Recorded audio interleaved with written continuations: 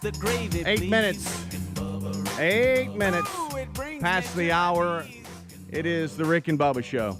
Kickoff hour has started, and we are ready to go. Good time gang settling in, and we thank you for being a part of the show. Well, today's not just any ordinary show. It's a Buffalo Wild Wings check presentation and food for the charity charge last month.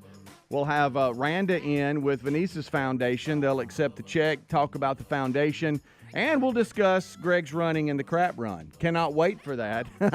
Plus, we'll announce another charity charge coming up Monday. But Tim Spencer with Buffalo Wild Wings will also have some food here today. And also, don't forget, Bible study live today at noon Central. Well, to my left, it's Greg Burgess. You hear him off mic. And to my right, it is Coach Michael Helms. What's up, boys? Hello. How are y'all? Pretty good. What's happening, y'all? Well, if that's how I talk. I think You got you, buddy. Hey, we got to talk. You like him peanut?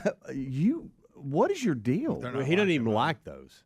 But he dislike them, but I like the other ones better. Here's what I like. You make too big of a mess with those. I mean, No, come on. these are way too messy. The others are not. No, right, but you make a mess no matter It doesn't matter Well, which people peanuts vacuum they are. it every day. They do. Look at that. I try not to. I did tell But no, him. these are way more messy. First of all, you don't try. Yeah, okay? I do, but these are way if more you messy. try, that's ridiculous because there's piles of shells. You try it and see. No. All right, so yesterday I did tell him that I, after the show, little man got hungry. I was hungry, and I don't know why, but I was. And so I went into our little break room where we have our Coca-Cola refrigerator and everything, and I saw those peanuts right there. Yeah. And I said, you know what? They're not roasted like Don does. I know, but buddy. But we know they're Right, salty. but somebody That's bought the next those and thing brought he them says. to us, so they're let's be nice. polite. I'm not saying that, but Okay. I mean, luck. let's just call it. If Good you're luck calling with it, this. they ain't. But nobody but And you's comparing Don's are a the lot two. less messy too. You're the only one comparing them. Yeah. Okay. You're right. But anyway, what I was These going are to like say ones is you buy from I Major announced to League. him I know why these are addictive, because if you have one or two, you want to keep going back. And I don't know what it is, but you eat them for 4 hours every day, maybe 5. He says I don't nah. know how that affects y'all. I mean, No, it's y'all just okay funny. with it?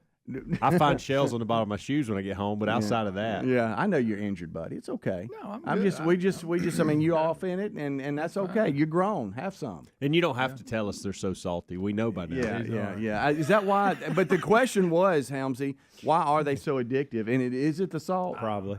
Okay. But Well, I and they're now, no Don Days. but I'll say this: I do get it. I do get it. Don's crack easier too. Gosh, everything. Won't you marry Don Day? I don't know about that, but I do like his peanuts. Yes, you do. Well, how's everybody today? Everybody good? I was doing fine. Now I'm Well, you got Buffalo Wild Wings coming too. How about that treat? Huh? I'm it's going to okay tell if you. I eat some of that. Y'all good with that? Yeah, that's Let me good. get your permission. Just don't throw it in the floor when you're done Hey, with it. hey, he's Normally, injured. This is where he lashes Well, out. I mean, I didn't know he I'd lashes check with y'all out. if He's I like could eat peanuts. he's like an alligator coming out of the water. You just gotta be careful. I had no idea. Well, it's just, I mean, good night. I know you don't get it because you're in there over there eating them, but it's fun to watch. I'll tell you that. You're all Could be in. worse. We have Excited about Randa Buffalo Carroll Wild is here Wings and today. Venice's we're sister, and she's Presenting here. another check, Look, charity charge. this is Good his deal. area. I just need to Coming be right quiet. off the crap run. That's it. Still recovering. All right, keep going. I actually finished? ran a lot yesterday. It's the first, actually, Did you? Yeah. Okay. Yeah, pretty good distance. Boy, the weather. Boy, but- it was yeah. a little warmer than I wanted it to be, but it wasn't miserable warm. We had a little breeze where I was. Yeah, that was the breeze yeah. helped. Yeah, it did. You done? Yeah, I'm done. Okay, all right. Well, I know anytime I bring up Venice's foundation, Well, he that's- jumps that's in your- there, doesn't Hey, he? that's your area. There so you go. that or You don't like us talking about Yeah. it even. Not really. that or Hendrick. You better watch out. I know. That's You right. just Nobody's going to stop. steal your truck. Nobody's going to run for you. A good thing. Right, and Randa is in your area, so you got it. Okay. Yeah. That's got it. Here we go. And Looking forward to it. we'll announce another one coming up this coming Monday.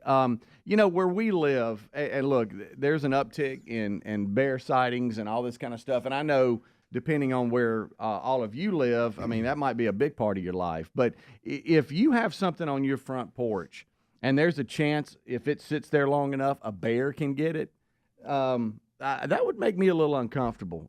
Take a listen to this. Tell me what you think happened. The suspect involved here is a 300 to 400 pound black bear. He came and he grabbed the food, and then he came again for the soda. And a lesson: no more fast food on the front porch. He came for the soda. You know, every day there's either a story about a bear. You know, bears. There's a lot of bear news out there. You know, you got this Biden them trying to release grizzlies to a certain area. The people that live there, right. and I get it. They're That's like, his story. That's his story today. Whoa, yeah. we don't want you releasing grizzlies. Right. And then, but we get a bunch of bears attacking. We had another one attack RV. Somebody sent me that. Yeah. Of course, gonna get those. Uh-huh. A lot of bear happenings. Yes. And alligator happenings. We've had and sharks this Right. year. Bears, alligators, and sharks Right. dominate animal news. Dominate. I wonder if Randa saw a bear, Helmsy. That would be. Hey, I'm Piedmont. You'll see one. Well, that audio I just played was a bear in Florida. Stole $45 worth of Taco Bell delivery Uber Eats off the front porch moments after it was dropped off. Now, so a lot of people might think, hey, Taco Bell, $45, but now with the way the cost of everything, that's probably nothing. It's probably dinner for two. It's the most glaring. I mean, go in the grocery store, you go, okay, but it's hard to. But when you go buy a combo at a drive-thru, and shocking. I'm talking about it has almost doubled. It is shocking. It's between $10 and $13. And then they give you the total for everybody, and you're like, what? Yeah. Where am I at? Now, read that back to me. I think you put too much on. I thought I was in a drive-thru. I didn't know it was at Ruth Chris. That's straight up. Nice. I mean, you could go through a drive-thru and then go in a restaurant and sit down and eat, and it'd be about the same price. Hey. But you know, that's a bear so close that you put Taco Bell on the front porch, and within minutes it's gone. It's Longwood, Florida. Well, you know, the bears figured out this is a lot easier than trying to chase some animal down and eat it. Right. Yeah. That bag just sitting there. Man, they deliver this all the time. I'm going to hang right here.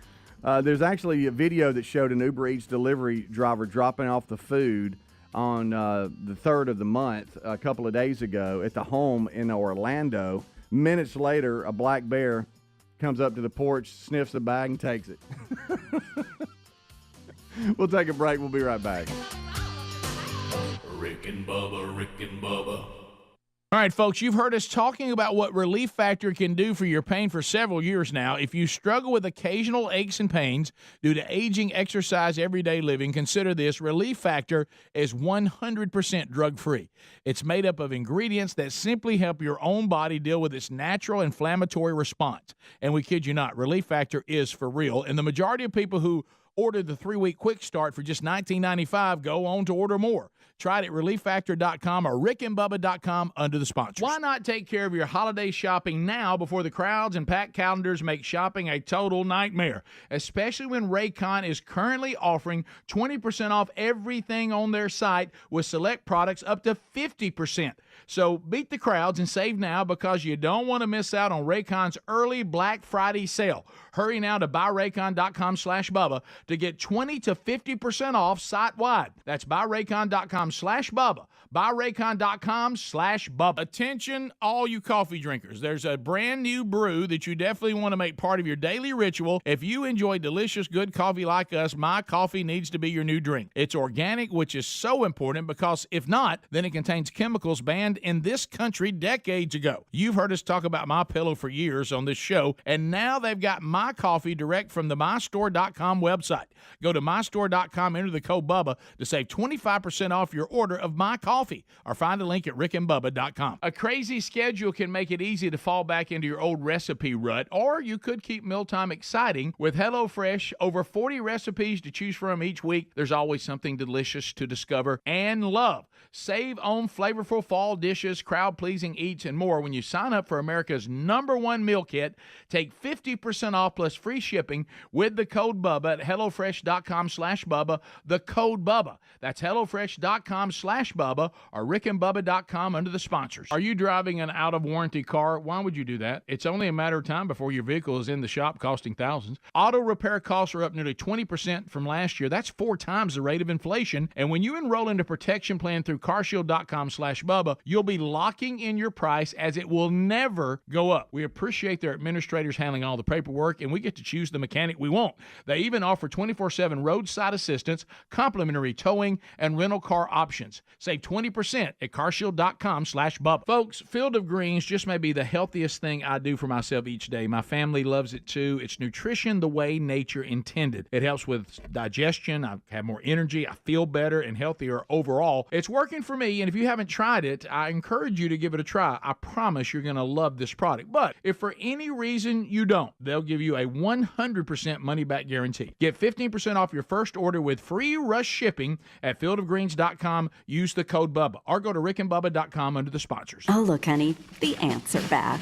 Wow. We leave one itsy-bitsy speck of food out, and they appear out of nowhere. Yeah, it's pretty hard to believe we used to try to get rid of these guys. Now they're just part of the family.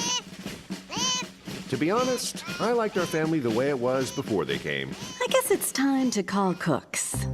You don't have to live with pests. Get proven protection from Cook's Pest Control. Call or go online for a free quote. Cook's Pest Control. All right, folks, you've heard us talking about what Relief Factor can do for your pain for several years now. If you struggle with occasional aches and pains due to aging, exercise, everyday living, consider this. Relief Factor is 100% drug-free.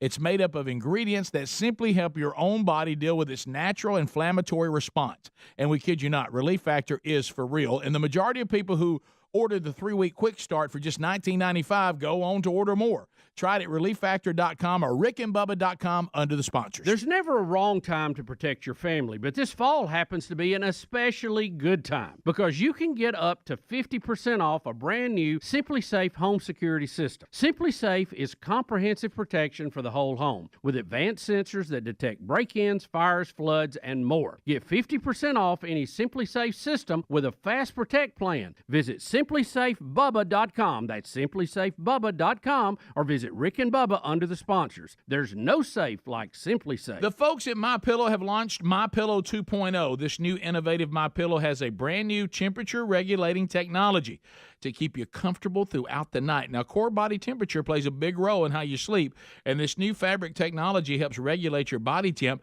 by creating a lower surface temperature for a more restful sleep. Available in 4 loft levels with a 10-year warranty and a 60-day money-back guarantee. Head to MyPillow.com/Bubba to buy one, get one free on the new MyPillow 2.0.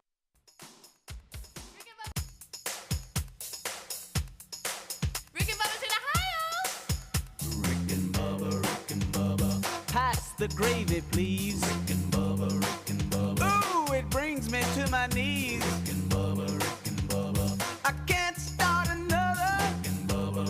All right, 20 minutes past the hour. Welcome into the Rick and Bubba Show. Thank you so much for hanging out with us. I was just singing a song. I'm sorry. Boy, the headlines of the day. There's some things I can't even read. You know what it is? Bears, sharks, and alligators. And that's what it is. That'd be a great little headline. I'm just telling you, that's of what a the book. news was. Maybe there you go. Won't you author that book? I am. And just talk about just different Bears. different attacks. We appreciate all of you hanging out with us. 21 minutes past the hour. It's the kickoff hour. We have the charity charge check presentation to Venice's Foundation. Randa's on the way in to represent the foundation and receive the check and talk about Venice's Foundation and all they do. And they do a lot of great work. We've talked about them for years now. But I understand Randa just texted you. Yep. And good news. Please don't miss this, Helms. I'm listening. All right. Possibly be getting my medal that I won in my age group.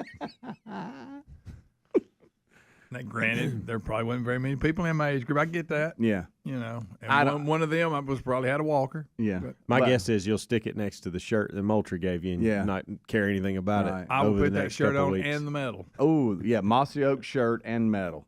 With the hat. It's just not getting to the weather where I can wear that shirt. It's really not not that, about wearing Greg, it, because Greg. we're not wearing ours either. Yeah, it's but the fact that we just actually took it home. What if I want it here in case I get cold? Here. Yeah. A button down. You got to come up with a better argument than that. Yeah, that's not working. Well, I like the shirt. I just I thought it'd just stay right there until You're I need very it. particular on how you receive gifts. Really? You know, I remember you got frustrated with your dad one time because he wanted to give you a shirt. He wanted to give you a shirt, and he just wanted to give it to you, and you got mad that you were getting something because you didn't like the time he gave it to you. And we're just getting there, and he hands here, and you're like, well, can I sit down for a second? See, he's very particular on how he receives gifts.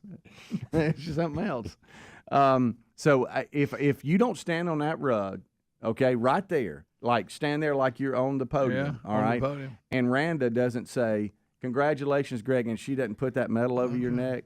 And, I'd like to play the I'm Olympic. leaving. I'd like to play the maybe the national anthem while she's doing that. I think all that sounds great. You walk into the Olympic music, and then we play the national anthem. Yes, perfect. He walks into that, and then we play the national anthem.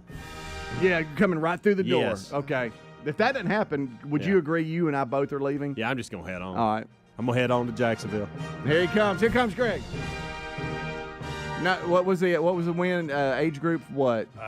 What was the age group? I'm I don't know. 50. 55 to 64. I'm 56. What am I? 57.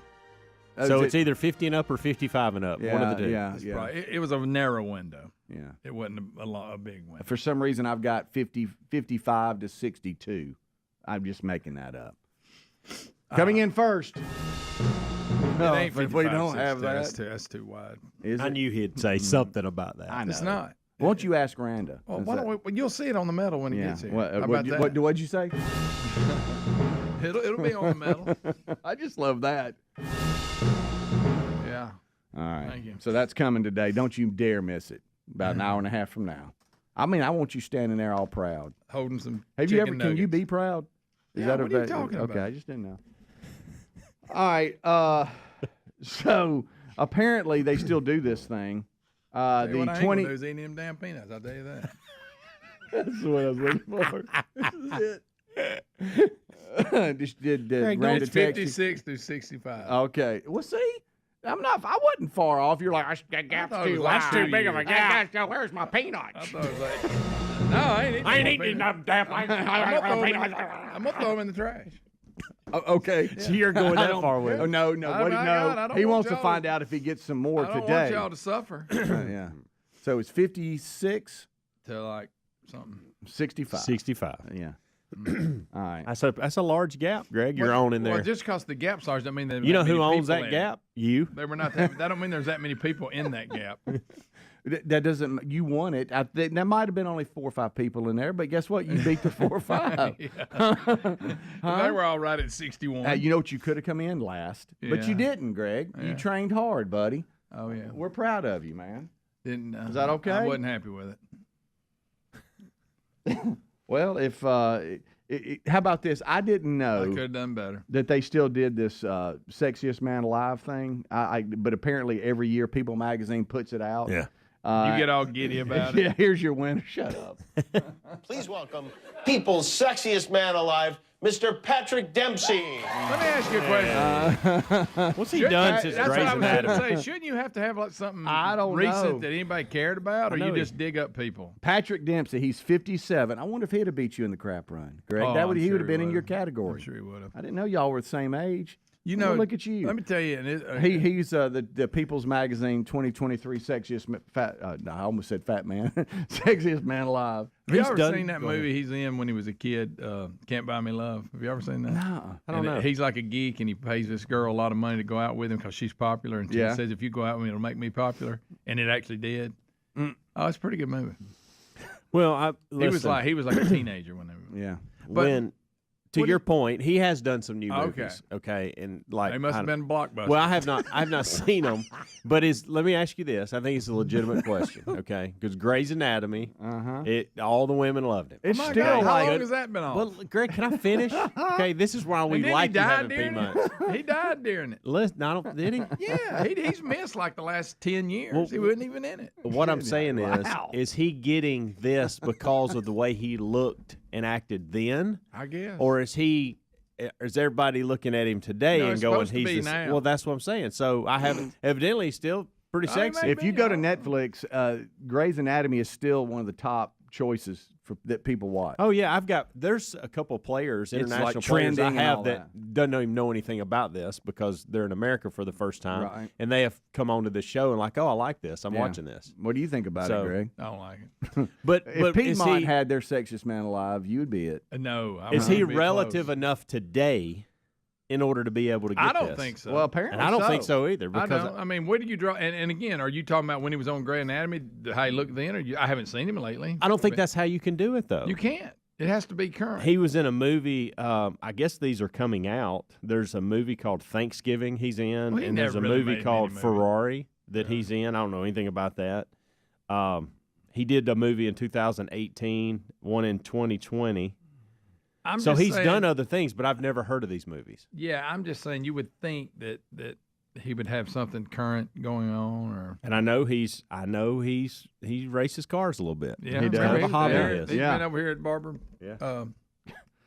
Track, whatever it's called. Barber Motorsports. Greg. Yeah. It's Barber Motorsports Park. Yeah, Okay, got come on, buddy. And it's Grey's Anatomy, not Grey Anatomy. Who said that? You. No, I didn't. You did. Go, we got peanut in your mouth. I ain't into that. Well, he's won it, and he said it's finally. He's joked about it. He's kind of making light of it, and joking about it a little bit. But he did win. But again, I just don't remember him being mentioned lately. So whatever. I guess it doesn't matter. Yeah. Okay, buddy. Who won? Let's see. I want to see who's been on this. I think Marlon Brando won it last year. I don't know. All how right, to look this up. so in December, he's going to show off his racing skills in the Michael Mann directed biopic Ferrari. Okay. Yeah, that's what I was mentioning a minute ago. Okay. So that he's got that and some Thanksgiving Which movie comes out. received, it looks like here it's receiving, but yeah, it's getting high marks here. So Chris everybody's Evans, Rotten looking into- Tomatoes. Chris Evans won it last year. Who's that? Paul Rudd, isn't he the Captain America? Oh, that guy. Oh, he's a raging lip. Yeah, Paul Rudd. yeah. Remember when we talked about him? yeah. He made When fun of it. He's fun. Michael B. Jordan in 2020, John Legend in 2019. See ya. Rick and Bubba.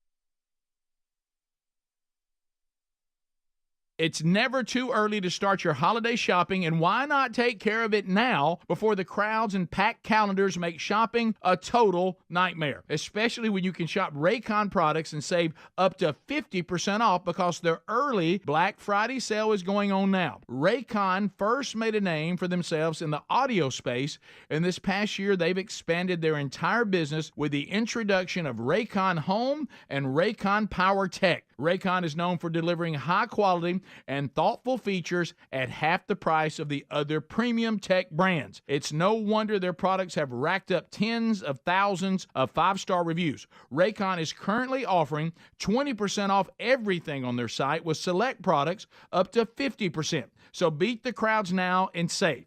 Because trust us, you don't want to miss out on Raycon's early Black Friday sale. Hurry now to buyraycon.com/Bubba to get 20% off site-wide. BuyRaycon.com/Bubba. Folks, we've been talking about Relief Factor on our show for quite some time now. Do we guarantee Relief Factor is going to lower or eliminate your occasional aches and pains? No, we never make a claim like that. But what I can tell you is that the majority of folks who ordered the 3-week Quick Start Pack for only $19.95 go on to order more. Now, what we really like about Relief Factor is it's 100% drug-free. It's a supplement that's made up of ingredients that simply help your own body deal with its natural inflammatory response. For a lot of us, that's very important. Getting older, working outside in the warm weather, even exercising can cause frustrating aches and pains, or maybe it's the occasional back, shoulder, or hip pain that's bothering you. Relief Factor has helped us and so many of our friends, so when you think of it this way, is $1 a day too much to see if you can get out of some of that frustrating pain? To order this 3-week Quick Start Pack for $19.95 plus shipping and handling, just go to ReliefFactor.com. That's ReliefFactor.com. Let's see if we can get you out of some of that pain. Also, you can go to RickandBubba.com, look under the sponsor sponsors button for a link. Are you driving an out-of-warranty car? It's only a matter of time before your vehicle is in the shop costing thousands. That's true, and auto repair costs are up nearly 20% from last year. If an unexpected breakdown happened today, would you be ready? If you had carshield.com/Bubba, you would be. If your car is just over 3 years old, it's still prone to expensive costs. We all know our daily drives are more than just getting from point A to point B. Traveling by car is a way of life. When you enroll in a protection plan through carshield.com/Bubba, you'll be locking in your price as it will never go up. That means for as long as you own the vehicle and the mileage increases or how many claims you file. They offer plans starting at just $100 a month with no long-term contracts and options to fit every budget. Now, we appreciate their administrators handling all the paperwork, choosing the mechanic that we want. They even offer 24/7 roadside assistance, complimentary towing, and rental car options. Get coverage today and save 20% at carshield.com/Bubba. Our friends at TheraBreath have some good news if you have bad breath. Try TheraBreath Fresh Breath Oral Rinse. TheraBreath is dentist formulated by Dr. Katz himself. TheraBreath doesn't mask bad breath like those burning alcohol mouthwashes that can actually irritate sensitive mouths. It's alcohol-free and free of gluten with no added dyes or colors. Find TheraBreath in all your favorite retail and drug stores. Look for the bright orange cap or online at TheraBreath.com. You can find a direct link at rickandbubba.com under the sponsors. TheraBreath, confidence in every capful. Attention, all you coffee drinkers. There's a brand new brew that you definitely want to make part of your daily ritual. If you enjoy delicious, good coffee like us, my coffee needs to be your new drink. It's organic, which is so important because if not, then it contains chemicals banned in this country decades ago. You've heard us talk about MyPillow for years on this show, and now they've got My Coffee direct from the mystore.com website.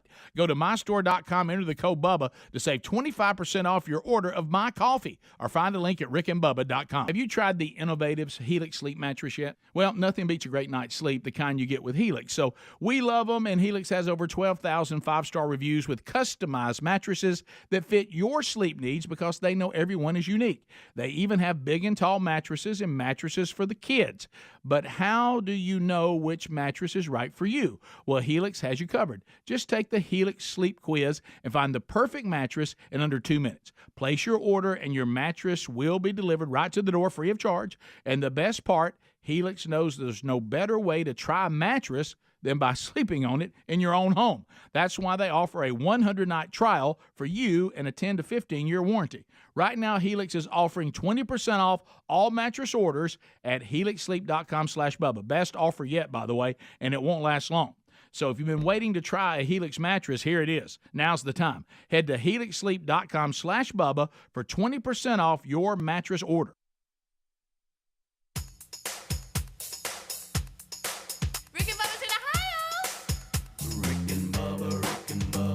Pass the gravy, please.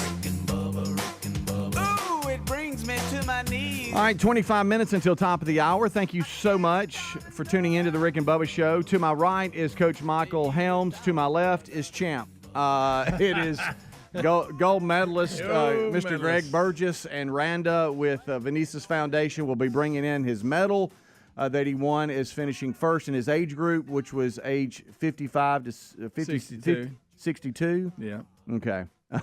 And so she's going to bring in your medal, and we will present it to you on the rug today. See, I didn't think I'd won anything, so I had left before the ceremony. Well, you got to believe in yourself, buddy. All that training, it really paid off. You came around that corner digging. Now you almost fell, but you were digging. So that cost me half a second. Yeah, maybe.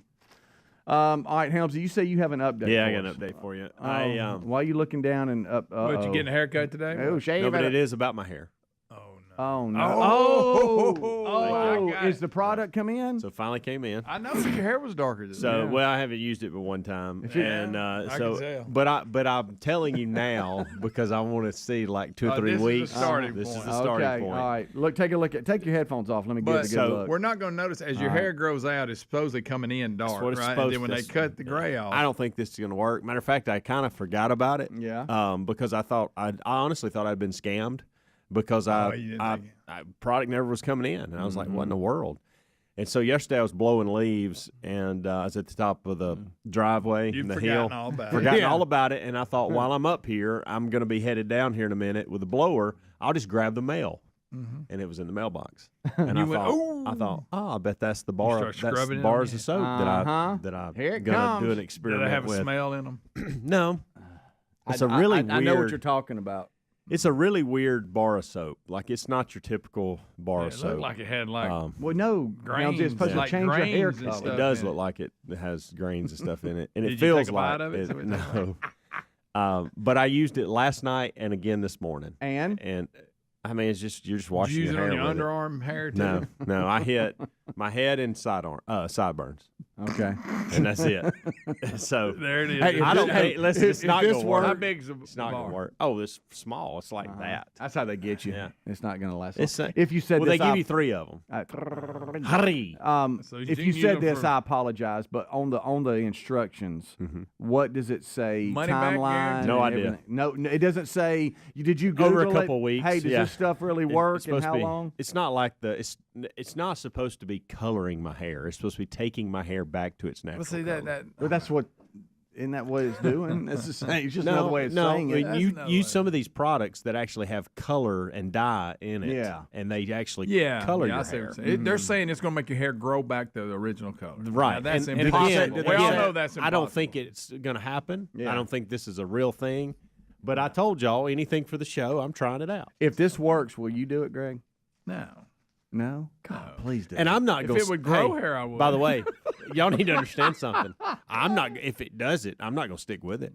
You know, You need to, Geraldo. Just I'm put not. First of all, I'm not gonna continue to shampoo my hair with a bar of soap that I don't even know what's in it. What? Please? What if it all falls out? I'm going to continue to do it. I'm Like going to I mean, continue like to an do egg. it. What if until it we have changes a- his voice? I don't even know why. How's my hair look? How's my hair looking? Does it change my voice any? I know you're gonna be sharp for that old dark hair. Oh yeah, they're I gonna be wish like, he'd come in. It's not jet gonna last. black. It's not gonna you know what last. it is? Who's that coach over there? That young man. It's Who's not that gonna. guy? Hey, it's not Greg. It's not gonna go jet black because I wasn't jet black. Yeah, but I hope it something messes still. up and it goes jet black. Yeah. Speedy had me wanting to get a rash from it. Y'all, there's a I guy did, just a little that I one. see a lot on your cheek. Just only so I'd have to take Benadryl. Yeah. You hear me? There's a guy, and I'm going to say where, that I see on a pretty regular basis that at his age has got his hair. I'm talking about it's as black as Moody's goose. I mean, it is black. Hold on. Who's How that? black is Moody's I don't goose? know. I've just That always black. heard that. But it Must be tar black. and I'm thinking, ain't nobody buying that. I mean, ease into it. But I'm gonna stop talking to everybody. Figure out who it is. Yeah, I was about to say because you're 'Cause I live know. right now, buddy. Yeah, I'm All just right, saying, so well, thank I'm you for talking that about update. So that's your update. So I'm going to give it a It's shot for a officially couple it weeks. has begun. And it was kind of a bip this morning. I was like, golly, you got to get this bar out of But this little hey, for the can. show, you have to be 100% committed. That's what I'm doing. I'm Okay. doing it just for you guys. I noticed when you came in, something was different. All right, but let me ask you Greg, this. that's just being smart at it because it hadn't had enough time. It's going to take weeks. Well, let me ask you this. But I'm not going to say anything else about it, okay? All right, but I no, thought that's it was good. a new intern. That's good, by the way. I didn't even recognize you. Oh, we got a new intern. What Oh, that's Helms. What year are you in college? Oh, let me ask you this: if it gets to where it's starting to, What if it reverses and makes your head solid white? Well, I'm close there anyway. It may do that. what if you start seeing, hey, this stuff really works, and you get to the end of the supply, and 3 bars. you're like, hey, I'm kind of liking how. Will you order another one, no. even if there's if no it's side working? effects or nothing, and No, it's working? no. Why wouldn't you do that? First of all, I don't care that much about it. Two, I'm not going to evidently. spend. well, apparently I'm you not do. gonna You spend- ordered it. You're I did this scrubbing for your the head. show. I really did. We needed Yeah, some kinda like content. that time I did lipo. Yes. You're gonna This hit- was this was all this was Speedy. It's your fault. You left that day. You had to go take care of your parents, and that's important. I How get dare it. I do that? But Yeah, that day, Tone. but that day was the day I stepped out because we needed something to talk about, and I said, "I'll tell you what I'm gonna do." Yeah. You gonna hit them eyebrows? And I did this morning. Okay. But I was afraid I was gonna get it in my eyes. Straight up, they are darker. What about that rusty rump?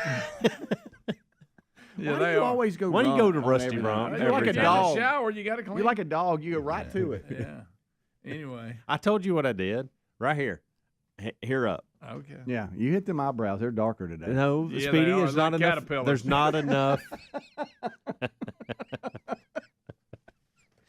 I don't understand people, by the way, that will not trim their eyebrows. goodness. Oh yeah, I know. I'm talking about people on television. I know. I know. And I'm going, you're on television, especially eyebrows and like ear you got hair. I think kookaburra hey, on let's just take care of it. It's Yeah. quick. I see it. I mean, I can see them if they're too long.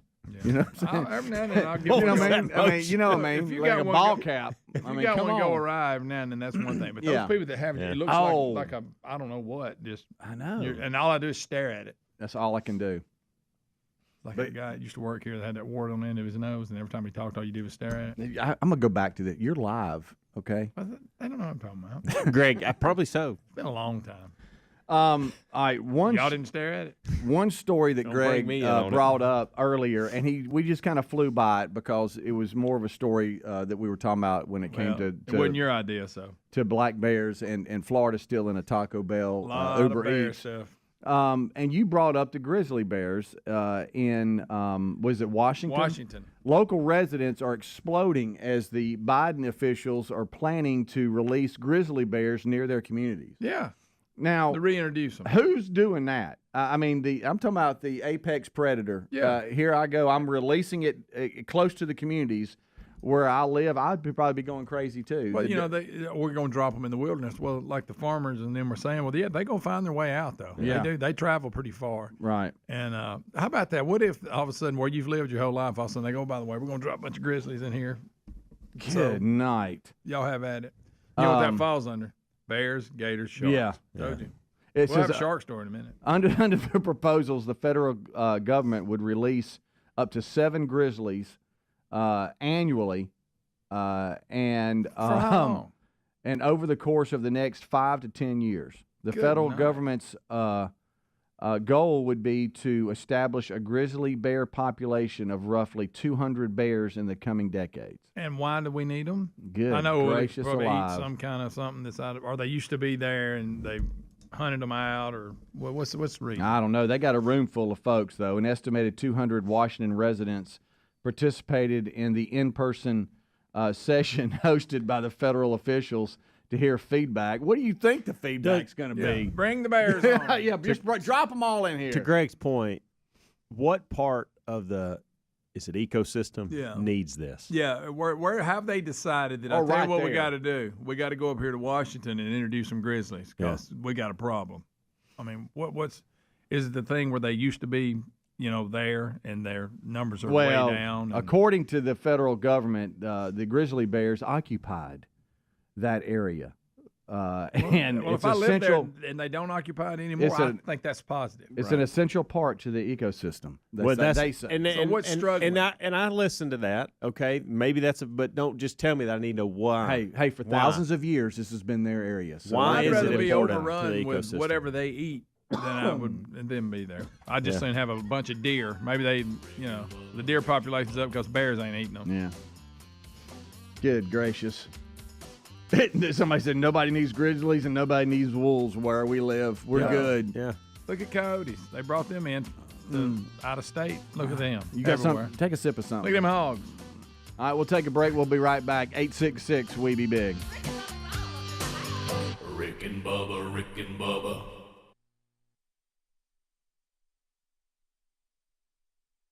Some days, my active psoriatic arthritis makes it hard to get in the game. Now, the ball is in my court, thanks to treating my skin and joints with Skyrizi, Risankizumab Riza, a prescription-only 150 milligram injection for adults. Nothing is everything. Skyrizi helps with less joint pain, stiffness, swelling, and fatigue. For those who also have plaque psoriasis, 90% clearer skin is possible with just 4 doses a year after 2 starter doses. Don't use if allergic to Skyrizi. Serious allergic reactions and an increased risk of infections or a lower ability to fight them may occur. Before treatment, your doctor should check for infection and tuberculosis. Tell your doctor if you have an infection or symptoms such as fever, sweats, chills, muscle aches, or cough, or if you plan to or recently received a vaccine. With Skyrizi, there's nothing like clearer skin and better movement, and that means everything. Ask your doctor today about Skyrizi and visit skyrizi.com or call 1-866-SKYRIZI to learn more. Hey y'all, my name is Tiara, and a little thing that I love about the Chick-fil-A spicy chicken biscuit is that it has the perfect amount of spice to jumpstart my day. Whoever thought of it, thank you so much. Hi, my name is Robert, and a little thing I love about Chick-fil-A spicy chicken biscuit is the biscuit. It reminds me of my grandma's homemade biscuit. It's always buttery and savory, Then you add the spices, instant classic. Order the spicy chicken biscuit on the Chick-fil-A app today. Real Chick-fil-A guests paid for their testimonials. Hi, I can help whoever's next. Cooper's overnight shipping company has to deliver the goods. Ship these gifts to your grandkids. They need a logistics manager to keep the wheels turning. 126 packages going to Toronto, Tuscaloosa, Montreal, and Minneapolis. Oh boy. Indeed can help them hire great people fast. I need Indeed. Indeed you do. Instant Match instantly connects you with quality candidates whose resumes on Indeed match your sponsored job description. Visit Indeed.com/credit and get $75 towards your first sponsored job. Terms and conditions apply. Your home, your family, your moments. First Alert is reminding you to be prepared and install smoke and carbon monoxide alarms on every level in every bedroom of your home. Don't forget to add First Alert fire extinguishers on every level, plus the kitchen, and know how to use them. Protect your moments and your home with safety you can trust by visiting firstalert.com and Lowe's stores today. Why choose a Sleep Number smart bed? Because only the Sleep Number Climate 360 smart bed lets you each sleep up to 13 degrees cooler or warmer on either side, while you both sleep at your ideal level of firmness, comfort, and support, your Sleep Number setting. And now our all-new next-gen smart beds have temperature benefits, so you sleep better night after night. And now, during our Veterans Day sale, save 40% on the Sleep Number Special Edition smart bed. Ends Monday. To learn more, go to sleepnumber.com. From pumpkin spice to apple pie, fall is hands down the most delicious time of the year. But it's also the busiest. So this time around, get HelloFresh and treat yourself to the best of the season's flavors without the stress. It's simple. HelloFresh does the shopping and the planning for you so you can relax. Not only do their chefs create fall-perfect recipes to enjoy, all the ingredients arrive fresh and pre-portioned, so whipping up a home-cooked meal is easy. And make sure and check out all the fall flavors. A new limited-time lineup of easy autumn-inspired eats from HelloFresh Market, fresh on desserts like apple cider cake with caramel sauce, or please a crowd with appetizers like the barbecue pulled pork nachos. And just as always, everything you need to get cooking quick is delivered right to the door. How easy is that? Join America's #1 meal kit today and get 50% off plus free shipping with the code Bubba at HelloFresh.com/Bubba. That's the code Bubba at HelloFresh.com/Bubba. It's never too early to start your holiday shopping, and why not take care of it now before the crowds and packed calendars make shopping a total nightmare, especially when you can shop Raycon products and save up to 50% off because their early Black Friday sale is going on now. Raycon first made a name for themselves in the audio space, and this past year they've expanded their entire business with the introduction of Raycon Home and Raycon Power Tech. Raycon is known for delivering high quality and thoughtful features at half the price of the other premium tech brands. It's no wonder their products have racked up tens of thousands of 5-star reviews. Raycon is currently offering 20% off everything on their site with select products up to 50%. So beat the crowds now and save. Because trust us, you don't want to miss out on Raycon's early Black Friday sale. Hurry now to buyraycon.com/Bubba to get 20% off site-wide. Buyraycon.com/Bubba.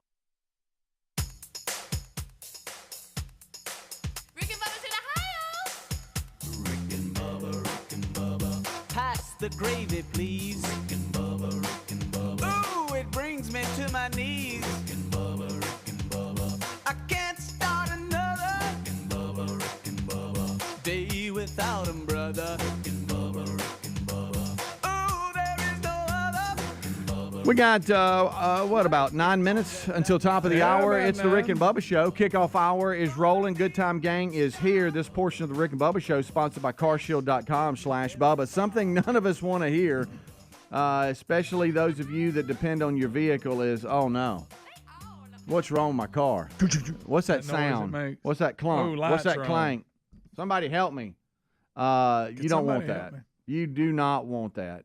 Auto repair costs are up nearly 20% from last year. You know, that's one thing that is up, is that. That's 4 times the rate of inflation. If an unexpected breakdown happened today and you had carshield.com/Bubba, you'd be covered. They offer protection plans starting as low as $100 per month with no long-term contracts and options to fit every budget. providing repair coverage for up to 5,000 parts, from alternators to big-ticket items like your transmission. Even if your car is just 3 years old, it could still have expensive repairs just as the warranty expires. Isn't that always the case time it about, right. with your dealer? But carshield.com/Bubba comes in with these very affordable plans that can have you covered. As I said, protection plans starting at just $100 per month. We appreciate their administrators handling the paperwork and repairs too. You choose your own ASC certified mechanic. Plus, when your car breaks down, they also have roadside assistance, 24/7 coast-to-coast roadside assistance, complimentary towing, and rental car options too. So check them out right now and get a plan that fits your budget. Save 20% on that plan at carshield.com/Bubba, and you'll always be prepared for the unexpected. And when nobody wants that, especially going into the holiday season, you can also go to rickandbubba.com, look under the sponsors button for more information. Yeah. All right. So we got one segment here, and Randa's getting closer, she says, with your medal. So she's all fired up for that. That's coming up here on the show. We got Buffalo Wild Wings, Tim Spencer and the crew, where they'll have some delicious food as we present another charity charge check, and then talk about what's coming up this coming Monday. You know what else we're going to do? Eat some chicken. Yes, we are. Yes, we are. Unless you talk them out of it. No.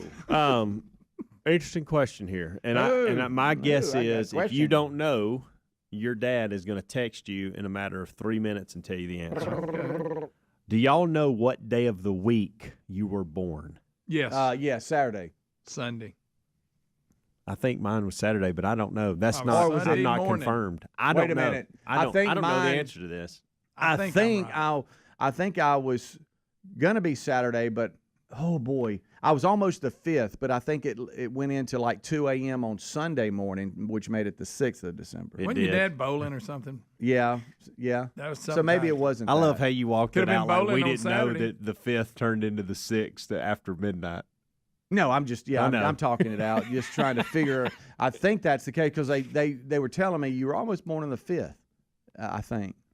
Yeah, but my dad was bowling, and I think he finished the game. Yeah, I remember you telling that story. I do remember you telling. They didn't have cell phones. No. Hey, John Wilburn, you got a phone call. And you walk up to the counter. What's going on? He's thinking, man, I'm having sorry, a really good working game. on a 3-7 split. Yeah, I'm sorry. I'll get with you. I don't even know if that's a thing. Your son, John Calvin Wilburn. Keep playing. No, I think. Now I may be right. No, I think I'm fairly confident. I have no clue. My mother told me it was early on a Sunday morning. Sunday morning. Early on Sunday. Have no clue on that one. Have you ever used a Wii? I remember it. Wii, the video game system, as exercise? I've never even stood by a Wii. There was this little thing where we had a Wii for the boys, and they would like play they would do all kinds of stuff. And there was this little exercising thing you could do, and I think for fun one time we just goofed around with it. I think ours was fun. It wasn't intentional. This is how I'm gonna get my exercise. Mm-hmm. When couple things. An ice cream truck pulls up right out here in front of the studio today. What are you ordering? And when is the last time you've gotten anything from an ice cream truck? Woo!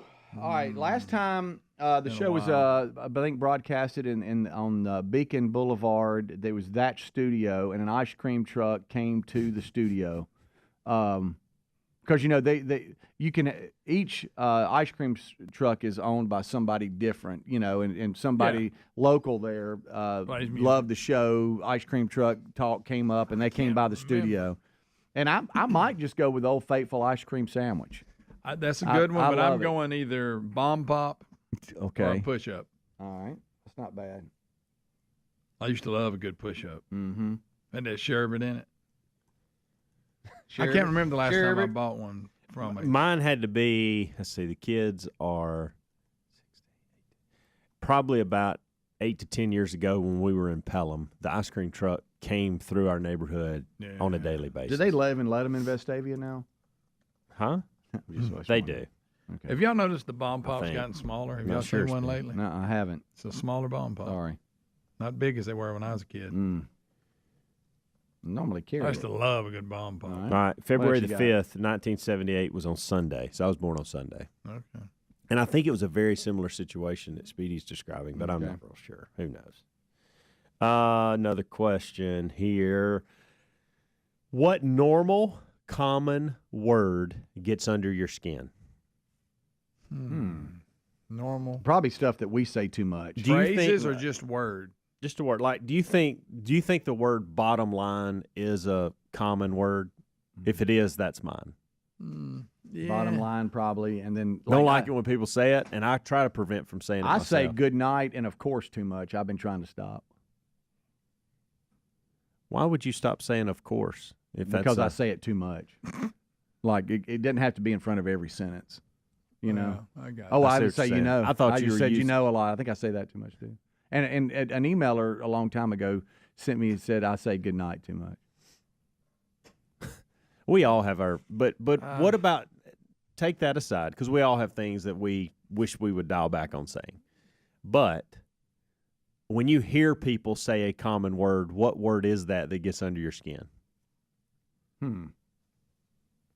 don't. Oh, by the way, my dad, I'm going back to when I was born while y'all think. Sure. You were born after midnight on Thursday night, which makes it really on Friday, December. So you have the story. It's just you were almost born on the 5th, you said.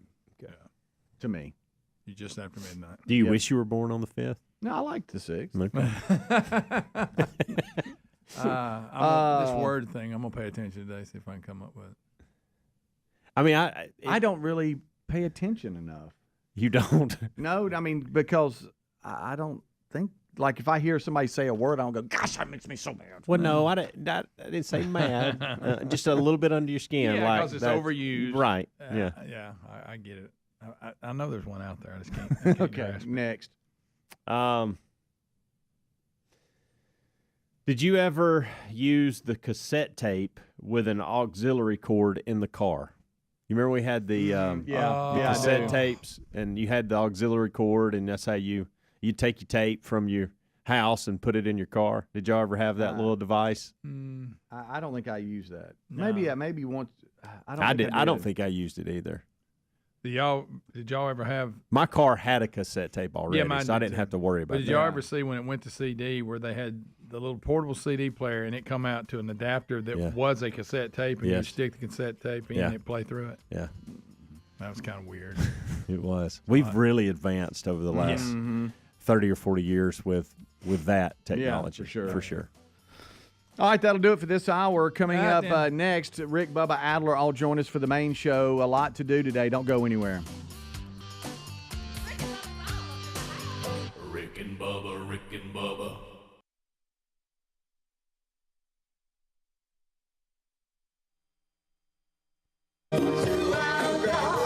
We're at the Bartow Community Center in Co-op City, where 100 people have packed this party to celebrate Louise Signori.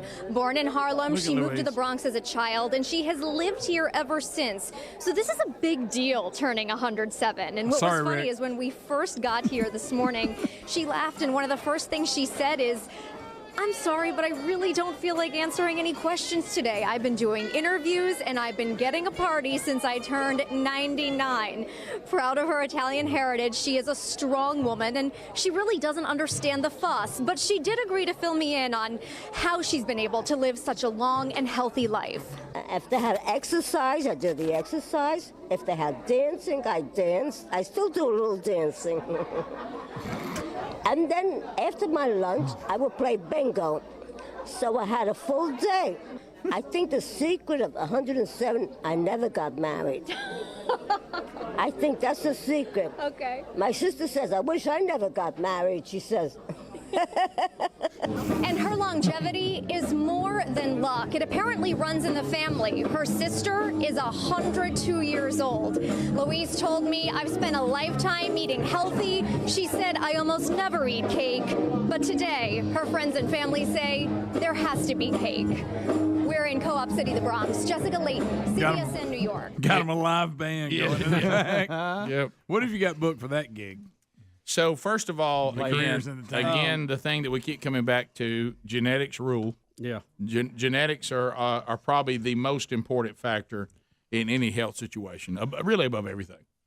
And you can help that situation or hurt that situation by the choices you make, but your foundation goes a long way. Let's go back again and just look at when that lady right there was born, was 1912. It is when the Titanic hit the iceberg. Wow. William Taft was president, and Woodrow Wilson won the November election that year to become the next president. Wow. 2 states joined the Union that year, New Mexico and Arizona. How about that? Wow. Was that Keith Sweat and the family band playing in the background? Get this, Fenway Park, where the Red Sox play, opened that year. Oh, wow. They had an exhibition game between Harvard College and the Sox, and they said motorized movie cameras. Rick, there's your shot. Revolutionized Hollywood. Yeah, I saw her go for the fruit. I turned my head. There's Sweat. You know what? You know what? There went the family She band. handles it better than most. That's though. correct. She does. No, I got to tell you, for 107, she's very alert. Yes. And she's. I feel like she's in better shape than I am. Can tear some pineapple up. Well, this is the thing. There's 107. This is sometimes people when they hit us with these birthdays. Basically, we're talking to someone who's all but dead. This woman's lively and is living Rick, a they full said life. she can walk without a cane or a wheelchair. She still does all of her shopping. Says she still dances, too. Yeah. Bingo's it up. Yeah. And she never took on some husband. Never got married. My sister said she wished she never got married. Got a good laugh. Teeth look good. Yeah. Thank you, Rick. Chews with her mouth closed. Got a sister that's 102. Yeah. Well, see, people like She really this. handled the That elderly was eating important. as good as I've ever seen. People like I like this. to see her eat some pudding, then I'll make my call. We need to study them. You know, we need to look at her family and her sisters and see what the little, tiny little things that seem to help out. Bubba, I think I saw you get checked off the list when she said she doesn't eat cake. That hurt. Bad news, Bubba. But she does. She said she eats a lot of pasta and stuff. She does not drink soda. Yep. And she does not drink cake. Strike two. And hardly ever has. So there you go. She is legally blind. Well, Greg? I mean, Helms was legally blind when he was a kid. They can correct that. And she says she has had just overcame pneumonia. Oh. And she also survived an assault and a robbery at 103. Guys, I'm going to tell you something. Overcoming pneumonia at that age. Oh, that's amazing. She's strong. I was sick. Pneumonia will take an elderly. I tell you what, she is. She's 107? Yeah. She's Bronx strong. Yeah, she is. I don't see how she remembers how old she is. Gotcha, I'm not I forget how old I am. Anytime you have someone over 100, you can't help but think, are you sure y'all got the date right? Yeah. 107. She due for a colonoscopy. How about this? I've nearly lived 10 more years past 100. Yeah. Yeah. All right, so And got a sister that's 102. That's amazing to me. Yeah, boy. guys, did y'all not hear what I And she just got married. listen? Have you not listened to me? What? At 103, she survived an assault Yeah, got knocked down. and robbery in her apartment. Beats up a 103-year-old woman. Well, Greg, have you looked Come around? on, that's bad. Have you looked around, Greg? She likes to skydive, it says here, in the summer. Oh, hush. Now you just adding kidding. to it. Good kidding. night. Like whitewater rafting. Yep. There it is, 107, and lively. That's amazing. And very, very lively. And, I like when she's told them that she didn't want to do any interviews. She's been doing them ever since she turned 99. right. And why we keep having these parties? I've been doing this since '99, thinking it's over. Yeah. So- we got one thing for you on the screen if you want to look at it. You know what? I think she handles that fine. Yeah. That doesn't really bother me. I mean, I was concerned. Watching the move in, but it seemed to be fine. No problem there. No, Rick. Well, that's not bad. No, it's not bad. It's really not. Right there. Did you Is follow that it? pineapple? Did you follow it? Is that what she's having? Pineapple? Rick, there's love Keith Sweat in the band. There they are. Chris. He's not Keith. He's not Keith Sweat. It's Mark Sweat. Isn't it? right. Does he hate us, Adler? Do you hate us? I do too. Greg, remember, it's Mark Sweat in the Sweat Band. Oh, that's right. The sweat bands. Featuring Adler on drums. Shirtless. Now they fired Adler. Oh, yeah, don't forget that. That's right. He couldn't stay sober. I think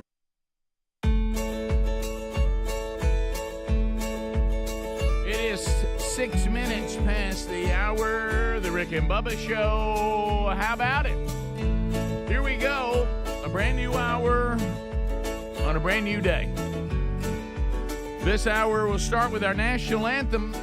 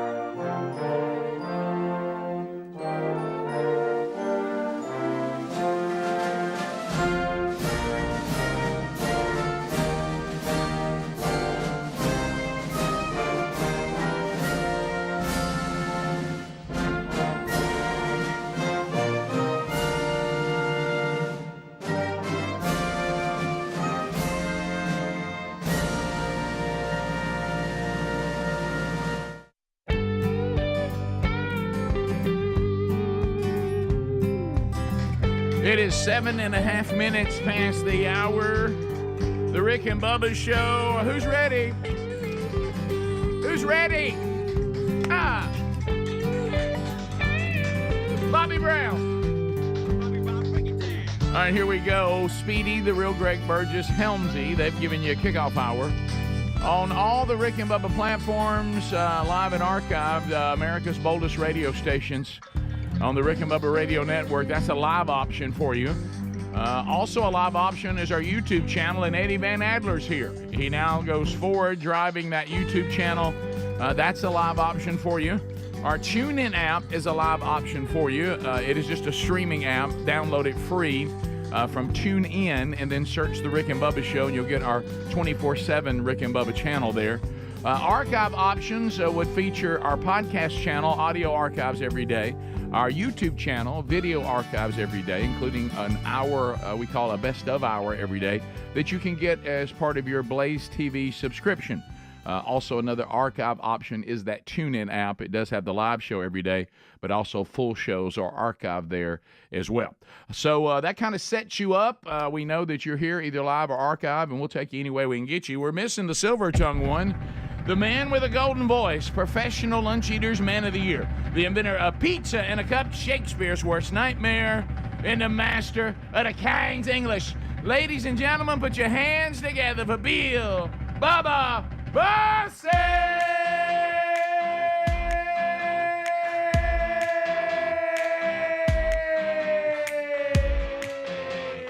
Howdy, Bubba. How about it, Rick Burgess? Friends, neighbors, associates everywhere, welcome in to another edition of Rick and Bubba.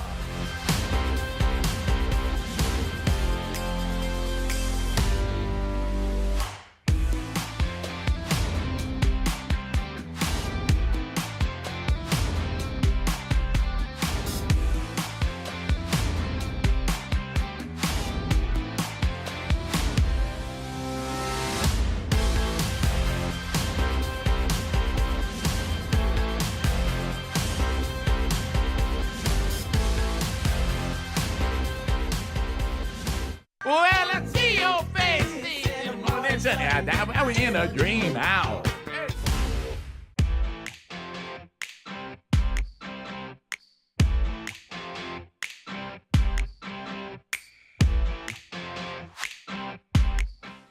All about the serpentine fire.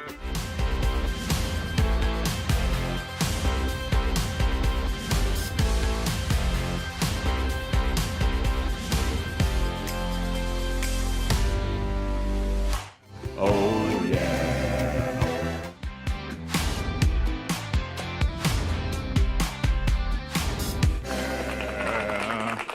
There's Earth, Wind, and Fire. You about it. Bubba, did you, I know we discussed this last night, you start looking at your calendar and you see what's going on, and we got a pretty active week this week, and I know that have we talked about this on the show? I don't think we have. I think we may have talked about it off the show. Bubba, I'm just going to look at you and ask you this question. Did you know that our friend Scott Dawson and his ministry, the Scott Dawson Evangelistic Association, has been gifted a 200,000 square foot building? You know, I did see the news story on that. That was pretty impressive. We haven't talked about that on the show yet, have we? I don't think we've talked about it on the air. Just off air. I think off the air right. we may have breezed through that. So, I don't. We had a lot of questions off air about what that looked like behind the scenes from I don't pay attention a lot. How you handle that, what you do from a with tax standpoint, all those things. So even when I'm on the move, if someone is closer friend of Scott Dawson, he'll mention to me, we were gifted a 200,000 square foot building. I'm like, good for y'all. Yeah. And I just kind of move on, and then Sherry's like, we have this thing tonight, right? And I said, what? And she was like, we're going to the grand opening of the building, and matter of fact, she goes, I don't know if you know this, I just read the lineup. You're actually speaking tonight. And I said, really? I said, and if I got a little, I said, wait a minute, you didn't know you were speaking? I said, hey, have I got a little something to say? And so I looked on there and I saw my topic, and she goes, see, this is the thing that like, I can't live the way you live. She goes, so you realize, so right now you just realized that tonight on the program that, Span was there and that you say something? And I said, no, this was last night? Last night. Okay. And I so said, this is in the past. Yeah, and I said, well, sure. I said, no problem. I said, I see here what my topic is. I said, I know that topic. That's not a... What was your topic? Well, why do we evangelize? Mm-hmm. Well, because Jesus told us to. I mean, it's real simple. It was the last thing he said before he left. Pretty important. Be disciples and make disciples. Teach them to obey all that I have commanded you. I discovered it was hard for me to teach something I didn't know, so I started actually learning what Jesus said, and still learning.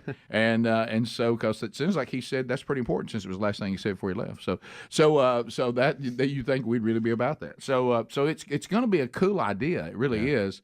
So what they're going to do is this is talked about, so this is public knowledge, but it says, but no, I went and saw it. I mean, it's amazing how much of the building looked like somebody just walked out and shut the door, but it still has the paintings and the beautiful, it was a training center for banks. Yeah. Unlike you, Rick, we all went and read it. Yeah, you know what I'm talking about? They keep changing who owned it over the years, Right. but it was basically a training center for banks. Yeah. Nice building. Yeah, there was actually nice. a whole room I saw last night where they used to learn to spot counterfeit money. They had that set up. Really? But anyway, so of course you know how they know that they learn the genuine real article. thing. So anyway, so this That's is what it. was given to them. That's incredible. But what they're going to do, and they're doing kind of like their trial runs right now, and I think in 2 years they'll officially be an institute. But they're going to operate their ministry from there now. Yeah. But also, there's if you're need to be a pastor or a minister, whatever, you've got to go to seminary. But there's a lot of jobs at churches that really seminary, all it does is leave these young people in debt. Right. Confused. Vying for a salary that can't even pay what they owe in college. You know what I mean? Yep. And so youth pastors are in high demand right now. High demand. People can't find them because of that problem. They come out of seminary and they're so in debt, and then the job doesn't even pay. You know what? It's so and then you got they're going to do music ministers, and they're going to do like my youngest son Brody, the media people. That the churches are looking for, and they're gonna be an institute that you can come out with a certification, ready for those jobs. Yeah. And then of course they'll do their whole all their ministry and everything they do from there as well. So basically, they are training those that are called to be sent. Yeah. To go use their gifts to advance the kingdom. And they've got Danny Wood, like he's over there teaching now that he's retired. Yeah, Michael Adler is retired. He's teaching the music ministers. Oh, that's cool. He's the dean of music. And then he's got all these media guys, and they're teaching these people how to to be media savvy. He said it's funny. He said the media guys are so in demand. He said everybody else's program is like a year to 2 years. The media guys 6 months. He said because they're in such demand. Right. I mean, all we need to do is kind of give them some basic stuff. There's people standing by waiting on them. So that's a cool idea. But I was overwhelmed. And, of course, the part that hit me the most, I go to one part where there's, thousands of square feet. And guess what's in there? Pickleball. Really? Of course, Rick. I walk in, I said, what a new world. He goes, well, this is actually going to be. Is that for teaching the recreation guys, the vacation Bible Well, you stuff? know how you want stuff coming in? He said, well, what this will eventually be will actually be an event center. Like it'll seat 750 people, so we'll also do chapel stuff here. Yeah. Churches can lease. That's a good size too. Yeah, and then he said, but until then, we right now to pay the light bill. We're paying the light bill with pickleball. And I said, well, that's hilarious. Saw pickleball on ESPN last night, the main channel. Mm-hmm. It was a big fundraiser.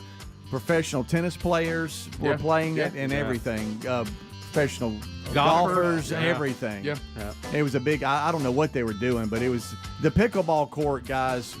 Was huge. The facility, I should say. But that was amazing to get to see that last night. It's the first time I've toured it. It was very. And it looks nice. It is. We'll be right back. Rick and Bubba. You got him fired. We did. I think we did. We've ruined lots of relationships. Adler just said, yes, he hates y'all, and I do too. It's true. None of this is accurate or true. Everything y'all are saying is wrong. So we don't. I like when he's just a voice. Do we even have one? Do we even have one fact right? Not even the band name. Nothing is right. Keith Sweat and Sweatman. Call them the Sweat Bands. The name of the band, we did covers in the Auburn, Opelika area, and we were awesome. And the name of the band was Mark Sweat and the Family Band, and you guys can just, I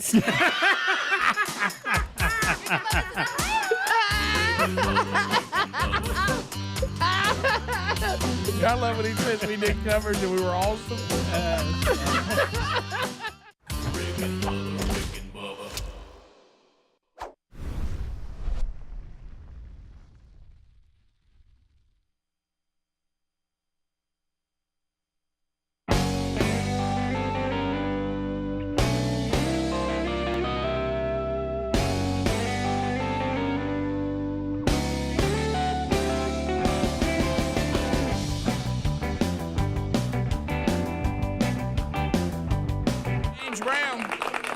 I think one time he said, gas station.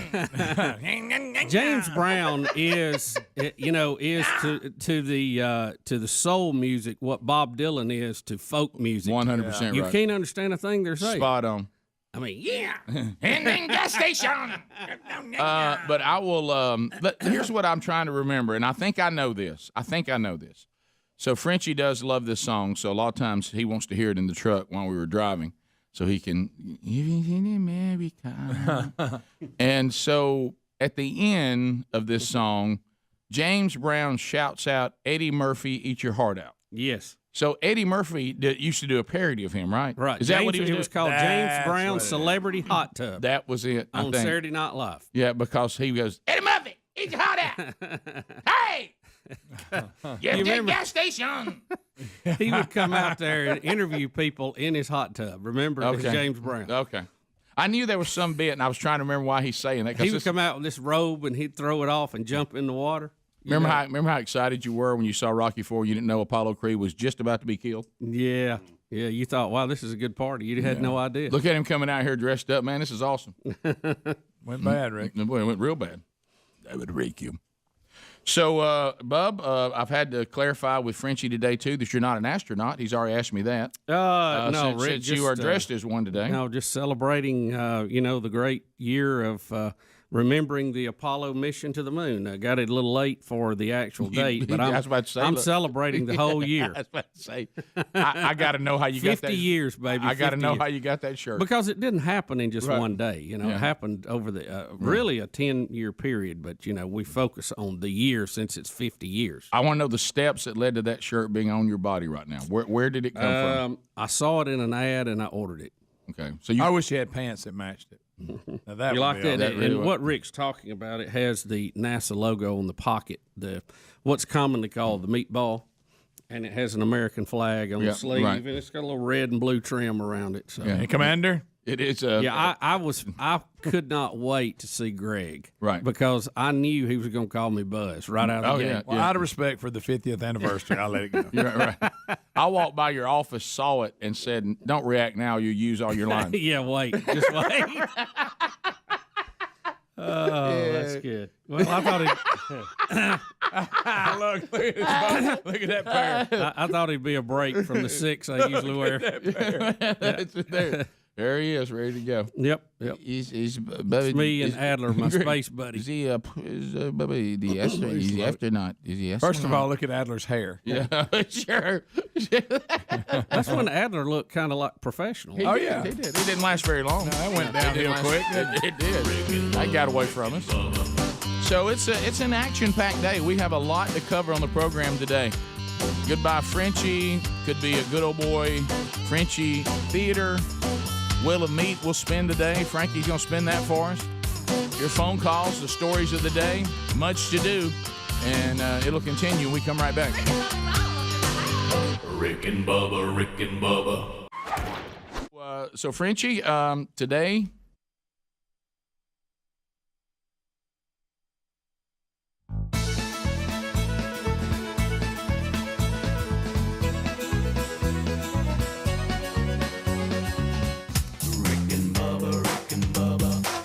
The gravy, please. Rick and Bubba. Ooh, it brings me to my knees. Rick and Bubba. I can't start another. Rick and Bubba. Day without him, brother. Rick and Bubba.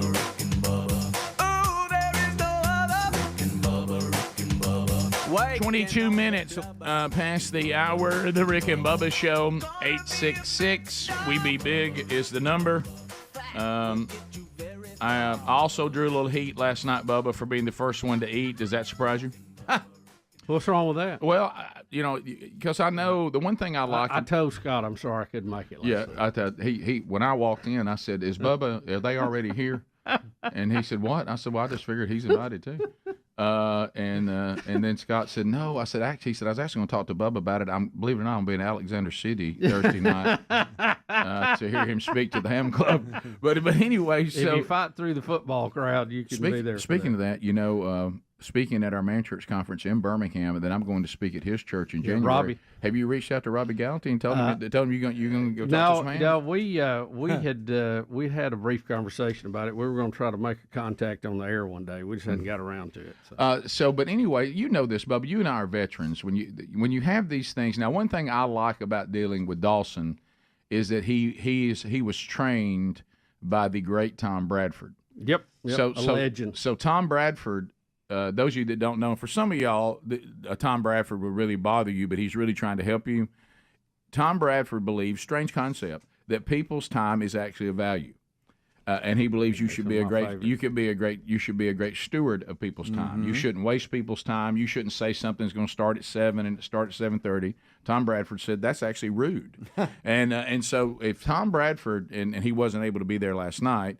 But he still has trained Scott. So when you do something involving Dawson, and we try to adhere to the same thing when we were doing any events that we do, whatever. If it says that food starts at 6:30, it starts at 6:30. Right. If it says the program starts at 7, it starts at 7. If it says the program's over at 8:05, then it's not over at 8:06. It's not over at 8:10, 8:20. It's over at 8:05. And so I knew last night that it would.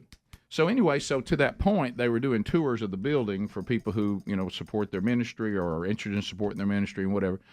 And so he said, "Look, we need to be eating by 6:30." I said, "Okay."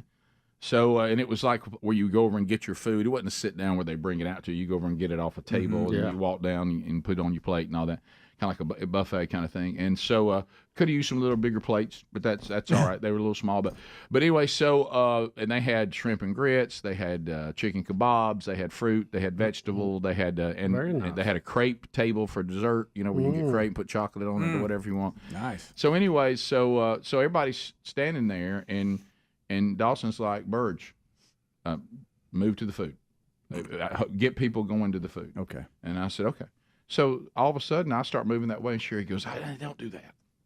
And I said, she goes, "Don't be the first guy over." And I said, "But I've been asked to be the first guy over." Yeah. Yeah, but it looks like that you're like over there going, like you want to go ahead and get your food. And are you just going to go over and sit because I'm about to go to find out where the restroom is? Are you just going to sit over and eat by yourself till I get back? And I said, "Yeah." Why would I be? Why would that? I didn't. Do you understand? I was like, I don't understand why that's bad. And she was like, I just let somebody else. I said, well, nobody else is going. And Scott wants me to go. She goes, so there's no underlying desire to be the first person to get food and not have to stand in the line. I said, well, that's just called a nice blessing. Yeah. But I've been asked to go over You've there. been, yes. Doing what you were I've been asked to go over They see you, there. everybody else will Yeah, start. I hate to say it. God rest his soul, John Panette. It was the watch me. Yeah, everybody follow me. Yeah, follow me. Watch me. Sorry, Watch I'm me. trying to help. I can do it. And I just finally said, because you know what? And some of you out there have been following this. There was a day, probably I would have thought, well, if Sherry's not that big on me doing it, I'll just stay here. Somebody will move here in a minute. And Scott will be disappointed. But you know what I said? I said, no, King's ready to eat. The king is ready to eat. And so the king just rolled over and started fixing the plate. King's ready. King's ready to eat. King's eating. Did it start everybody else going? Did you did. break the ice? It did. Okay. Yeah, and so and then of course we got started. Let me tell you this: I was so proud of Scotty Dawson because he said we will start at 7 and everybody will be walking out that door at 8:05. And he said in honor of the great Tom Bradford. That's great. And I said, okay. And how about this? I walked over to him to say, hey, we enjoyed it, and I've held up my phone 8:04. How about that? Wow. Everybody going out the door at 8:04. That's good. And it all started with you going to eat. Yeah, if you hadn't done that, it'd probably they would have got Rick, behind. Rick, somebody, and You're I've welcome. heard this quote my whole life, and I didn't fully understand it till I was adult, one adult. And that is, somebody has to make the train run on time. Thank you, Bubba. Thank you. The train doesn't run on time by itself. Well, and think about what happened. And somebody has to, we've learned this lesson. If you're going to manage something, somebody has to be the person to say no. Yep. And you know and it's not popular. No, but you know the distraction that happened though. What threw me about the time I tried to get everybody moving toward the food, in comes Suspenders. Once Span walked in, he's a local celeb. Yes. Oh my gracious! Sucked the air right out of the room. The air went right out of the room. Any light that was on anybody else now's on Span. He's got his TV makeup on, so his skin looks fantastic. Yeah. And he's in between newscasts. Yeah, and so he kind of emceed the thing, and he did a great job too. And of course, I mean, if Michael Adler is teaching music ministers, we're gonna hear from Michael. We got a song from Michael Adler too, which was fantastic, awesome. and one of the guys that he's working with, got to see some of that. So just one? Yeah. There was only one other guy there that was singing. Because when Adler's there, you know what I mean. You don't bring in the whole. I mean, if you turn him loose, it's just hard to get a music guy to sing one though. Right? I know. They'll carry on two or three. And it was late too. He sang. The other guy sang like 3 songs, and he only sang one. What did he sing? He sang. Oh my goodness! What did his hair? You weren't listening, Rick. No, I can't remember. Maybe he was getting the food started. Yeah. Okay, that's fair. That's fair. It was the very last song of the night, and it was very, very good. I wish I could remember. That's fine. That's okay. That's all Obviously right. left a lasting impression on you. Right. I was so focused on his passion, and but it was great. Well, good. And your dad's. I hope he teaches a class there that's, and I don't know exactly what the name of it would be, but something like "Let God's Glory Show Through Your Hair." Yes. Absolutely. Yes. He has some incredible hair. Yeah. Full spirit, full body. Yeah. Talking about full-bodied hair. Yeah. I like it. I like that. That's good. That's really good. That's fantastic. And the Holy Spirit is the conditioner. Yeah. Oh, wow. We got something here, gentlemen. We really do. We've got an analogy here. Bottom of the hour. We'll be right back. Rick and Bubba. Your final day in America. How does it feel? I feel sad, but happy to come back too.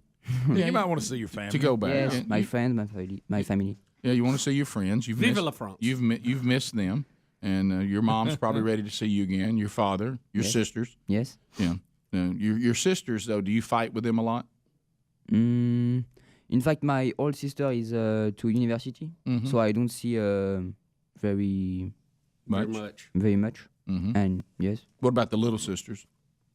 They fight among themselves. Not with me. Each other, yeah. Oh, I bet. All right, so let's talk about yesterday.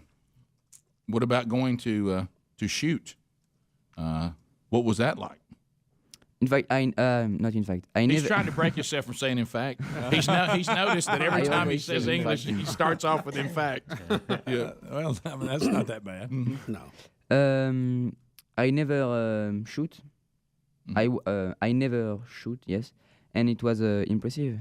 Yeah, it was impressive. And to feel the power of the gun. Oh, the power! Yeah, the power of the gun. And I was telling the men. I don't know if you heard that Jim, who took care of us yesterday, said that you were in the top 1% of people he had worked with that for shooting a handgun for the first time. The top 1%. He had a very impressive grouping. He really did. Mm-hmm. So it's natural. So here you are. Now this is you're holding. Look at the picture there on YouTube. You're holding the rifle. This is an M1 Garand. It was built in 1943 by Springfield Armory, and that is what our troops, the American troops, used when we came on the beaches at Normandy to liberate France. Mm-hmm. So that was special from the Germans. Yeah. Mm-hmm. So when we were talking about, does your mother know this yet? That you no. Will she be unhappy that you have been around a gun? That you've been shooting? In fact, I didn't say before I shoot a gun. You didn't tell her? No. No. Well, why don't we do this? And we always want to be honest, always. But we don't have to tell. Within context. Thank you. We don't have to tell everything. So what I was saying is, why don't you just say, look, the Burgesses found a historic rifle that was part of the liberation of France. But I think she would be agree. So right, and then but does she? You don't have to tell her you were shooting it. Is what I was saying. I think she would be agree. Okay, you think it'd be okay? Yes. She would be agree. She would be agree. Or to quote the coach from the great water boy, Bobby Boucher's coach, what mama don't know won't hurt her. That's true. That's true. All right, so let's. Well, I think the whole trip was to see and understand America, and that is part of our heritage, and you know the good and the bad. That's good, and why it's there. Yeah, and we talked about the Second Amendment yesterday. And that's a big difference in us and a lot of our Western European cousins, and you know I think that's something that you know safety always safety. important. Very that can be very dangerous, but in the right environment, which you were in, it can also be fun. Yeah, and so we talked about the Second Amendment, and you understand that now, and why we do it. I understand it, but I'm not for having a gun everywhere.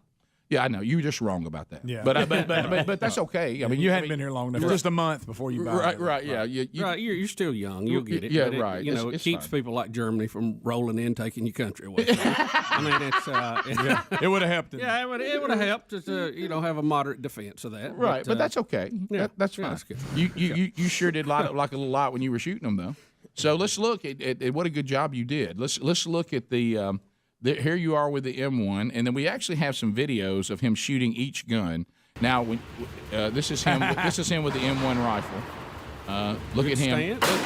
Look at him defending France. Look at him. And see, he's got. He struggled a little bit with the rifle, really more than the handgun, just because he wasn't used to the shoulder and all that. But he did great with it. All right, so next, that's hard free-handed. Yeah, no prop. But I like the old prop. That was a smooth shooting rifle, much smoother than I thought it would be. Yeah. And so then the next one is now this is the big. How many rounds would that gun hold? I think 8. Yeah. Is that the one that when you shoot the last one it goes ping and the thing flies up in there? That's it. Yeah. And by the way, I learned because is it clip loaded? How do they load it? Yeah. Well, as I was informed yesterday by Jim and I'm guilty of this. He said that I call magazines clips. Right. We all do. He said if it's got any kind of spring in it, it's a magazine. Right. Oh, wow. I got that. A clip doesn't do anything but just hold the bullets.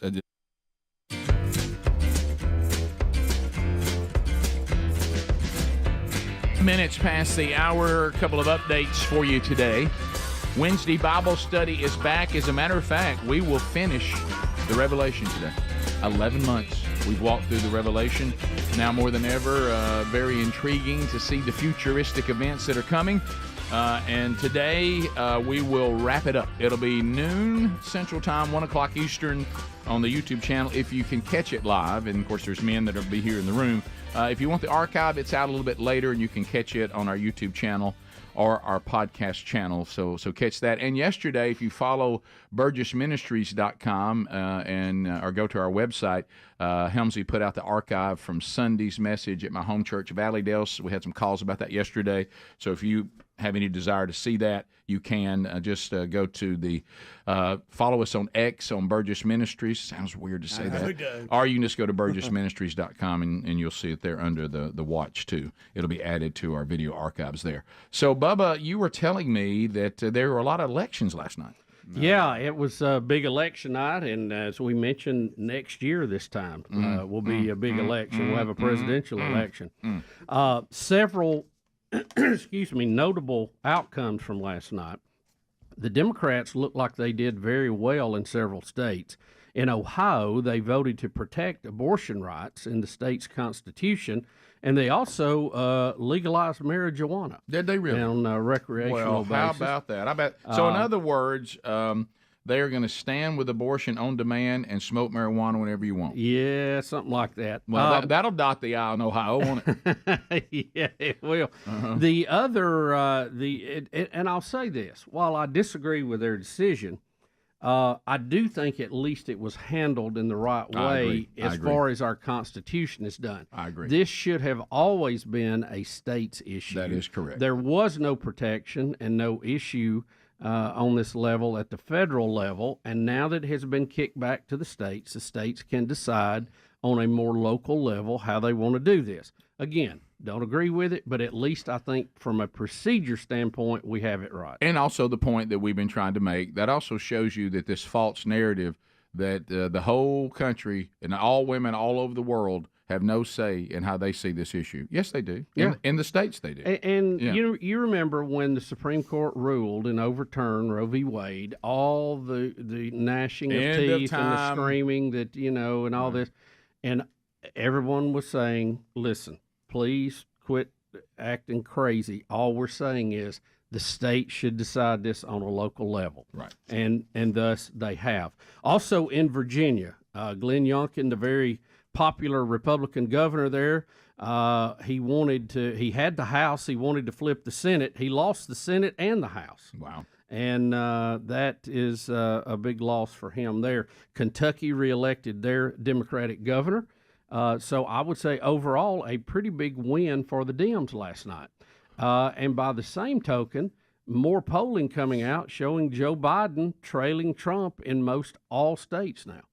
Isn't that odd? Or most of the battleground states, not all states, but in the battleground states. I think what that shows you is, as far as ideology is concerned, the Democrats are really doing just fine. But I think what they have to understand is it's really the mental state and the obvious loss and continuing to lose cognitive awareness of the president, I think, is hurting him, because if you look at these elections, it's not ideology.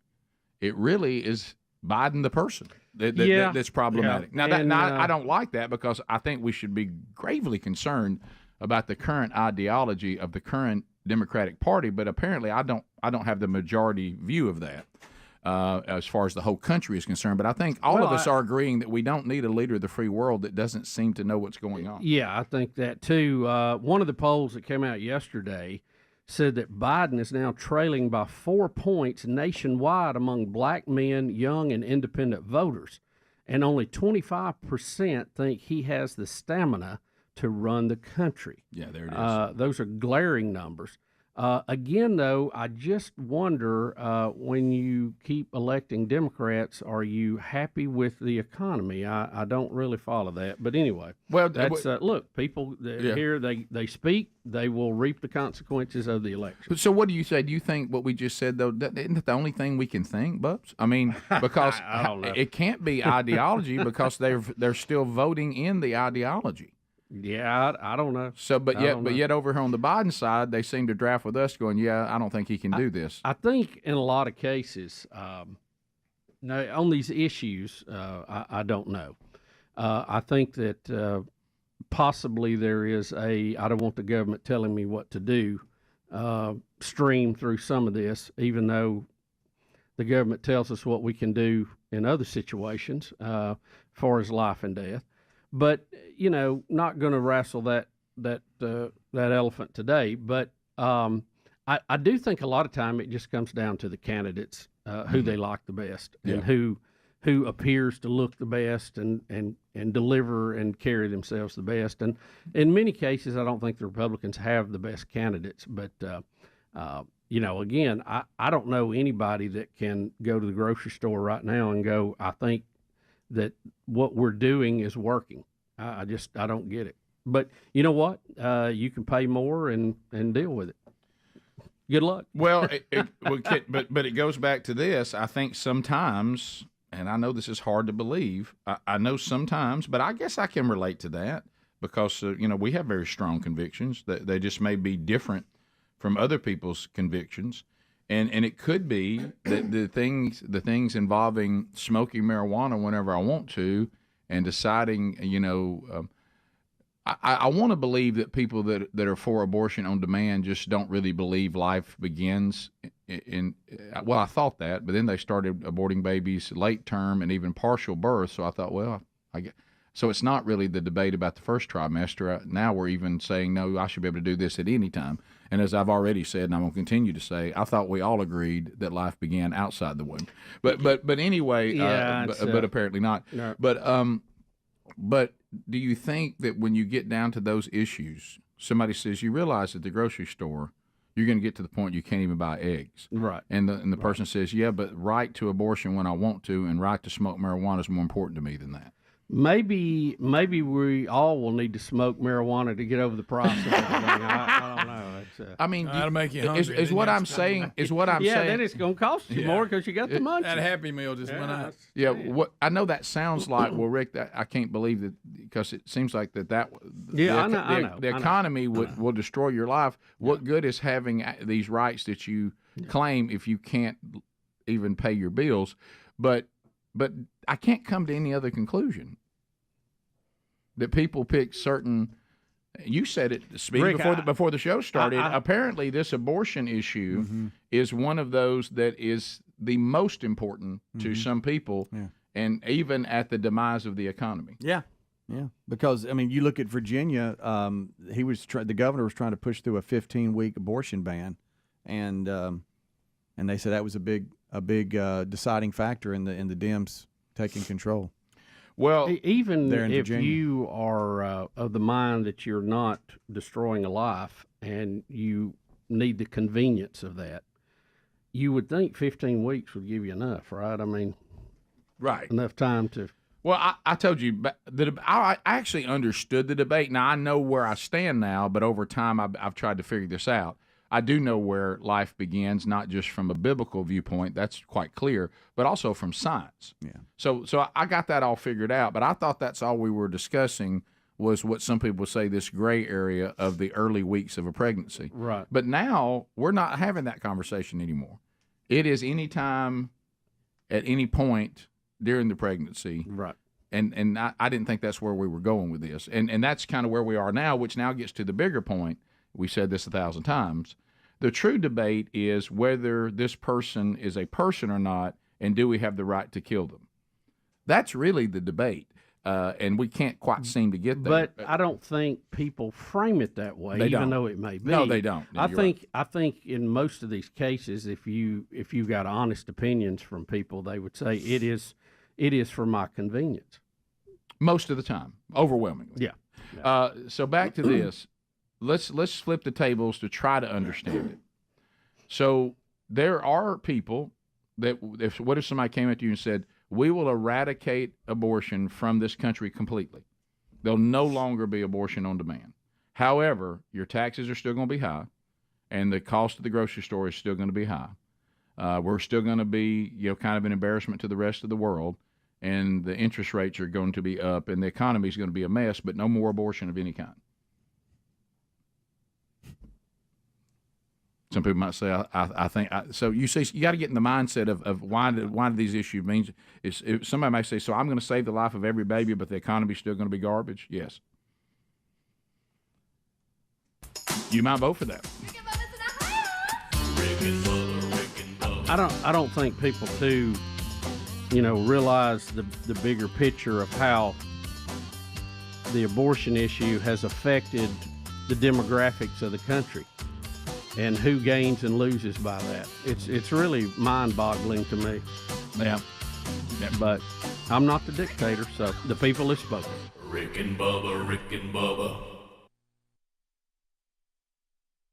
Have a spring, nothing like that. So this has a true clip. To your point. Right, I agree. Yeah, I'm good with that. But we all just call it a clip. Right. Yeah. But he layman's. I think Jim would rather us use magazine properly because Jim's very serious about all this. Right. but anyway, so the next one. Now this is the big Smith & Wesson. This is your big boy. But nobody ever says, Greg, do you have an extra magazine you can have? Right. I'd be looking for a magazine. All right. Sports Illustrated. Let me tell you this. Greg, throw me a clip. Greg, please look at the 460 Magnum XVR from Smith & Wesson. As Jim would describe it as extreme velocity revolver. There you go. Please watch this gigantic pistol. This thing is huge, and watch this when Frenchie shoots this. That's not him. That's a different person. Oh my Good night. Good night. Good night.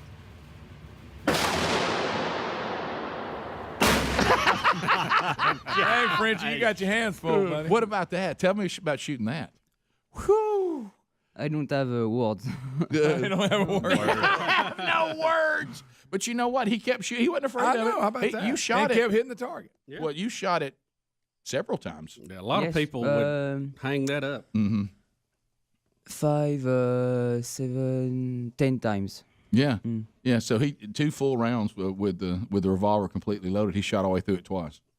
And look at that! Please Wow, what see a if you recall can see on if you that. can see the fire. You realize that's the Yeah. fire right Oh, there. I know. Yeah, I look at that gun.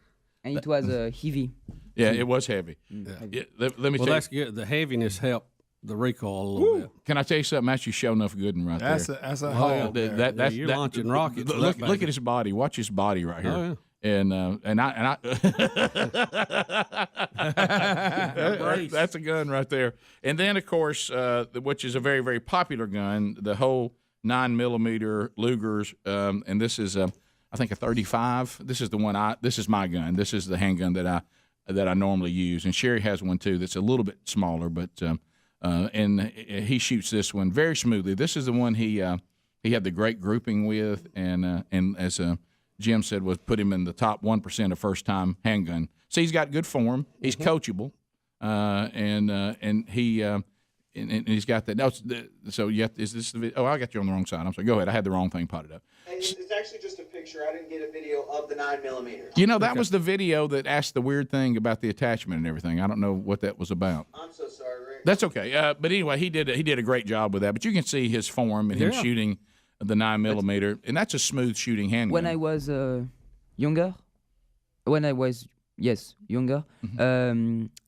as I said, I shoot with a small like, BB, like a BB gun or a 22 air rifle. Like with small target. Yes, yeah. I think you were talking about a BB gun or a pellet gun. Yeah, and but so you knew how to be accurate. What the point he was making was, even if people like even myself, the rifle and the shotgun give you a different deal. You can, especially not if you're standing, but if you can prop them. But a handgun for a lot of people is just more difficult because it's just a different deal, and you were very good with it. A lot of people struggle with a handgun to be accurate, and you were actually very accurate with it. So thanks. You did a great job with it. So I hope that was a good experience. And then Jim was very kind. He has a gun collection that he shared with us. It was impressive. It was very impressive. I bet. And he shared that with us. A lot of historic guns. He's a collector. A lot of history. Y'all didn't move to the automatic. We did not. Boy, that day we were there. Yeah. Good night. He was telling us about though how like the FBI and some of them. He said that, and you have to these new machine gun pistols that can empty out an entire magazine in like 1 point something seconds. He said that they shoot so fast that he said when the first cartridge is hitting the ground, you're done with the whole magazine. Yeah. That's incredible. But I want to say something about the Second Amendment. Yeah. In fact, during the Second Amendment. the Second World War, yes. French have weapons too because there were resistance. Yeah. Yes. Of course. Yeah. Okay. Oh, yeah. No. Oh, no doubt. We're talking about the citizens being able to have guns. Back for a brand new hour. Look over there. It's Bill Bubba Bussy. Rock.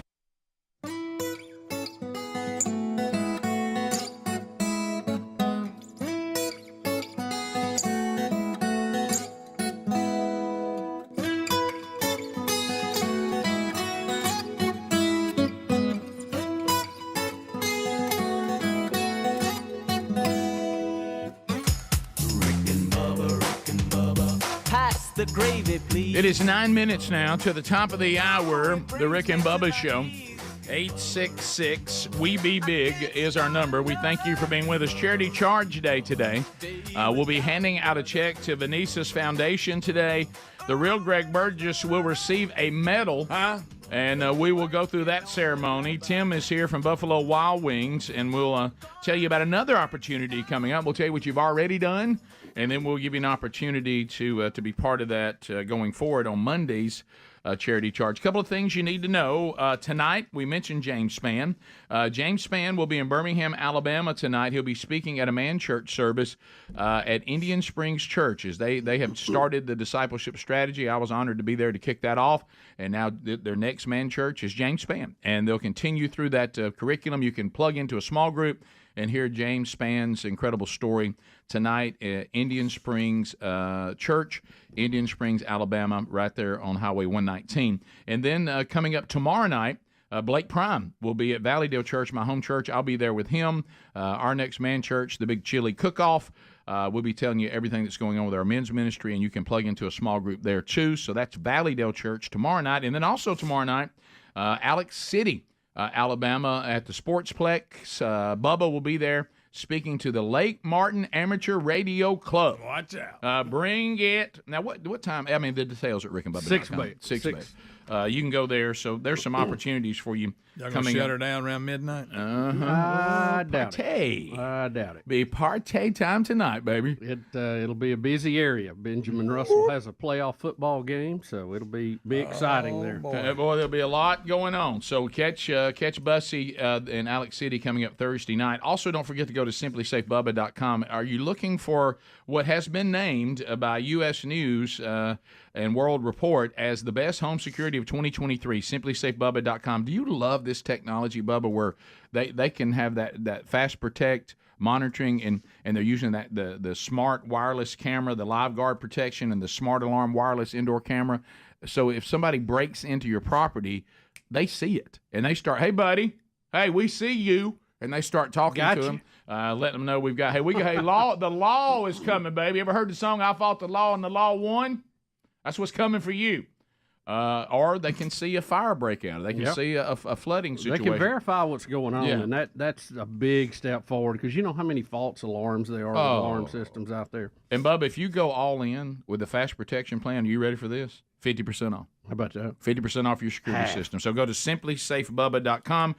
There's no safe quite like simplysafebubba.com safe. So there you go. Did get some emails on what you said about the election. Now, this is going to vary, according to what state you're in. But they said in Kentucky that the Republicans did well in the other races. They just didn't. Yeah, they won all the other state elections by wide margins except for the governor's race. Right, yeah. So they think maybe that. And a lot of people thought one of the rising stars in the Republican Party was running. He was the Attorney General, was running against the Democratic governor, but I don't know. All right, so let's move forward. I have reached out to some of my Kentucky friends to ask for clarification in this election. All right, Bubba, so let's do this right now, okay?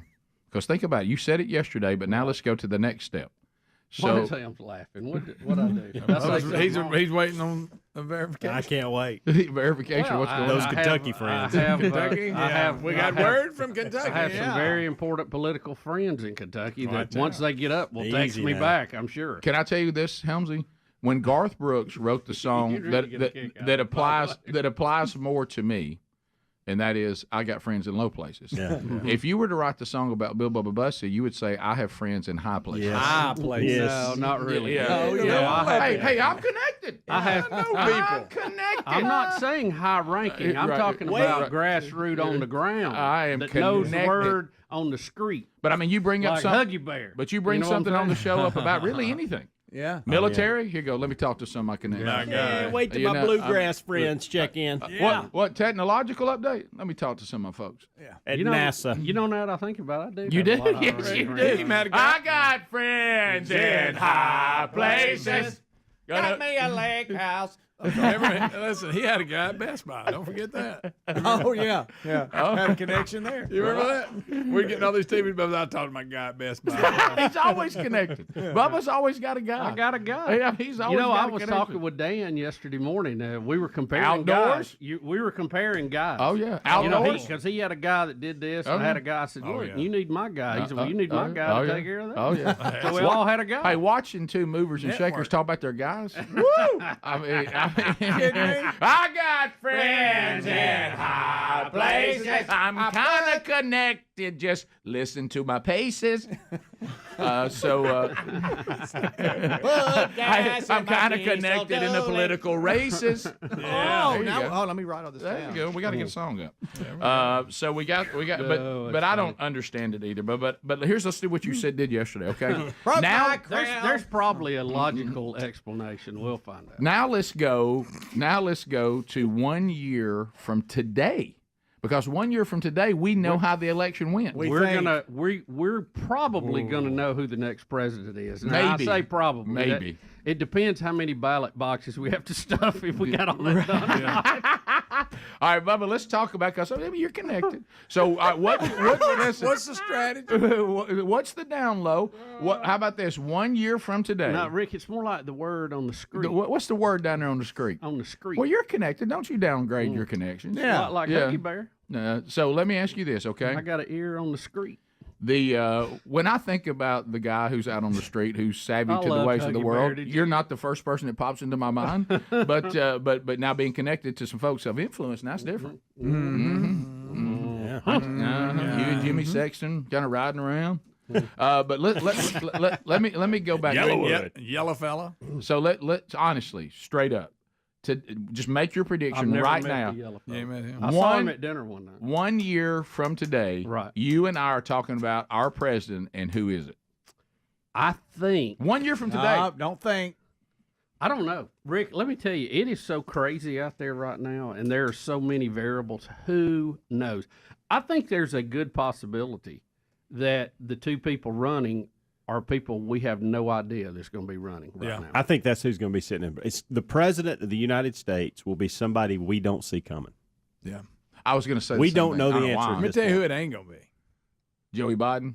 At the rate he's going. No. With his mind. He can't help it. And Trump will have a lot of hype, but I'm concerned that legally he may not even be able to be considered. Yeah, when you're in jail, it's hard to look. You got another Republican debate tonight. Has anybody ever mentioned it? There is a possibility that he cannot be on the ticket. I mean, that is out there. I hope that's not true. I know. I think it would be terrible for our democracy, but I think that is we know it is a possibility on one of the court cases.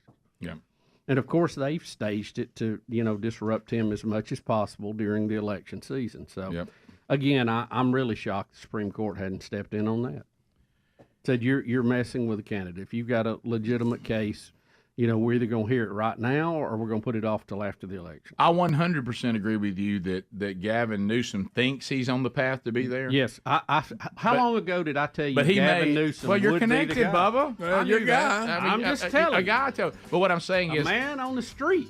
But back to Helmsley's point, though, I think he may have some obstacles that we don't foresee right now. Something's going to go wrong there.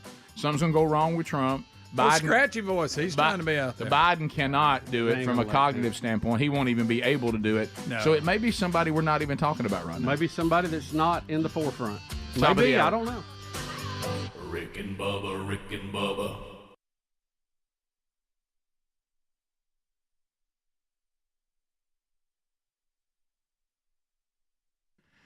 I know that it gets harder and harder and harder, and it's annoying that you can't find any movies to go and watch without going to. You can see. I don't know why that was in there. Well, now when you go to see the. Well, no, wait a minute. Now there is this one thing, and you get tired of that.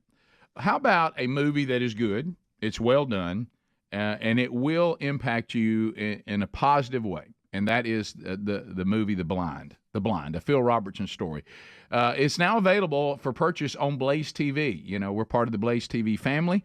The Blind, it really does take you on an incredible journey. We have heard Phil over the years give his testimony, and we've heard it. I was kind of familiar with it, but when I see it put together in a movie, it really is vivid, and they do such a good job of putting you into the life of Phil Robertson and all that his wife went through and his kids went through before he was redeemed.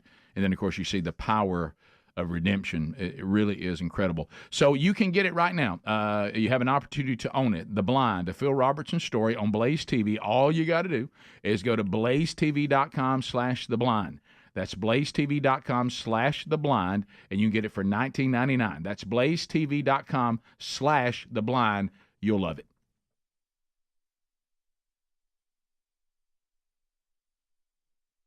Mike number 2. Rick, glad to be here and thank all of you for this opportunity to do so.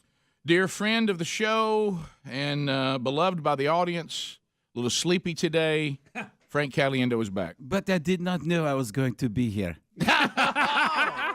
Someone has stolen my things. Where I am fake French. I didn't think my French anybody could be as bad as me, but I got to tell you, I can't make the French thing work. No, I keep going into German. What? And what a terrible thing to say. Rick is Guten Tag, I am French. No, I think it's the meter in which Rick speaks. He's just harsh. You're right. So he can't make it Pepe Le Pew French. You know, he's just harsh. He's hard driving. See, Ricky and Bubba show is really good thing. See, there I go. You just mumbled out of it. I know. That was an ellipsis. That was a dot at the end of that. Yeah, top of the morning to you. It's not a course. What was that? That's Irish. Yeah, I'm trying all my stuff to see if I can find. I'm running through Europe right now. Hold on. Wait. I thought it was like Brooklyn or something. Top of the morning to you. Top of the morning. If that's how it was, if that was like a leprechaun, top of the morning to you, get away from my pot of gold. That's Boston. That's what that is right there. Let me explain something to you. The New England Patriots haven't won a Super Bowl in over a year. It's been less than a year. Not for us. We're in a different situation in the space-time continuum over here. Spit was actually coming out. That's when you know you get it right. I got it right. That's when you Anybody know. watching Ray Donovan knows that you got to work at this accent. Come on. I don't understand where some of you guys are coming from. How about you, Frenchie? What are you doing? You the Mustard King? What's going on, Mustard King, huh? Come on, Frenchie. You gotta get there's an extra guy in the studio today, so you gotta work your way in. This isn't gonna be like your little Frenchie kind of situation where you just meander in. You gotta push. You gotta fight for it. Like Bill Belichick and Tom Brady. They fought for everything they ever got. On your way in today, did you even dream that's what the first run would be today? No idea. No, it's better to not plan. Because that's not even a character. It's just Never heard you do this. No, it's different. I'm trying to. That's one of the things I've been trying to do is just be different than what people expect, and that's what I've been doing on stage a lot. I got so stuck. I've almost become like motivational speaking Frank. That's where I'm going toward. Because it's real. And people said, why don't you motivationally speak? And I'm like, because I'm too much of a pessimist. Like I've always been like, you're going to get there, possibly. That's kind of where I would have been. You're not going to get a TED Talk that way, my friend. Right? Nope. Yeah. It's more of an Ed Talk. It's missing the T. Ed Talk. So, yeah, Ed O'Neill, Ted Bundy. Ted, I mixed Ed O'Neill, Ted Bundy, and Al Bundy all in the same thing. That's not how we do it in France. I'm sorry. You sound like the skunk in the Warner Brothers cartoon, Frank. You don't sound like us at all. Yeah, you're Pepe Le Pew. Yeah. Oh, how's it go do? Don't know. Now I'm doing Rick, where I don't make any sense. So, Frank, how is your Southern accent? Because you've had enough time to pick up on it. That was it right there. That was my French. There are different types of Southern accents. Yeah, true. How would you describe Rick and my accent? Not good. You're both. You're quite different. Right, Bubba. You and I was just noticing. I'm country. I wish you hadn't asked. Is that what it is? Very uncomfortable. Yeah, it's country. No, this is a good thing because I was listening to the coach of the Cleveland Browns, Freddie Kitchens. Yeah. He's from our part of the country. Is he? Okay, he's very just Bubba. up the road. There's some words. He's from Gadsden. Oh, is that what it is? That is okay. correct. So I 1 hit hour that from 100%. 1 hour north of here is where he's from. Yeah. Okay, and Baker Mayfield is very French. Let's bring you back into it.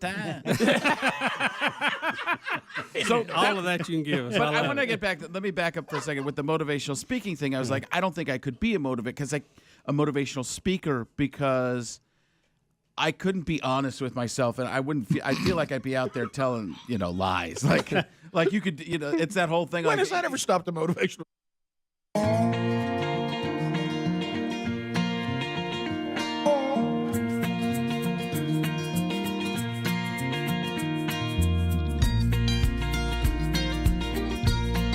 Minutes past the hour. You got the Rick and Bubba Show. Thanks for being with us. Wednesday Bible study back today. We finished the Revelation, noon Central, 1 o'clock Eastern, live on the YouTube channel. If you can't catch it live, catch the archive on the YouTube channel or the podcast channel soon after. Speedy, the real Greg Burgess, Helmsy, Eddie Van Adler, all here. Welcome back for a brand new hour. Bill, Bubba, bless it. Rick, glad to be here. And, this is a segment we have all been looking forward to. Yep.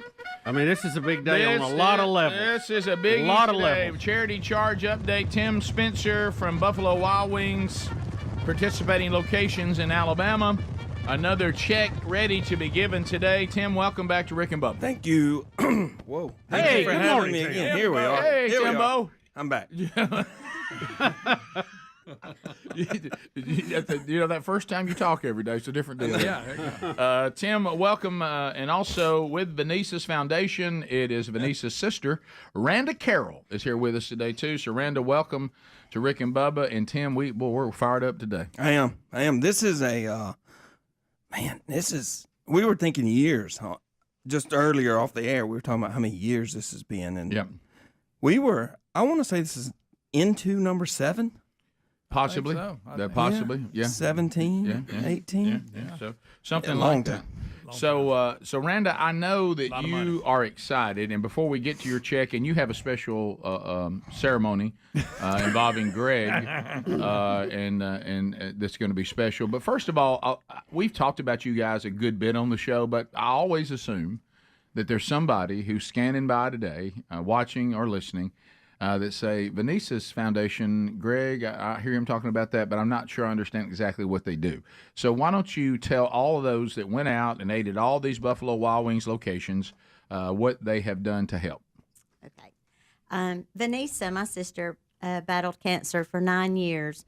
And one of the last times she thought she was through with chemo, she came home and she kind of felt guilty for leaving those patients because she was such an optimistic person. She would go into the clinics while she was getting treated and try to help someone, you know, in worse shape than she was. And she would find the person completely wrapped up in a blanket, just depressed. And by the time she got through talking to them, they were watching a Medea movie laughing. So she felt kind of guilty leaving those patients because she felt like, you know, she was there to help them. So she wanted to do something to give back to cancer patients because really she was never helped in all of her years battling cancer with any organization. So she wanted to be that organization. So what she wanted to do was pack bags with all kind of items to comfort patients as they go through chemo because, you know, you're there and you get the diagnosis and you really just don't know what to expect. You know, it's very scary. So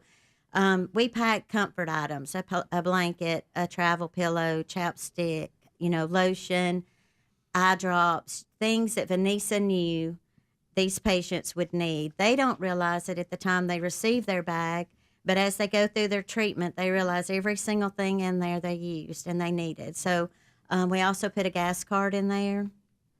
And for radiation patients, they get a gas card just, you know, because it's a back and forth every week for them. So, you know, she just knew. And to these patients that get these bags, I don't know, they just feel like somebody, you know, Vanessa is still blessing them because she knew what they needed.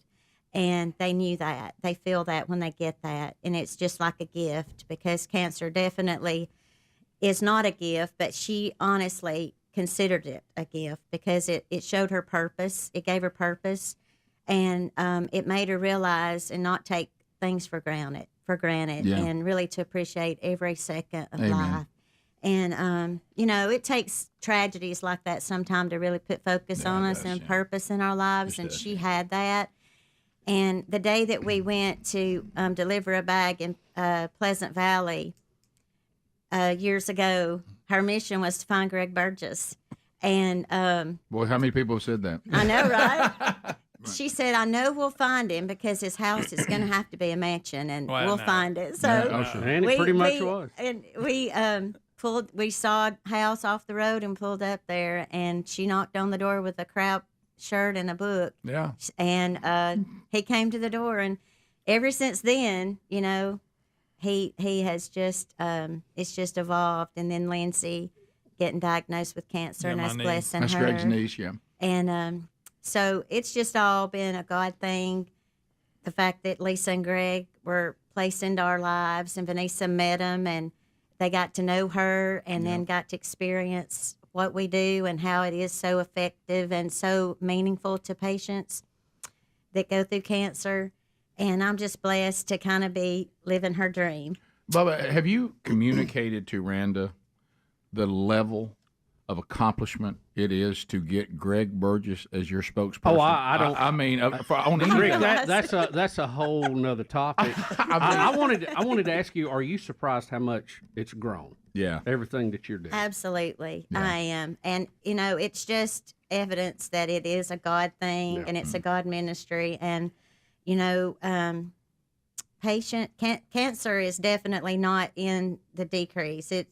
It's just thriving. Yeah. And the more you can do to give light to someone that's struggling and depressed and, thinks that really they've been given a death sentence. I mean, it's just, if you can give a little hope to someone through just a little bag. Yeah. But it's like a gift at Christmas, it just lets you know that someone cares for you and really knows what you're going through. So Tim, tell Randa what we have for Venice's Foundation today. Well, we have $4,300. All right. Yeah, we'll take that awesome. there. That's awesome. There's you some bags. Absolutely. That'll make some bags. That's right. That'll make some bags. And I know you have a special presentation because not only have you gotten Greg and his wife Lisa, that we can see that. Lisa has a big heart. She's kind. Greg, and she's so kind, she even married Greg, hoping she could help him, and she has. But you've got the Grinch wrapping Christmas presents. It's That's the. There's nothing to add to that. You've crossed some valleys we thought were uncrossable, and you didn't even have a box of stray puppies. I know. To get him involved you have the Grinch wrapping Christmas presents. I mean, that's true. No, but I'm just trying to think how many runs I've done. I didn't run early. I've just now tried to run. But it's been 7, maybe. I'm not sure. Yeah. And was this year the biggest? This was the 11th year we've had it. So I think you have probably been doing it at least 7 years. Yeah. And this was our largest. Rick, it felt like it was the largest crowd. It was really good day. I told Randa after the run they might want to consider a golf cart ride, and then a lot of the rest of us in after that. Bubba's in for that. Well, you know what? Whatever works. You have a year. You have a year to get ready. You can walk it. Yeah. Hey, look. Hey, you know why he's going to run it next year?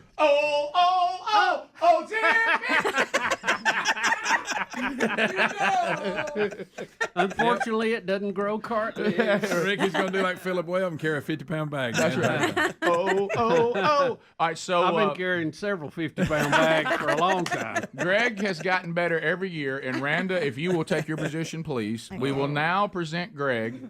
Bubba, do you realize that Greg in the 55 to 62 category? After bad mouthing that he hadn't been training, Greg Burgess will now receive his medal for finishing. And what age bracket is 55 to 62.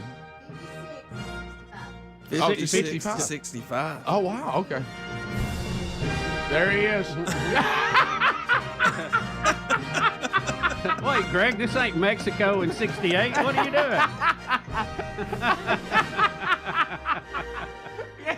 Just gave the power sign. That's okay.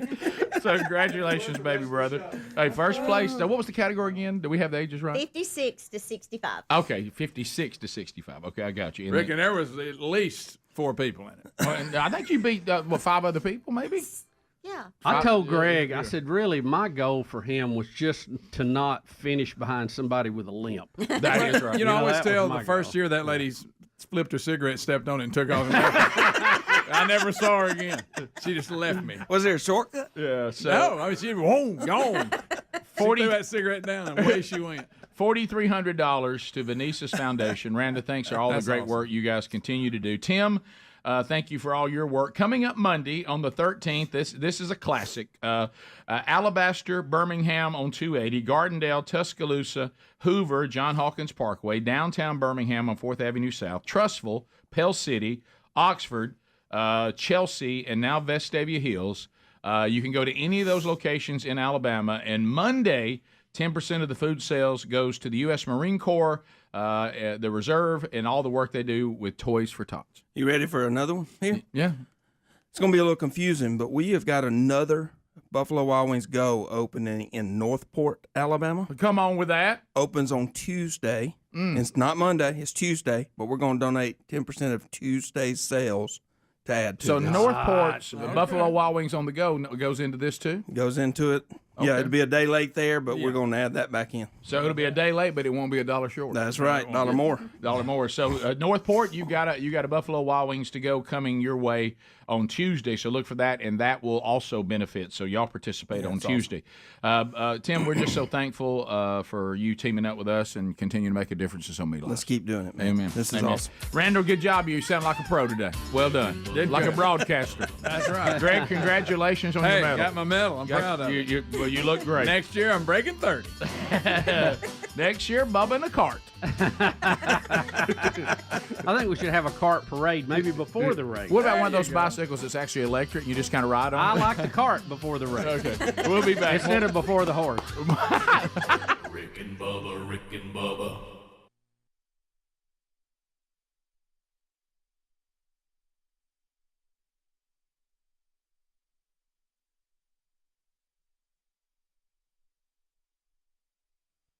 Well, but go ahead. Yeah. He's a motivational speaker with a conscience. My favorite's when someone I just paid $1,500 and he said the same thing to me my parents did. Yeah. Right. I got that from free. If you Set goals. If you don't make the leap, you're never going to have the chance. So you got to take risks, or nothing's ever going to happen. You got to find something you love and make a career out of it. That's how you do it. Okay? I'm going to go count some cash. If you do what you love, you'll never go to work.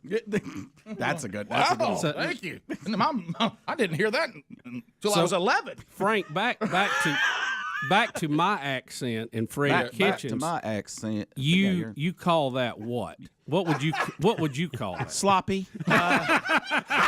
Lazy lip.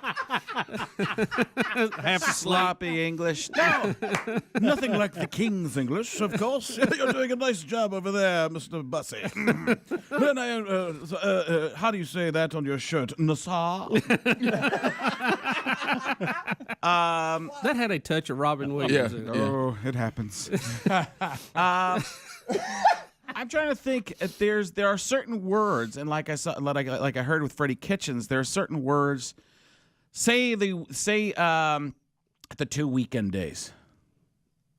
Say what? The 2 days on the weekend. What are they? Saturday and Sunday. Saturday and Sunday. There's like I would say Saturday. Yeah, so you find those little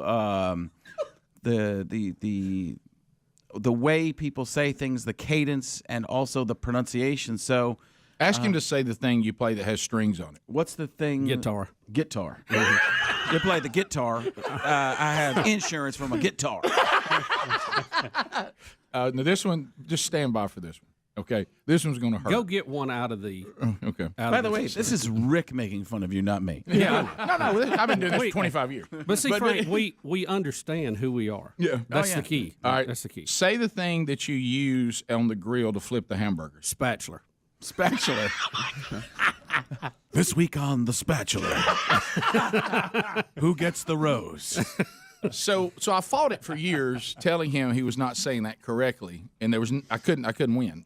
And so we actually just gave in, and we actually have a product that is like one of the number one selling products in the Rick and Bubba store, and it is the Rick and Bubba spatula. The manufacturer it has it on there. It's written on there. The manufacturer kept sending it back saying that we've made a mistake on this. I said, no, that's the way we want it spelled. Yeah, they kept saying that we have an incorrect spelling. We will no, that's the way we want it. That's the great thing is like, and you have to tell them, do you know who we are? There it is, the spatula. The spatula. And it has spatula on it. And you pay such close attention to these speech patterns, Frank. So you can tell a big difference in us and country and say Texas like George Bush. Yeah, I can hear it. There's some differences, as they say in Espanolish. There's a little bit of a there's a difference when if you hear somebody, and I don't always know what it is because I don't study that much, but I can hear a lot of the differences. Like I said, I heard two different Southern types of accents, and there's just like some people only hear one big no, that's not thing. true. And it comes across awkward in movies because who try to do It Southern sounds accents. funny to us when they try to imitate I mean, us. even right now, if I took you to an hour south of here and then went down to South Alabama, even in the state, like Montgomery, and some of those still kind of do a little more of the Southern. Martha. Foghorn How's Leghorn. your mother? How's your mother? And how's Martha? I say so. Is she doing better? You're a scholar and a gentleman. Yeah, that's the Fletch Lives Correct. Belle Isle. Yeah. Correct. Yeah. Correct. Yeah, 100%. Frank, how's your mama and them doing? Well, they're doing just fine. That sounds like Frank Underwood right there. I'm not sure. A little bit of Morgan Freeman. Yeah, a little bit of Morgan. It happens. Depends on where you're at and what you're doing. Eventually we get there. Come on, Sonny. We'll be back after these messages. It is better. You're right. It's gotten better. I didn't believe. I thought you were kind of overdoing it. You do have it better now. I wouldn't lie about that, Sonny. Rick and Bubba. Frank Caliendo is our guest. Hattiesburg, Mississippi tonight, August 22nd, 23rd. Nashville and Huntsville is Frank Caliendo's on the road. When we were going to the break, Frank, we were discussing trying to.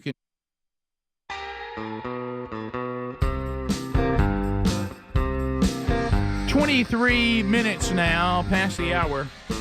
Rick and Bubba Show, thank you for being with us today. So congratulations to Greg and watching him receive that medal. Wasn't that something? Just watching him in that light, it's a different light, isn't it? If I could quote Greg, it would bring a tear to a glass eye. Do you think, you mentioned it, we mentioned a couple things that have happened. Do you think with the combination of his grandchildren, okay, and we've used this analogy, but I want to get down to has it actually happened? His ongoing commitment to Venice's foundation, okay, his care for stray puppies. Do you think that these all together have created the perfect storm, that it is official that Greg's heart, as you mentioned, Bubba, like the Grinch, has actually grown 3 sizes? Well, I think it's real topic driven. Yeah. Before the day's over, somebody with glasses or nearsighted will be made fun of, or somebody with red hair or something. Hey, the usual suspects. So you're saying he hasn't got to where it's his whole life. It goes and comes, and it may be medicine driven. I've told you can tell the days he doesn't take his medicine. You want to know God at work? When Vanessa knocked on that door to the Burgess mansion. Oh, my goodness. Greg came with his hair standing up half asleep. Oh, I did. I looked. Actually, Lisa, this year we did an announcement about the coming up. There's a picture of me and Vanessa on that day, and she tied it to that, and I didn't know. And I was pretty fat in it too, by the way. Well, that's what I was going to say. Is you knew God was involved because Lisa was home when they knocked on that door. Okay, now you've opened the door, and I know it's real quick. I don't even think they're in their car yet. No, they're not. This is real quick. Yeah. But I think, and I know Adler's already thinking it because I can see his face. I know what he's thinking. Mm-hmm. And I'm going to see if I get this right. Any chance for Venice's foundation without Lisa? Nope. No, that's not true. Nope. Thank God. Now? Thank God Lisa was home. No, before back that day she knocked on the door. No, If Lisa was not Take at Lisa home. out of the equation.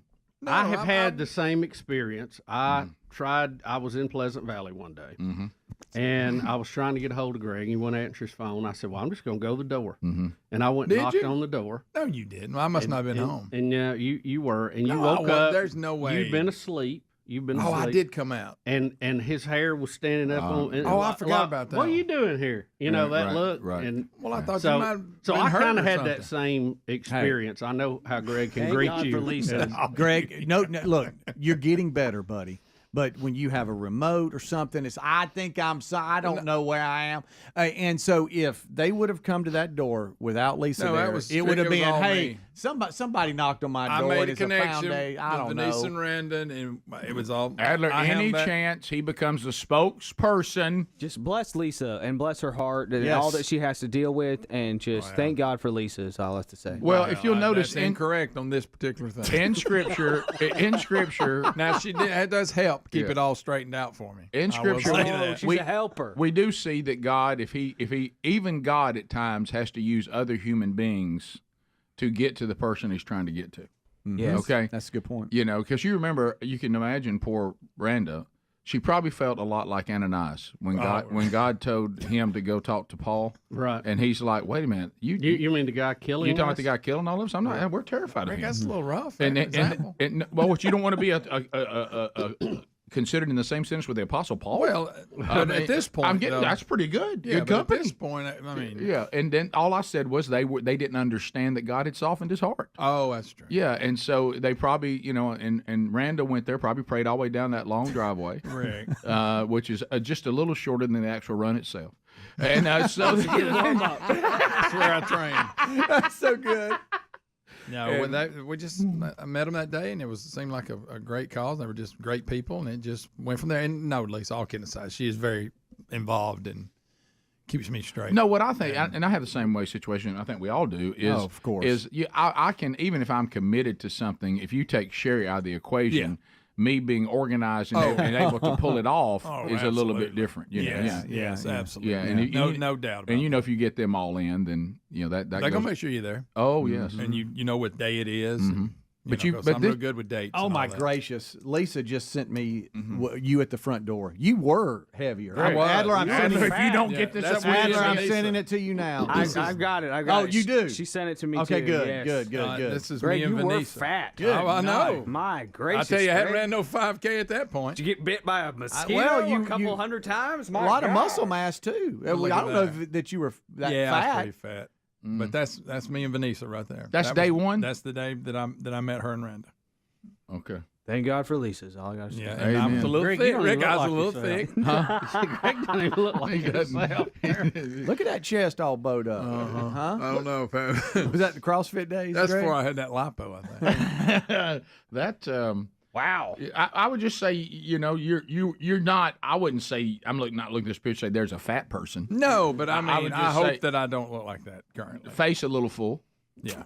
Yeah, that's it. But Blood pressure a little high. Glowing. Yeah, Right. Yeah. Oh, yeah. Had high sugar, didn't know it. Way above 7. Greg, this picture, is the picture of top 2. Yeah. Clearly an 11. Yeah, Right, sure. Oh, maybe 12. A1C. Not anymore. That's old Greg. That's right. Not now. Not now. Lucky 7. If you can finna go in there and tear some chicken up, but you Are you really? Oh yeah, I'm There's, starving. there's a nice salad in there. Okay, I'll. Hey, won't you get in there and try a little I salad? do like their salad. I will, real good. I will ask the staff for this commitment. Could y'all please help me make sure he wears that medal all day and he cannot take it Oh, off? count on it. Huh? Count on it. Okay. Oh, that's great. But I need y'all's help. Medal. I need y'all's help. And I just remember what I was supposed to How about get that? yesterday at the grocery store that I didn't get, and it was Spam. That has Okay. driven me crazy. All right, I'm in now on that. That's it. If Greg was Rick, I can make notes about things I need to get at. I don't go to the grocery store a lot, but the hardware stores Yeah. or whatever. Yeah. And I forget to read the note when I get in there. That was the whole reason I went there. I'm a dandy. We'll be back. Rick and Bubba, Rick and Bubba. To make a living doing comedy in today's hypersensitive hashtag this, hashtag that. We're all waiting to be offended, and we enjoy being offended. Yeah, I don't. Even if I'm not, I want to pretend I am. Yeah, I don't want to say we because I got trapped in that for a little bit too. Oh, Frank. Yeah, I remember that's why I was on Twitter all the time. I was saying, but this is how I look at it. I was on Twitter and all I was trying to do was gain more followers. And the way I was trying to gain followers and the way it was working was just to say these mean things and call people out on all sorts of stuff. And listen, but I got caught up in that. And I'm just kind of a regular person at heart. Like people see me do these impressions, they think I'm a superhero or something like that. No, I'm just somebody who's got this one freakish talent that I've exploited to as much as I can. And I realized I was doing that all the time. Like I was like every week during Monday Night Football, I'd say things like these terrible things about the player. Yeah, just jokes. Tony Romo, tried to throw something out, but it got intercepted on the way to the trash basket. Oh, right. Those kinds of things. I'm like, I could never throw a touchdown pass or anything. Like, so why am I ripping people constantly? It started to feel mean as opposed to just being fun, trying to be fun. Yeah. So I stepped away from Twitter. I just was like, and I realized that you go back and look, that's what everybody's doing anyways, is people are just ripping each other because you don't see each other face to face. You don't see that human emotion. So I got away from that and thinking all social media was like that. I actually bowed out of social media for years because I was just like, But in the meantime, the world grew without me. Yes. So you go back to an executive's office, and they're like, how many Twitter followers do you have? Like 300,000 or something like that. Oh, that's pretty good. How many Instagram followers? Wait, what's that? Like, I don't even know. Right. So now I'm trying to build that Instagram following because that's more of the hip. TikTok is the new thing that kids are doing. I don't even know what TikTok. Yeah, they bought Musical.ly, and it's this big thing. I'm gonna start doing it because I've been told I should. But it's some of it's just almost like lip syncing, and some of it's just they're almost like Vine, where these quick repeating 6-second videos. It's stuff we look at and go, this is ridiculous. So there's two, as my son told me, there's two sets of people on TikTok: the people who take it very seriously, and the people who just make fun of the people who take it seriously. Right. So, but Instagram is the thing where you start telling everybody about your life, and it just, I always felt like, and Speedy and I were talking about this on the way over. I was always like, man, I feel like I've done really well in my life. I've got things I wish I could, in some ways, I wish I could go back and change. But Instagram's just putting everything out there that's great about you all the time. Right. And then it just feels like, hey, look at me, look at me. And I always felt like that was what I was doing on stage. But in my personal life, I was like, I don't know if that's really for everybody. Now, I look at it a little differently now because I've figured out how to talk myself into it being okay more, I guess. But at the same time, there's a reality.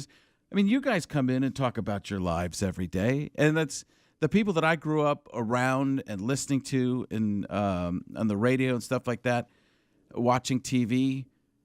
You do little bits of that yourself. But now it's just putting the pictures out and just saying, look how great I am. There's a piece of that. But I try to spread it out and not be just about me all the time. And like my daughter, you guys were asking about my kids. My son's just turned 15. And the joke is we don't see him anymore because of the Xbox. Yeah. He can't talk to another human being face to face. Without a headset on? Yeah, put that headset on, and suddenly like, we will form in a 2x2 formation. This is a code red. Like, who are you, the Army General from Toy Story? How do you do this? It's Fortnite, Dad. Fortnite. It changes you. So my daughter turned 13. When she turned 12, on her birthday last year, June 29th, she broke her elbow. No. On a trampoline. And at a trampoline park. She was a gymnast, and her elbow broke. It just kind of snapped. And we didn't know. We went to the doctor, and that day we went to a bunch of different what are the orthopedic? No, the day of, what are they called? The fast meds and those types of the urgent care kind of thing. Which was what I couldn't come up with was the word urgent. I was about to say, been there, done that, man. Yeah. Sometimes the words don't come out the way you want them to, And sometimes they do, and people just hear them wrong. Yeah, So, I almost said emergency room, but I thought, no way, that can't be what he can't grasp. I'm 45. Right. So, it's the miles. So a year later, well, first of all, her elbow wasn't healing. Something was weird with her vitamin D. There's no bone disease or anything like that. And we tried to tell a 13-year-old that, or 12-year-old, hey, this is just, there could be a lot of worse things that could be in your life. Let's just figure this out and try and get through it. All right, here we go. 35 minutes past the hour. Phone calls, phone troll. Wearing his medal proudly, the real Greg Burgess goes to the phones, and you can get in. 30 seconds a pop. All 10 lines available. At the end of 30, the buzzer sounds. The next person gets their shot. No meaningless shout-outs, no shameless plugs, no baby predictions, none of that. We're looking for questions and comments, and you're bringing them to the table, and we'll roll through them one by one, so if you do get in line, you won't have to be in line very long. While you are dialing, and now is the time, buyraycon.com/Bubba. Some of you literally are hearing me speak right now, and you are hearing me through the Raycon earbuds. These are fantastic. The emails continue to come in. I know that when we're hitting the upcoming shopping season, I know no one wants to be out in that mess. Nobody wants that hanging over you. Nobody's trying to look at their calendar going, how can I get that in?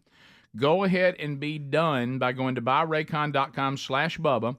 I told you this yesterday, Bubba, or maybe it was Monday, that they are in the audio space, and they're good there, but they're expanding their entire business with the introduction of home and power tech items too. And right now, 20% off everything on their site at buyraycon.com/Bubba.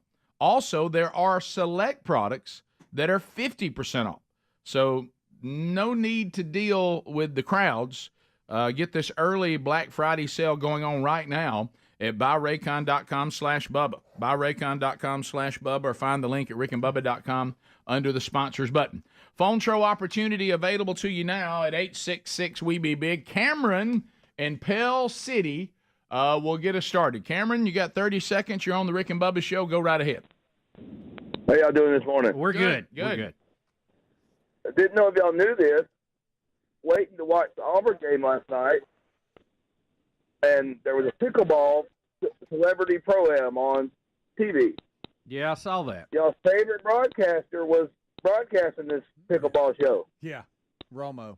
Was it Romo? Romo was on it, yeah. I'm telling you, the pickleball out there, Jim. Zoinks!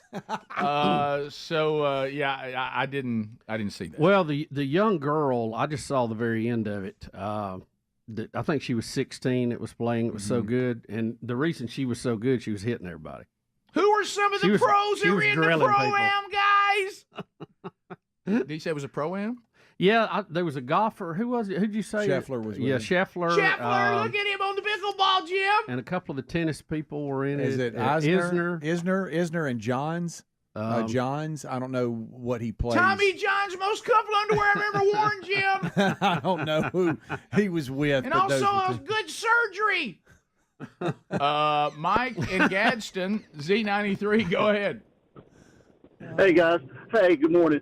Hey. I wanted to ask, with all this stuff going on with Trump right now, what can we do as a country to fight this? I mean, the judge tells him that he's guilty before he even hears any evidence, which is going to go on. But, I mean, how can we do this as a free country? How can we stand for this and not stand up and revolt or do what we can do about it? What do you think is going to happen with it? Well, I think your only option is to vote.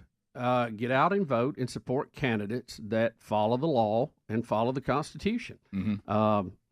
We have been inundated with people who don't necessarily do that, and they have dug in and they're entrenched in a lot of these places, and there's no easy answer for it. Yeah, especially when you talk about these places. I mean, in that particular district, those people want that judge. Those people want that district attorney.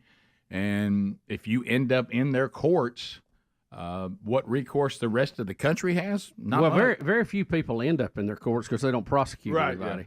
yeah. But she ran, her whole thing was to get Trump. I mean, it's very banana republic-like. And But to his point, what can he do about it? Well, you better support candidates where you can vote, right, to get people in who will follow the law. And That's I agree with that, and I hear you loud and clear. But the problem is, there's a lot of people out there that thinks that that doesn't matter anyway because of what happened last time, because of stealing of elections and this. However you see it, Well, but unfortunately, there's a group of people out there that want to take the vote aside because they don't think that's actually working and hasn't worked. And it gets stolen from them when they actually do. And so how do we convince those people to go to the polls? Yeah. Well, I will say this.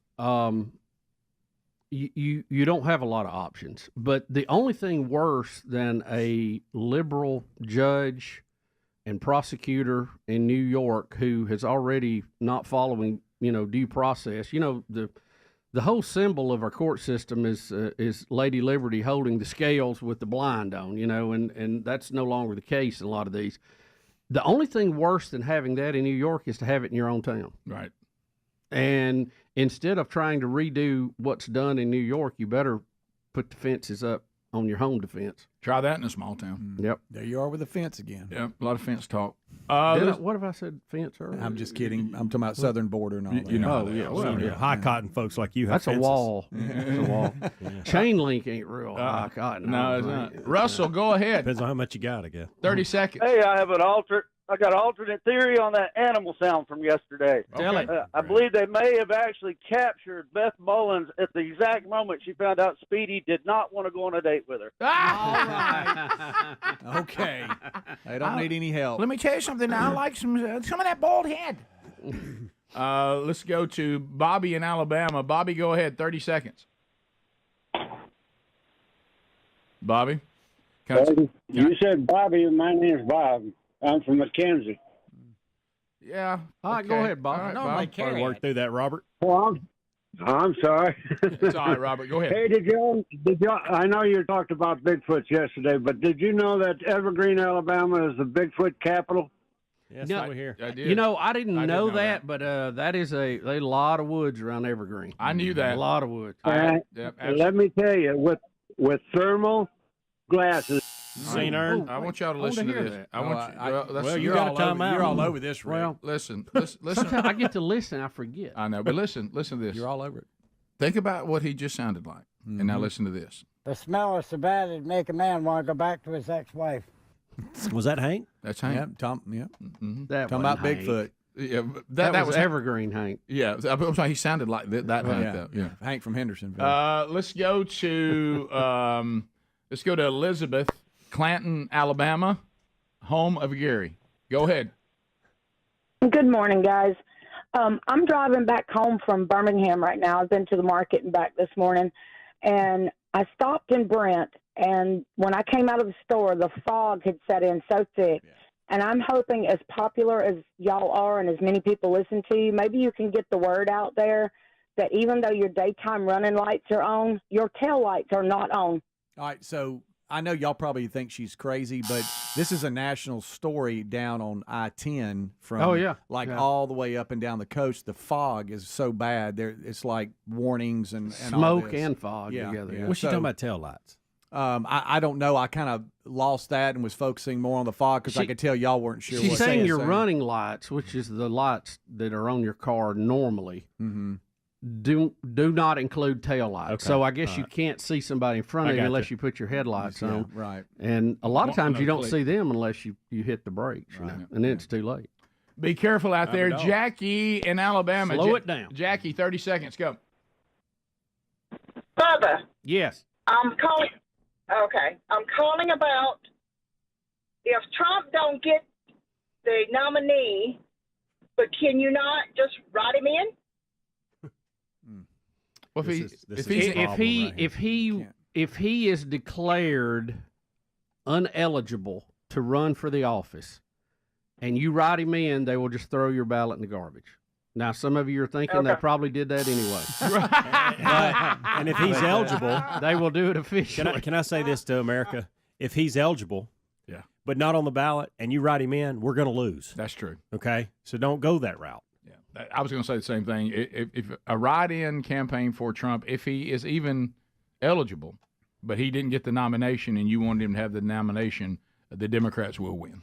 Yeah, a write-in or a third-party candidate, I don't ever remember winning anything. Yeah, but they've caused havoc with who did win. We have an RFK Jr. story today on his polling, and it should concern a lot of Trump voters. Well, yeah, the data I saw said that he was peeling people off of Trump, not Biden. Correct. Because the demos are usually, they're going to stick together, buddy. Mm-hmm. Oh. Huh? They don't split much. We saw a little bit of a split yesterday on the censure vote, which we'll cover in a minute too. But they don't split up much. Hey, if you're playing Red Rover and it's the Democrats holding hands, you're gonna get knocked down. You can't break those hands. You better get a running start. We'll come back. We have a story and a video to watch about Arnold that is unbelievable. Right after this. Rick and Bubba. And get there. Cut to this year, her elbow's still not healed. She's going to have another surgery. She's got a pin in it. By the way, how do these trampoline parks stay in business? Well, you have signed a waiver. 'Cause it's not their fault. But I've heard like people who are like never the same. Their legs were shattered. Yeah. I mean, and, I'm probably one of those people. People in wheelchairs. Yeah, most businesses usually say, let's try to avoid injuries or we won't be able to stay in business. I don't know how they stay in business. But Well, because jumping is fun. Yeah, right. Jumping high is way more fun. Yeah, you know, right. you watch guys in the NBA and stuff, even Olympic athletes, Right. and you're like, oh, I could. No, you can't. I can't even jump like that on a trampoline. There's something about though pulling up to a place of business that you're about to spend money, and the best parking spots are already taken by ambulances. Yeah. Yeah, but they're everywhere. So, cut to this year on her birthday, we're trying to do something special. Oh no! And another trampoline park. She let's do bungee jump. So we had an Avengers themed birthday party. And you can look at my Instagram it's Frank Caliendo at Frank Caliendo. If you can't spell the name Caliendo, it's the letter C, the word alien, and the word do. So at Frank C That's Alien really do. good. So that's our Avengers themed birthday party. They didn't get dressed up that much. Wow. But when you say Avengers theme, you mean Avengers. Oh, it's actually the Avengers. The Avengers Yeah, are actually you mean there. The Avengers. Yeah, Wow, so you that's talk about- Wait a minute. That's impressive. Wait a minute. So it's Don Cheadle. Did you just lay down the? Guess what? Your dad has connections. Yeah, totally. That's about this. That's the story I'm You about have to tell the actors who play the big ones. You've got the Hulk guy. you got Doctor Strange something. No. You got Captain America. You finally got one on Yeah. Captain America. Who would have thought you'd have gotten Captain America? You got the green woman from the Galaxy thing, and then you got the guy who's with Captain America that I don't know what he's called. But this is big. So here's the story. This is gigantic. We went to a thing called I Ace wish Con. my kid wasn't here. Look at him Now, looking now through the he's window. now he's seen that and he's like, that's on me. Oh yeah, there they So are. Mr. Frank knows some people that I So don't here's the deal. This was at a comic convention called Ace Con, and I know the people there. And I've actually done some stuff I with know new folks over at the con. I can make something happen. And so Josh Brolin, I had video of Josh Brolin. Actually, I might have talked to you about this before.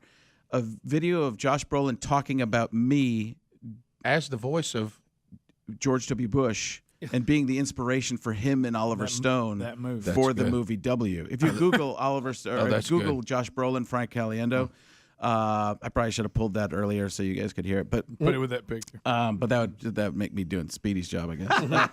So I call my agent and say, hey, can I have a chance to meet him and stuff like that? And they're like, oh, we'll work on it. I'm like, you'll work on it. I'll join another agency. Let's make this happen. Kind I of like thing. it. Yeah, I was I like, it's my like- daughter. For me, I don't ever care about. But you play hardball for your kids. Yeah. Oh, totally. I mean, Yeah. all in. Or as we say, play the card. Yeah, you'll even do things you would have never done before because you've been almost embarrassed to do it. But when it comes to your kids, you couldn't care less. I you step go all aside. in. We Yeah. the first one we. Oh, Frank, you're coming in hot. You're darn right I am.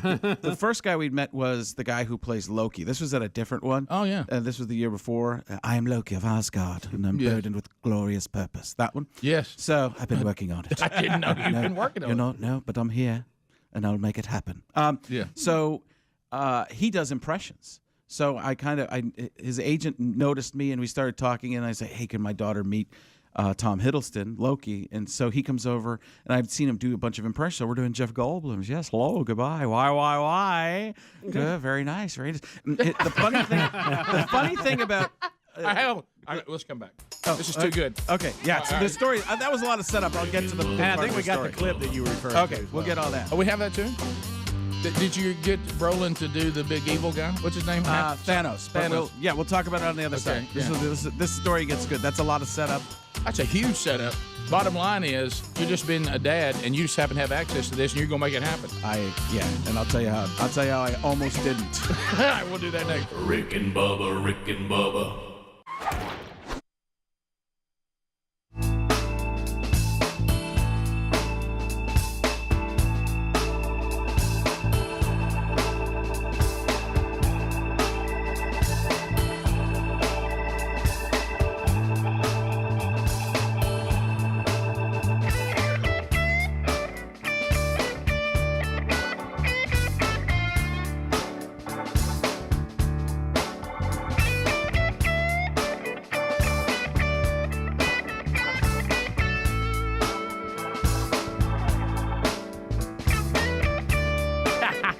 We're back 10 minutes to the top of the hour. Thanks for being with us today.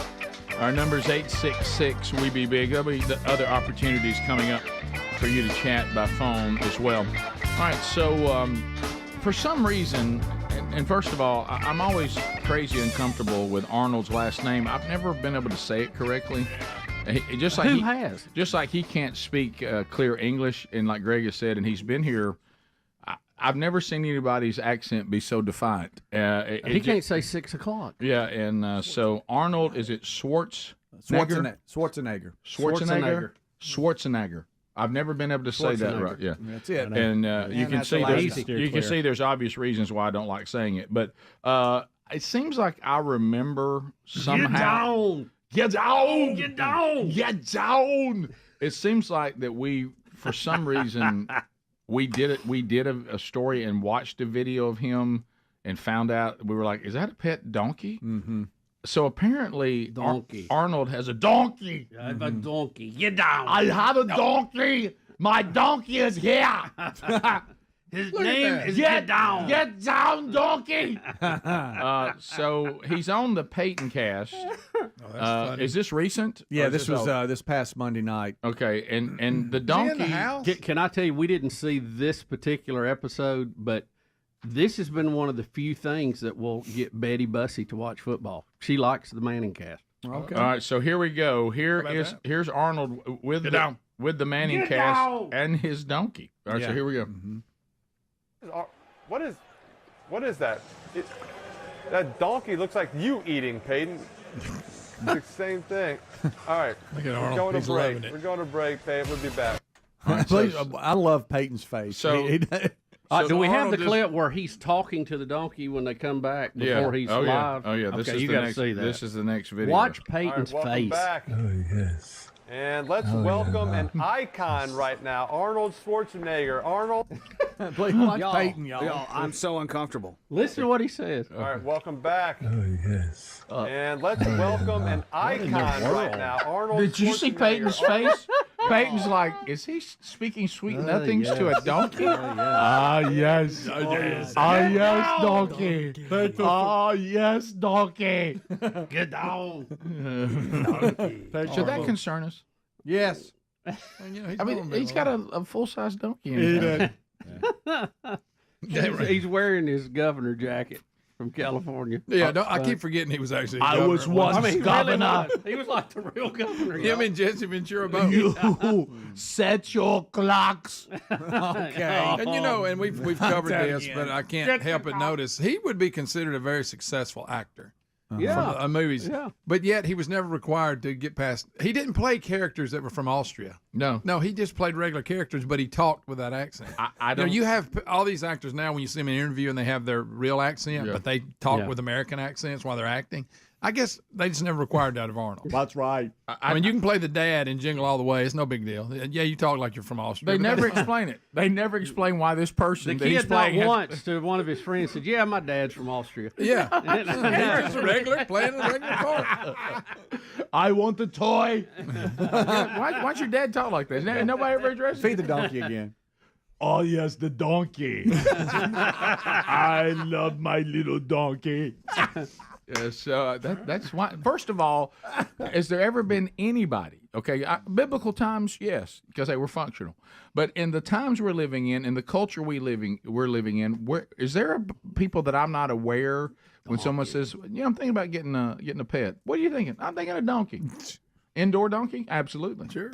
Mm-hmm. He's grinning too. So if you have a donkey, does it go to the door and stand, or do you have a litter?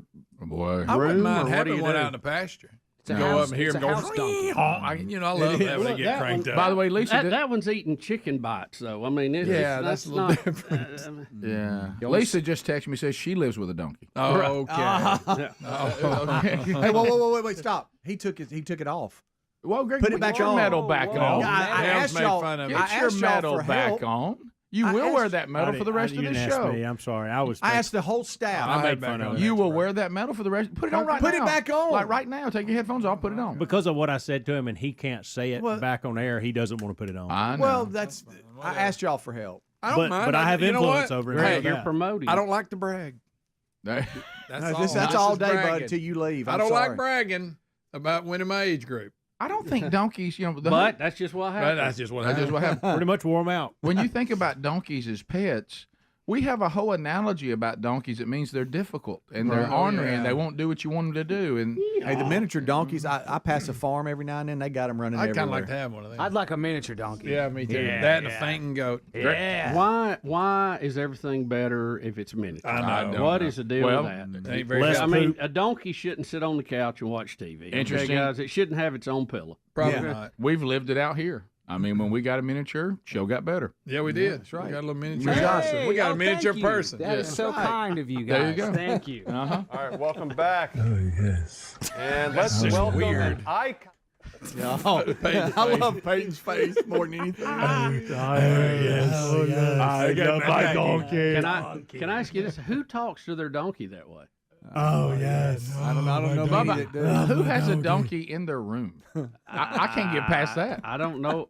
Honestly, I don't think I know anybody. I figure I if don't you have let one a in guy the, for that. I figure if you let one live in your house, talk to it, I guess. But the big problem is, what's it doing here? I wouldn't mind one running around the yard. Oh, yes. I'm telling you, be careful with that. Get you one, Greg. They're very good at taking off coyotes. They don't like dogs, though, right? They do not like dogs. Any canine. Remember? I know exactly what you're about to quote. Remember? There's no need to quote it. Go ahead and quote it, Rick.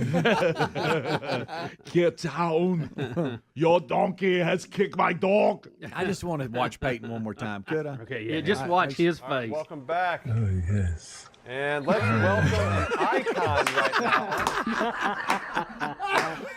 I think that would be us. I think that would be our.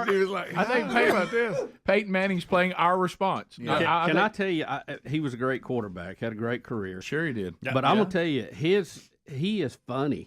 And he may end up being a better broadcaster and comedian than he was quarterback. He is very funny. I'm down. Easy, Tiger. He's a pretty good quarterback. I tell you, the one I saw was him being funny though, and I don't know which one it is. It comes up on all these reels and stuff.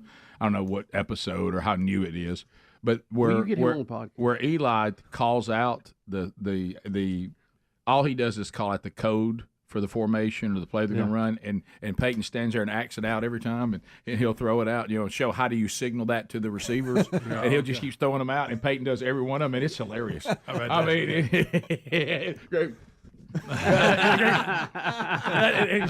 he's doing them all, and then he would tell him, he'd say an audible. Hey, they moved him in the line of scrimmage. He starts doing something else. I mean, the commitment for the older brother to stick to the younger brother's request was really kind of fascinating. It was good. He did it as long as Eli wanted to. I'm glad they're having fun in retirement. Well, they should have fun. I'll tell you what I don't like is when people do well.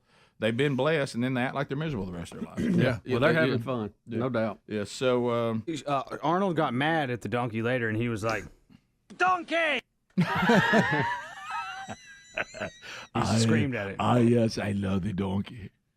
That was from Shrek. I'm sorry. That was from Shrek. Sorry. That's what I was thinking the whole time. I thought it was Madagascar. The whole time I was doing Arnold in my mind, I was doing Shrek. Donkey! He talked to that donkey like he did his housekeeper. All right, Greg. Why did you do that? Well, he did. With the medal on. While wearing the medal. You know what it is? A Speaking response of to you donkeys. saying Lisa Liswell won. That's what it is. A little shot back. Yeah. That's fine. He's hurt. Yeah. By the way, the fact that you're doing everything now with that medal on, do not take it off. No matter what. I'd like to see him wear it all week. Oh, it could turn into that. Top of the hour. Rick and Bubba, Rick and Bubba. Trust me, you never know when Frankie will be back. Don't assume he will. So make plans. This is a tough business. That took a turn. That's like one of those twists you accidentally, quote unquote, give out in a movie. I know. I'm sorry about that. Hey, don't get too attached to Frank.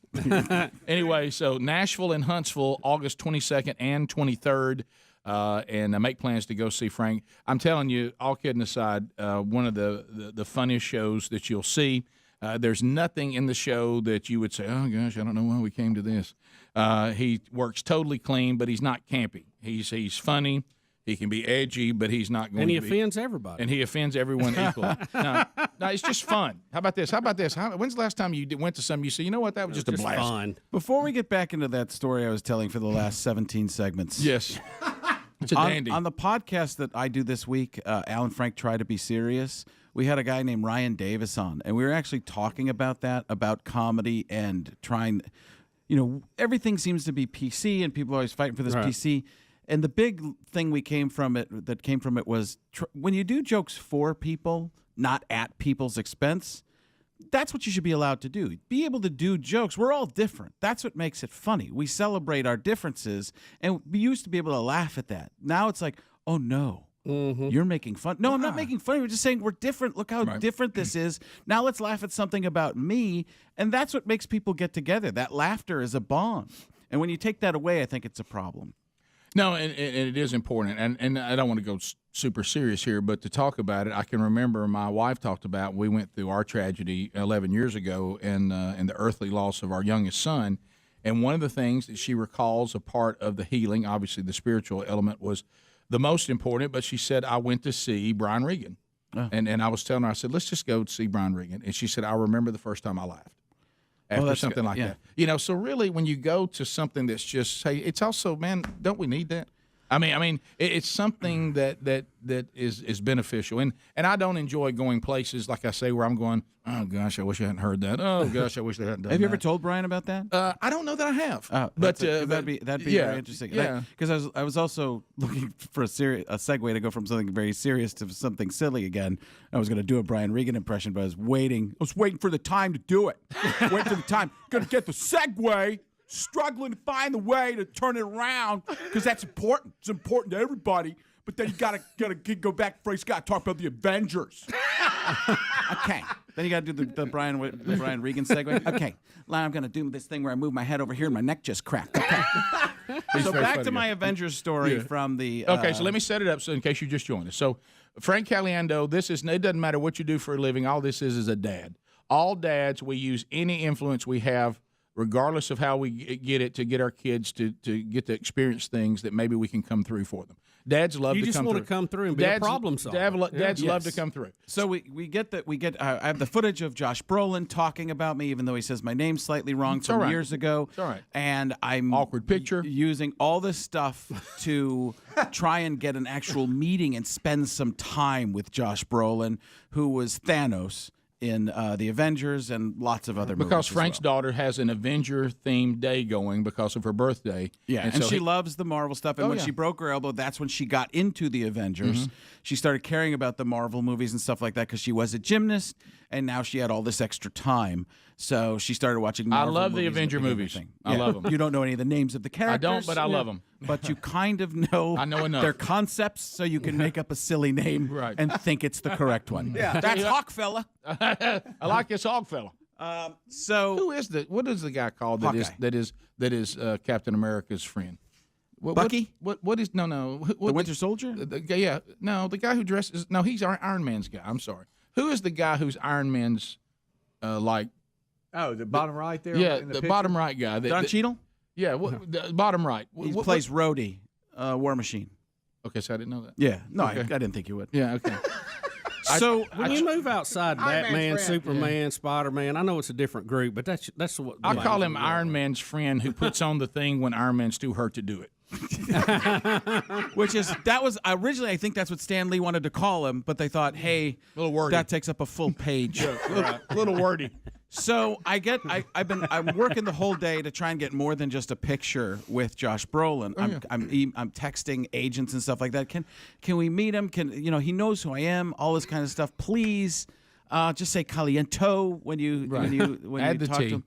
So finally, I get a text from somebody like you can meet him right now. Well, it's during the Avengers panel where Chris Evans, Don Cheadle doing their performance time where everybody can go to and watch. I'm like, Juliet really wants to see this too. I can't. Can we find another time to go meet Josh Brolin and say hello to him? And they're like, yeah, we'll find something. So we go and finally get in to meet him. And I'm worried that the look on his face when he saw me the first time was like, who is this guy? Kind of. I don't know. We saw the awkward picture. Yeah, we went through that. It's like meeting the person at the grocery store.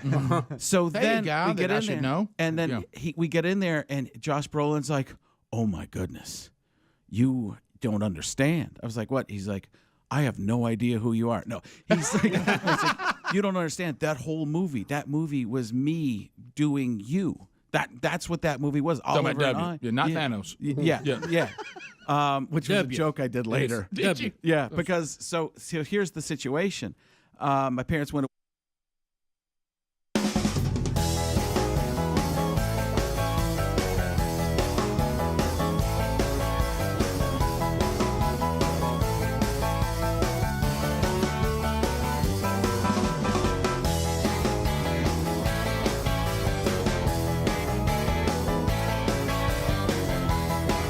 It is 6 minutes past the hour. Rick and Bubba, Rick and Bubba, Rick and Bubba. Thanks for being with us from the No Name Studio.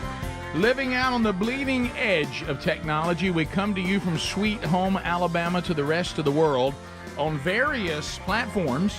And you can catch us live and or archived on America's boldest radio stations. That includes, of course, all over the country. And you can find those on the Rick and Bubba Radio Network. You can watch us live on the YouTube channel, or you can hear us on our TuneIn app. All those work, and some of our affiliates also have apps that you can stream if that's better for you, too.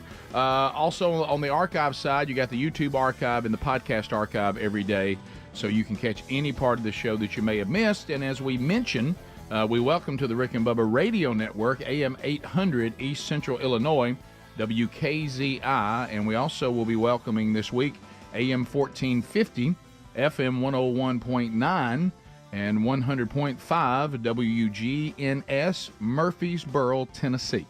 So that's. Are we okay to announce that? We are. Okay, Yeah. Now the opportunity that I needed to announce it, I'm a little bit late, but it's good to talk about it. But I'll announce it at the right time tomorrow. Yeah. Right. So we'll do all that. Well, we're glad to have somebody back in the Nashville area. Yeah. That is good, and you can find out more about that. They're going to air the show a little bit differently. But we're glad to be on with them, and a great opportunity. So we need to now look at some of the political stuff, if you would like. I mean, Rick, can I tell you there's one other one that I'm dying to see before we get back to that, and that is Cut 5, where King Charles is sitting on a gold chair wearing a crown talking about the government will continue to take action to ease the cost of living for families. All right, so I feel like it could be a little tone we could actually get that one in. I think. Look at it. So he still dresses like that. We probably can get that in here, and I will tell you this, and we'll give a slight warning, even though it is a scientific term. So I don't know. We don't really have to apologize for it, but we could give a warning. I got to tell you, I like Cut 9. Just to show the absurdity of the world we now live in. I think that's got to get here, too, and then we'll throw 10 in, because if we don't, Speedy's going to keep putting it on here for every day. Yeah, right. Yeah, right. Cut 10. Now, we have that video you were talking about yesterday. The one with King Charles, I feel like he's going to scream out margarine or something. You know what I mean? Yeah, remember that. All right, do you just want to call an audible and go to Cut 5? Let's go to Cut 5. Let's go to Cut 5. Please listen to what he's saying, looking the way he looks, in a gold chair, wearing a crown and a robe. Yeah, and I'm sorry that we've basically given you probably a nervous breakdown. Sorry. All right, so here we go. All right, here we go. Priority is to make the difficult but necessary long-term decisions to change this country for the better. My minister's focus is on increasing economic growth and safeguarding the health and security of the British people for generations to come. My government will continue to take action to bring down inflation, to ease the cost of living for families, and help businesses fund new jobs and investments. Rick, even his microphone is gold. Rick, what if he had a donkey? Let me tell you this. Now, this is where he's acting like he's in charge. I am sitting here. And they're all in the back going, whatever. Well, technically, he is. I mean, if you go back, I had to have a British friend explain this. Connected again. Connected again. No, it's just a British friend. It's just a British friend. Well, if you want to find out about the British, should you ask a British person? I got a friend in Parliament. Yeah, my friend in East Boga knew nothing about it.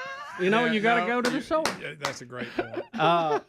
And, the king, queen, the crown, however you want, gave the peasants permission to govern themselves. So even the prime minister, when he's elected, he still has to go and be okayed by the king. But now if the king ever tried to take it back, they would take him out, throw him in the street, and take all his stuff. Right. And cut his head off and hang him. And you've talked about him being a mascot. Technically, he's still in charge. but he's allowed the peasants to rule themselves. Y'all, he has a diamond on his forehead the size of a golf ball. Yeah. I mean, this is insane. Guys, when he walks in the room with that on, I mean, If he with really a serious look on his face. if he really wants to help British families, why don't they do away with about half of the treasury of the crown, and that would ease the suffering of a whole lot of people.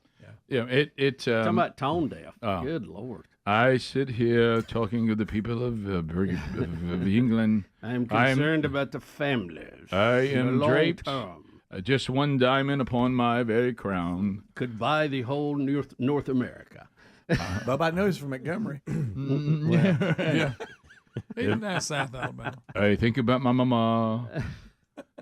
If only I would do away with just a fraction of the things that I am currently wearing. We're trying to get back the British accent, and he really does he. His is a little more down here. His doesn't sound as much as some of He's a them. little Not more. the Cockney Liverpool. we He's usually not. hear. I am highly educated. I don't speak like the Cockneys. Yeah. I speak here like my mama. And I am word of the people of England. And if I were to just say, maybe take this crown off and cash it out at a pawn shop, I could hand out money to and fro. So, yeah, it makes no sense. Y'all, the gold. I mean, seriously, that's so over the top.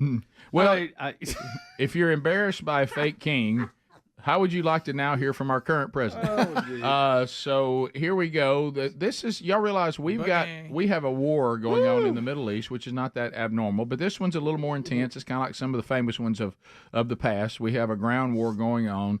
Hamas there's an attempt to remove them completely, to break their will to continue. Everybody wants Netanyahu to do a ceasefire. I don't know what that's going to accomplish if he's trying to win the war. But anyway, Biden is going to be asked if he can talk Bibi into a 3-day pause. I'm sure Netanyahu is just terrified of what President Biden thinks about his war. I bet they have some great conversation. But anyway, here's the president trying to dodge that in some way, but here we go. Sir, did you ask me for a 3-day pause? He posts. You asked the Prime Minister for a 3-day pause. I didn't get a chance to talk to him. I did ask him for a pause in the past. Yesterday. So waiting here for other things. So you see, he Didn't wanted get a chance to talk to he's there to talk about heat pumps. That's what he was making a joke about. Yeah. So when they ask him about this, he's like, the question I'd like to be asked is about heat pumps, since that's why I'm here. And then he said he didn't get a chance to talk to him today. He did ask him for a pause in the past. Yes. And then he clarifies yesterday. Yesterday. Yeah. You know, it's a pretty big deal. Mm-hmm. I think if move it to the top of the list of things I need to do today. Mm-hmm. Maybe get with Bibi. Yep. Well, a pause can be, they quit using the term ceasefire and they went to pause. But pause basically means time for Hamas to reload. I was about to say, why would I pause if I'm winning? Yeah. I'm trying to win. He claims that they're paused so they'll release some of the hostages, what they're not going to do. No, they would just scamper away and get out of it. President Biden, if you need me to weigh in, I will remove my crown. I'll be happy to talk to Bibi, and maybe I can ask for a pause.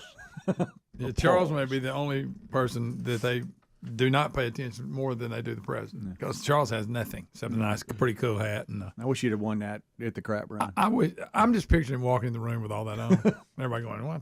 Hey, like my hat. Yeah, honestly, right now, would you rather be under the fake royal family, but really means a prime minister, or Biden? I'd like to see Biden in that hat. That'd look good. Israel is doing what they're calling like momentary pauses. They're sending out the word, hey, we're not going to bomb during this 3-4 hour period today. That is the time for you to move from the north to the south. In fact, we will escort you. We are allowing corridors for people to get out of the area that we are going to bomb. Heads up, we're bombing it. And Gaza and Hamas keeps the people in those areas. They force them to stay. They don't let them leave, and that's why you end up with these civilians losing their lives. Meanwhile, Israel is doing their absolute best to avoid civilian casualties. Yeah, I saw Netanyahu speak about that yesterday, and he's pretty determined. But he said they do take pauses to let people get out and move things around, and they let them know that ahead of time. But he said they're not going to do a ceasefire. He said no need. What purpose would it serve? It's none. We'll be back 15 minutes past the hour. More Rick and Bubba coming up right after this.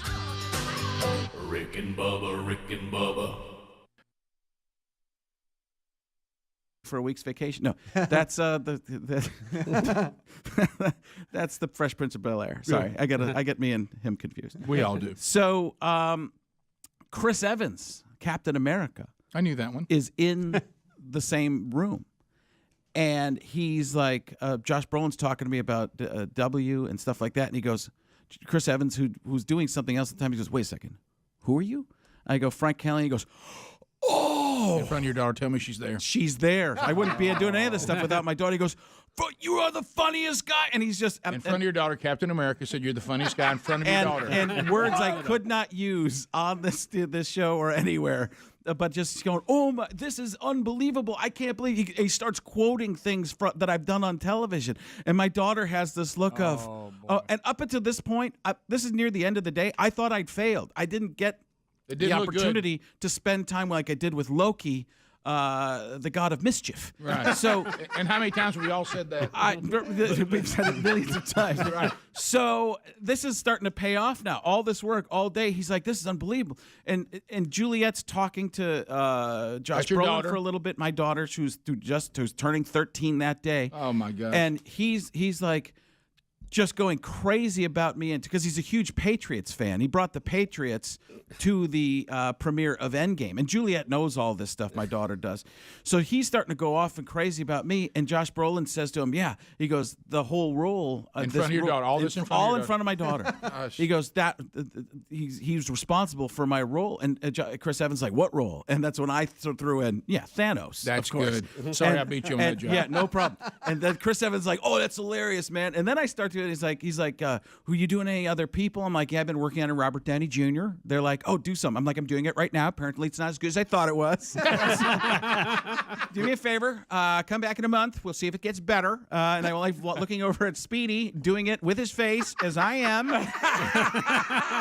Apparently, just as good as me for the Avengers. And then Chris Evans like, yeah, because if you do it good for us, and we like it, then everybody else is gonna like it. I'm like, yeah, and you guys don't like it, so let's just talk about something else. Yeah. So my daughter then turns to me. Well, this actually happens later. So they shoo us out of there because they have to get back to these pictures because everybody else is waiting. It's been like 5-6 minutes now, and these guys want to talk to us because they've been talking about themselves the entire day. People hate you. They don't even know where they can't see us. Okay, they Thank can't the see Lord. us. No.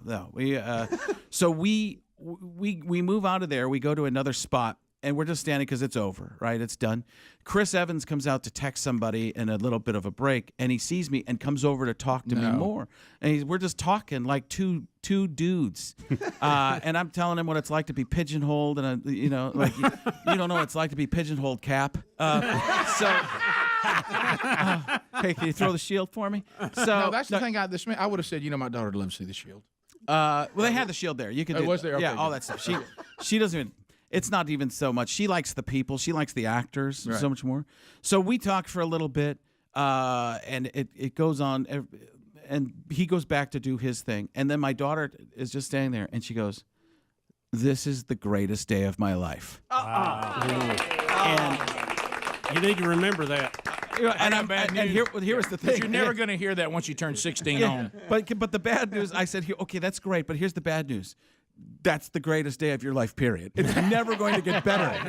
It's never getting better than this. And she goes, but you don't understand, Dad. I'm like, why? She says, well, because he didn't have to talk to you there. He saw you and wanted to talk to you more. Up on it. You weren't going through the line. She's like, that wasn't a picture thing that we, And part of it, he didn't even have to talk to us in the first thing because we were there more for the Josh Brolin thing, and he just happened to be there. But when he came over and spent the extra time, she's like, this is the real deal. She goes, I can't wait to tell my friends my dad's friends with Captain America. That's what we were hoping for. Yeah. You see Captain America? He's a friend of my dad's. Yeah. And that's going to be the sweetest daughter-father moment you guys are going to have until she's 25 again. Unbelievable. And that was the moment, because until that point, I thought I'd failed because I didn't get her the extra time with somebody. It was on her birthday. All the stakes were there. The stakes were so high. Super Dad. I got a little lucky. Super Dad. Yeah. Awesome. Yeah. That's who you are. That's an Avenger. Rick and Bubba.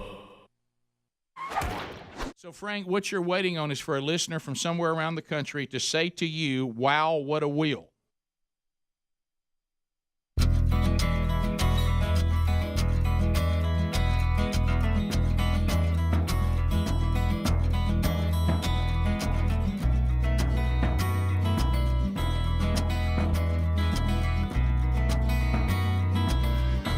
21 minutes past the hour. Rick and Bubba show. Here we go. All right, so we still have more to cover from our politics here closer to home. So first of all, we are going to talk about are we about to censure Rashida Tlaib?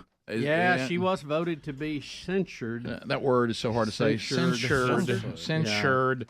So here's the vote. We'll do that first. 22 demos crossed over to go with the Republicans. How about on that? this, by the way. Yeah. So here we go. Here is on this vote, Mike Johnson. The yeas are 234 and the nays are 188, with 4 answering present. The resolution is adopted.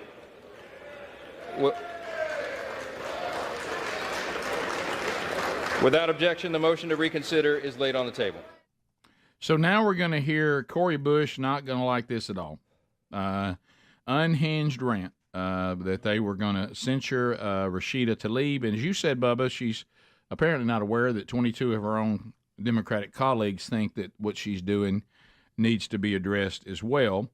Never fully understood the censure thing, what it accomplishes. And isn't it just like we officially publicly say what you did was bad?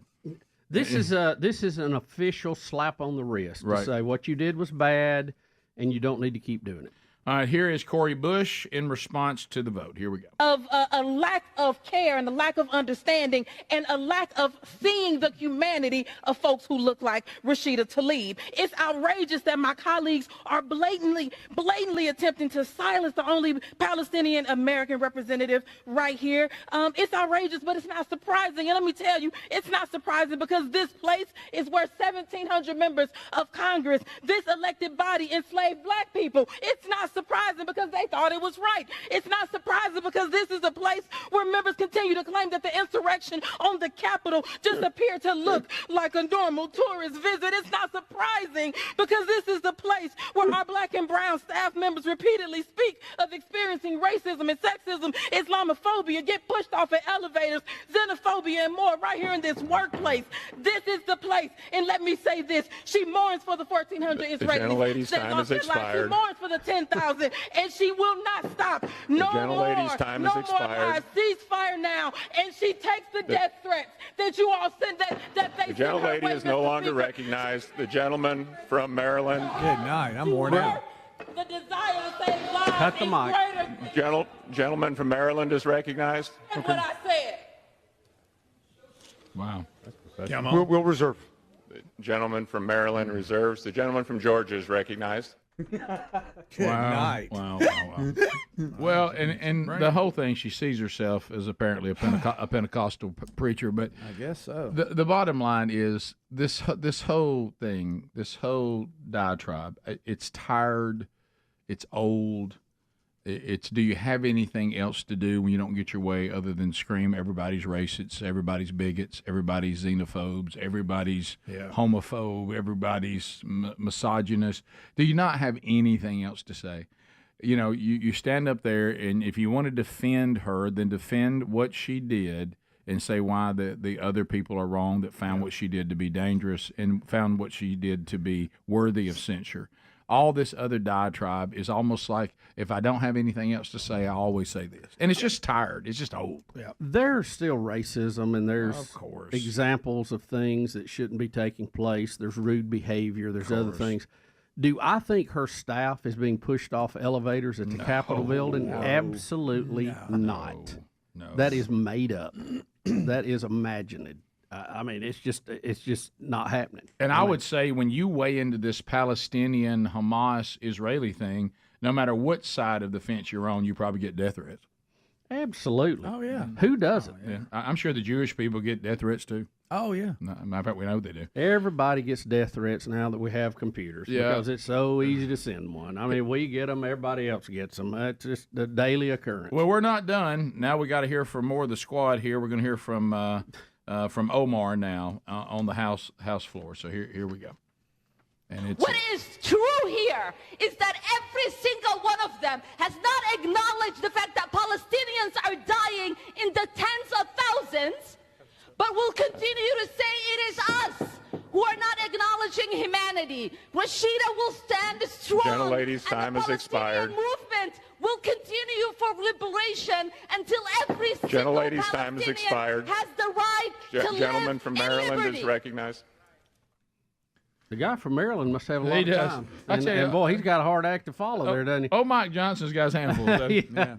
You know, again, they're allotted time to speak. They get to speak freely, but it's just a general. I'm not going to follow the rules. The rules for everybody else doesn't apply to me. You know. Well, and what's so bad is when we give these speeches, we just go up there and we handpick how we present it, which the left they're masters of this. You know, and we've dealt with it ourselves. These outrageous narratives that people throw at you, and you're going, you know, that's really not what's taking place here. What you just said, and of course, you know, we're going to see more of that going forward. But no one is saying that they don't care about people being killed that get caught in the line of fire. But what you're not willing to do is say some of the people, the Palestinians who are dying, are part of a movement that attacked Israel. B, I'm caught in the crossfire of a government that I actually elected and then they wouldn't leave, that are terrorists. They keep using me as a human shield. Well, if terrorist groups use you as a human shield, as horrifying as that is, they're the ones that got you killed, not the enemy of them that they provoked. You know, they provoked an enemy that now is coming to say, we will respond to you killing our people as they were at a music festival, and we will try not to take out anyone that's not part of what you did.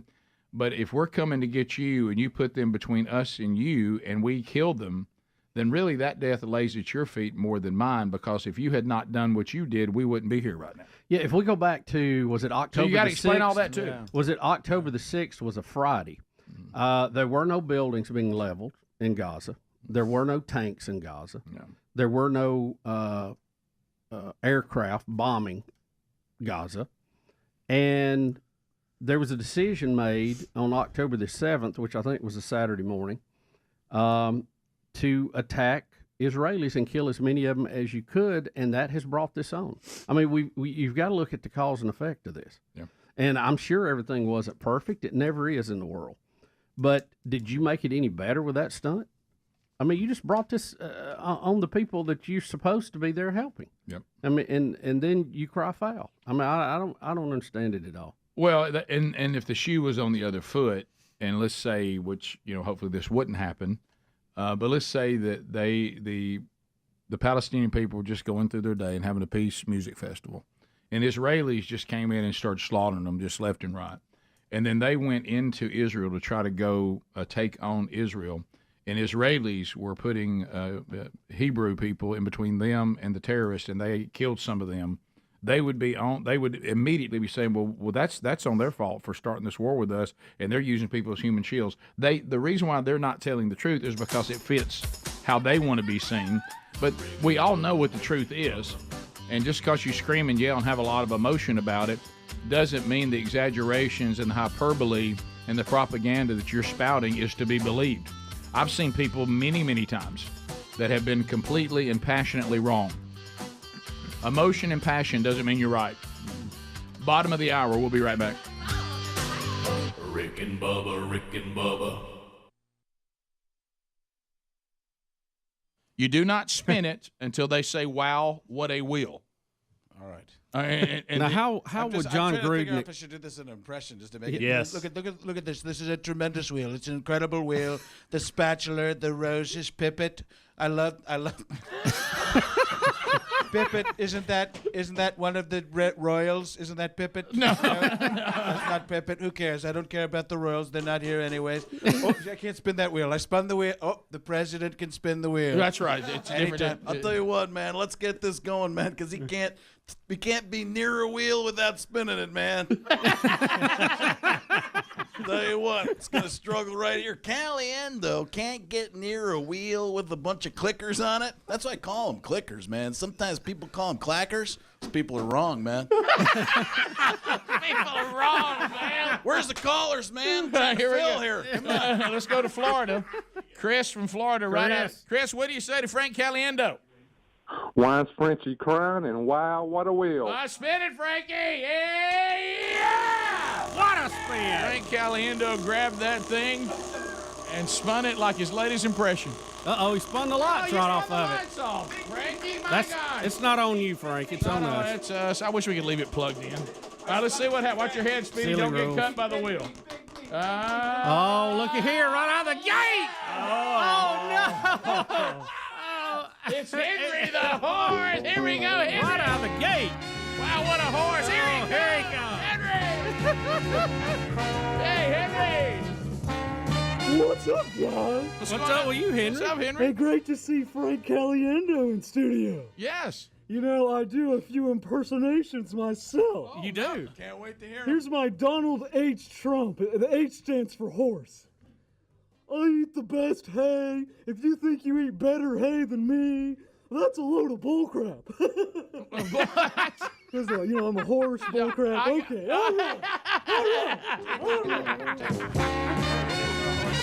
Wow, what a horse. Look at that horse. Run. Good job. Go, Henry. A robot horse. Oh, yeah. It's a little scary when your moves are better than your dialogue. That's a problem.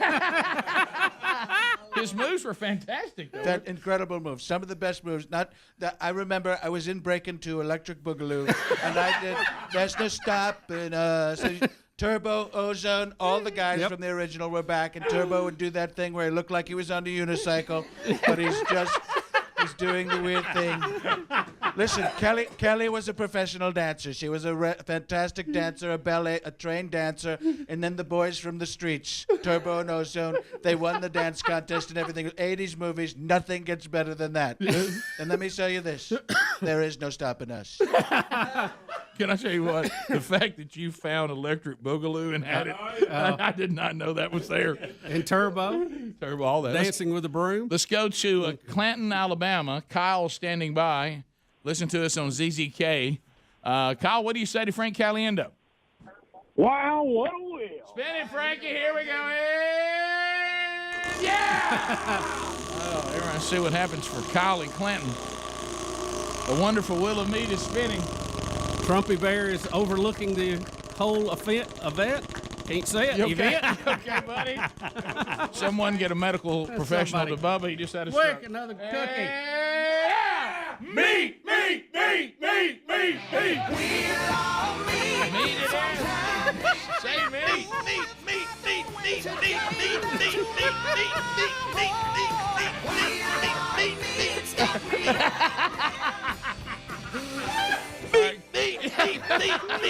Okay, that's enough, Frank.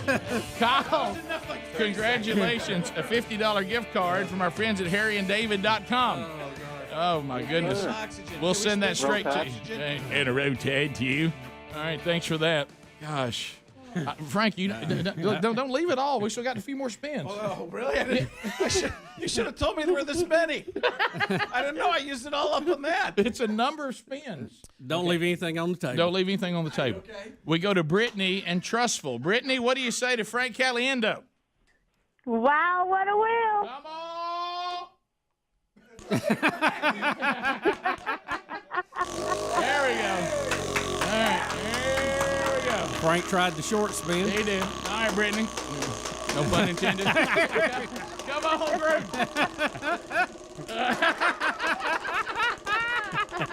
Let's see what happens for Brittany. Well, he's great, man. Good night. Yeah!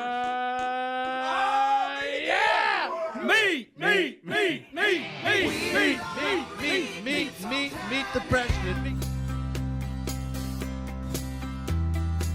It is 35 minutes past the hour of the Rick and Bubba Show. Thanks for being with us today. Things that you need to know Wednesday Bible study back today. We'll actually finish our walk through the Revelation. Final installment today. 11 months. So you literally could go to our archives and go through Genesis for a year, learn all about the beginning, then go through the Revelation for 11 months and learn about the end. We do the last installment today, live at noon Central, 1 o'clock Eastern on the YouTube channel. And the podcast archive will be soon after, including the YouTube archive, if that's a better option for you. Also, we got Bubba on the road this week. Tomorrow night, he'll be down in Lake Martin, down at that part of Alabama, Alexander City. at the Sportsplex, and he'll be speaking to the Amateur Radio Club. So if you're in that area and you're part of that community, be there to hear Bubba coming up tomorrow night. Tonight, Man Church, James Spann, Indian Springs Baptist Church. He'll be there tonight in Indian Springs, Alabama for their next gathering. Then they'll go back into the small group curriculum. And then on Thursday night at my home church in Birmingham, Valleydale, Blake Prime will be speaking there. I'll also be interviewing some guys that are talking about how this discipleship strategy has been used by God to change their life. We'll talk about that. I'm actually going to sing Jesus' Fault with the band, which will be fun. And then we'll also tell you about, other things that you can plug into involving the men's ministry there. And if you want to get there for dinner, we have 21 different chilies ready to go tomorrow night at Valleydale. So you can find all these things at rickandbubba.com under upcoming events, or if you're specifically looking for what's going on with the Man Church, go to themanchurch.com under events there. Now, we have a developing story within the personal lives of the show. Speedy, I know we continue here, and Bubba, I know both of your parents have gone into glory. Speedy, Greg, me, we are all dealing with aging parents. You have dealt with aging parents, and you move into a role that is a little more authoritative, and you're trying to help them. And it appears that one of our YouTubers has alerted Speedy that it's possible. And if you've never followed, as Helmsy said, and he's right, John C. Wilburn is a good follow on X, or formerly Twitter. Is that what this was? X? Yeah, X. X. And so he always has some really inspiring things, great verses and powerful verses from the Word of God. And, unfortunately, it looks like he's done one of his normal posts with some powerful scripture. But unfortunately, there's some pictures associated with it that we don't know where they came from. We don't. And again, thank you to the audience, Coop and the crew.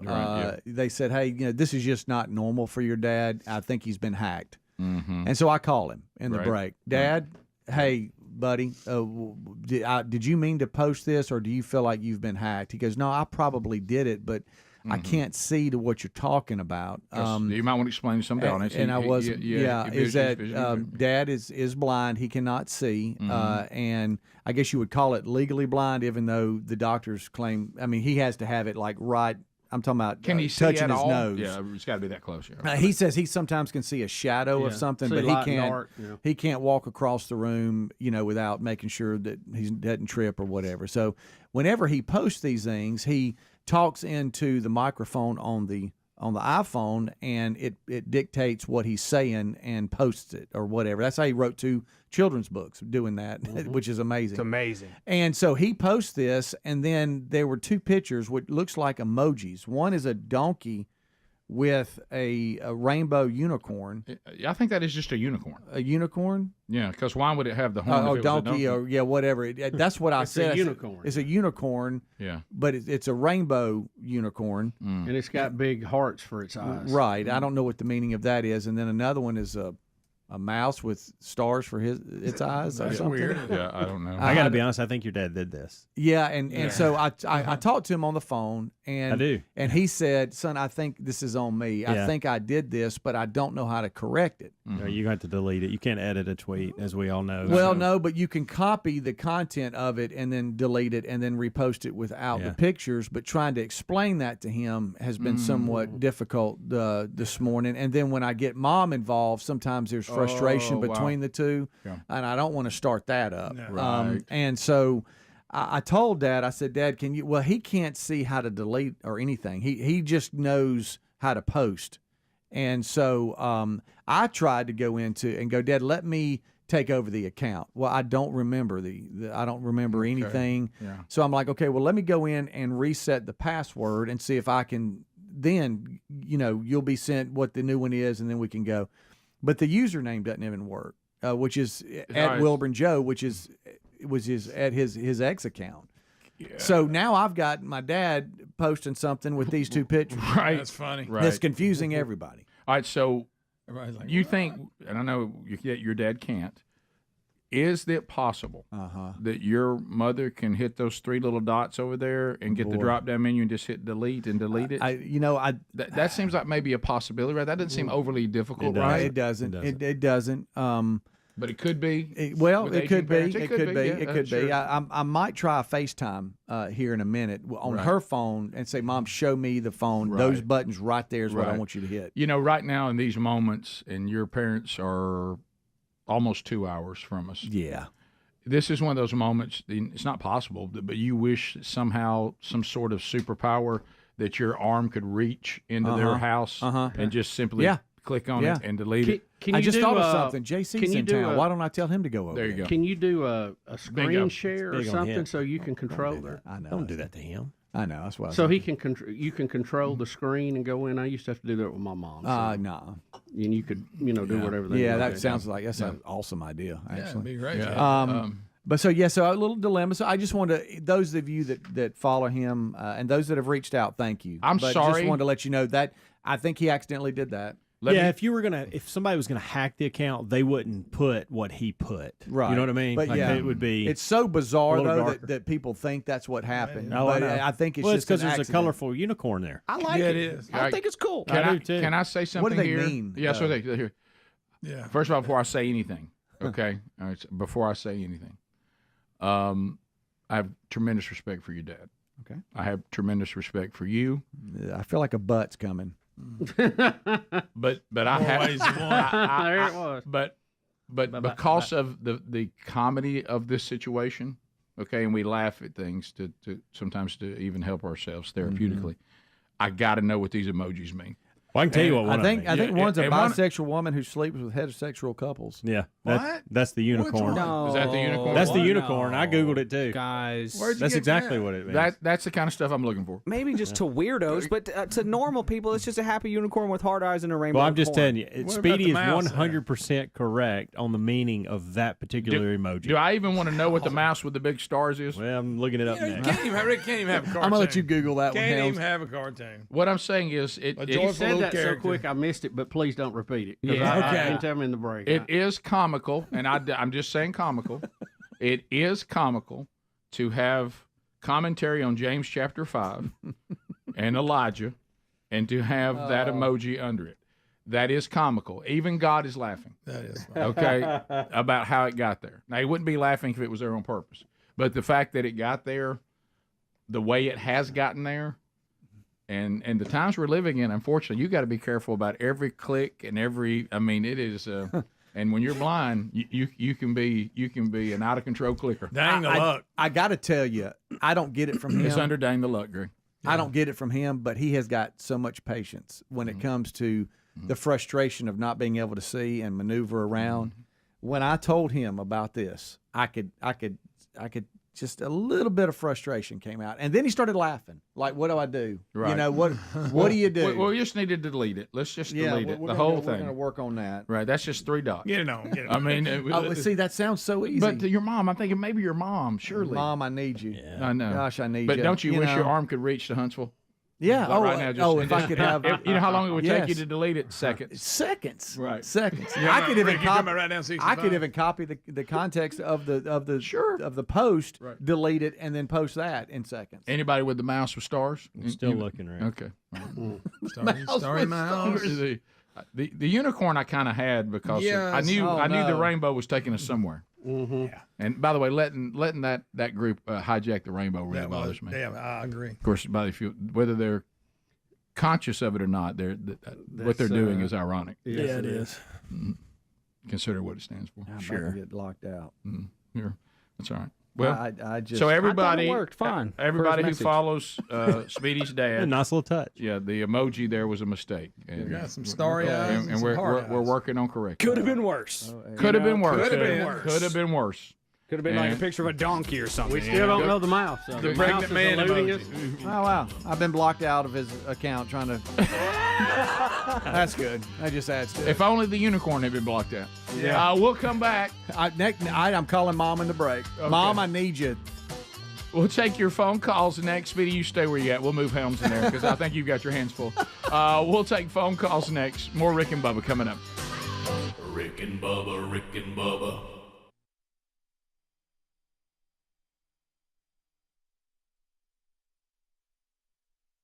HarryandDavid.com. It's meat for you. And they'll send that email to you and use that $50 gift card. And thank you for listening to the Rick and Bubba Show. All right, let's go to Marie out of South Carolina. Marie checking in. Marie, what do you say to Frank Caliendo? Goodbye, Frenchie. The tubers love you, and wow, what a wheel. Wow, what a... Here we go, and reverse spin. A reverse spin.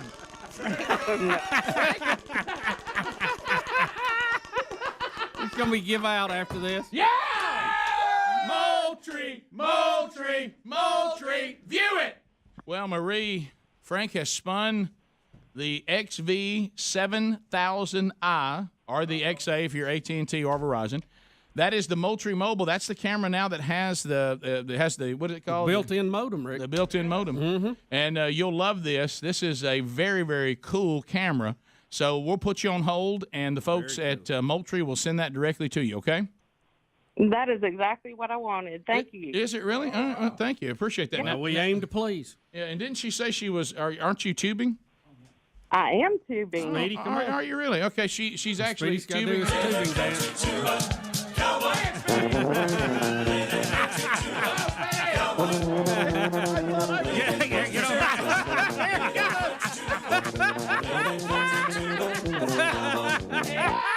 On a different show, that would mean something so different.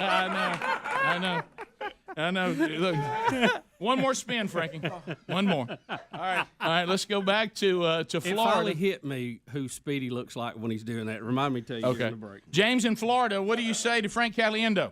Wow, what a wheel. All right, wow. It's another kid that thinks Frank is... I like it. Oh, the jump spin.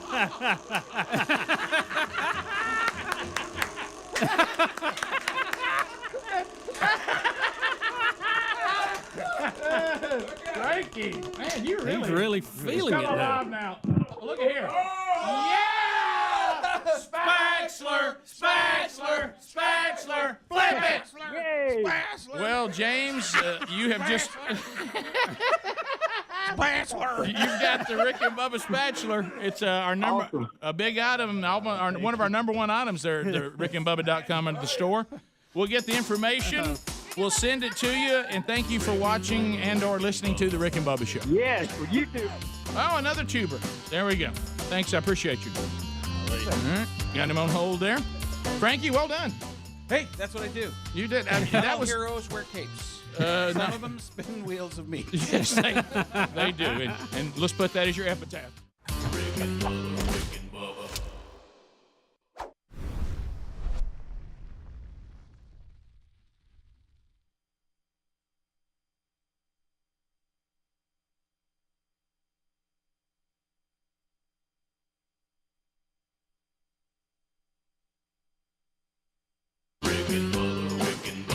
This is the Rick and Bubba Show. Watch more at blazetv.com/Rick and Bubba.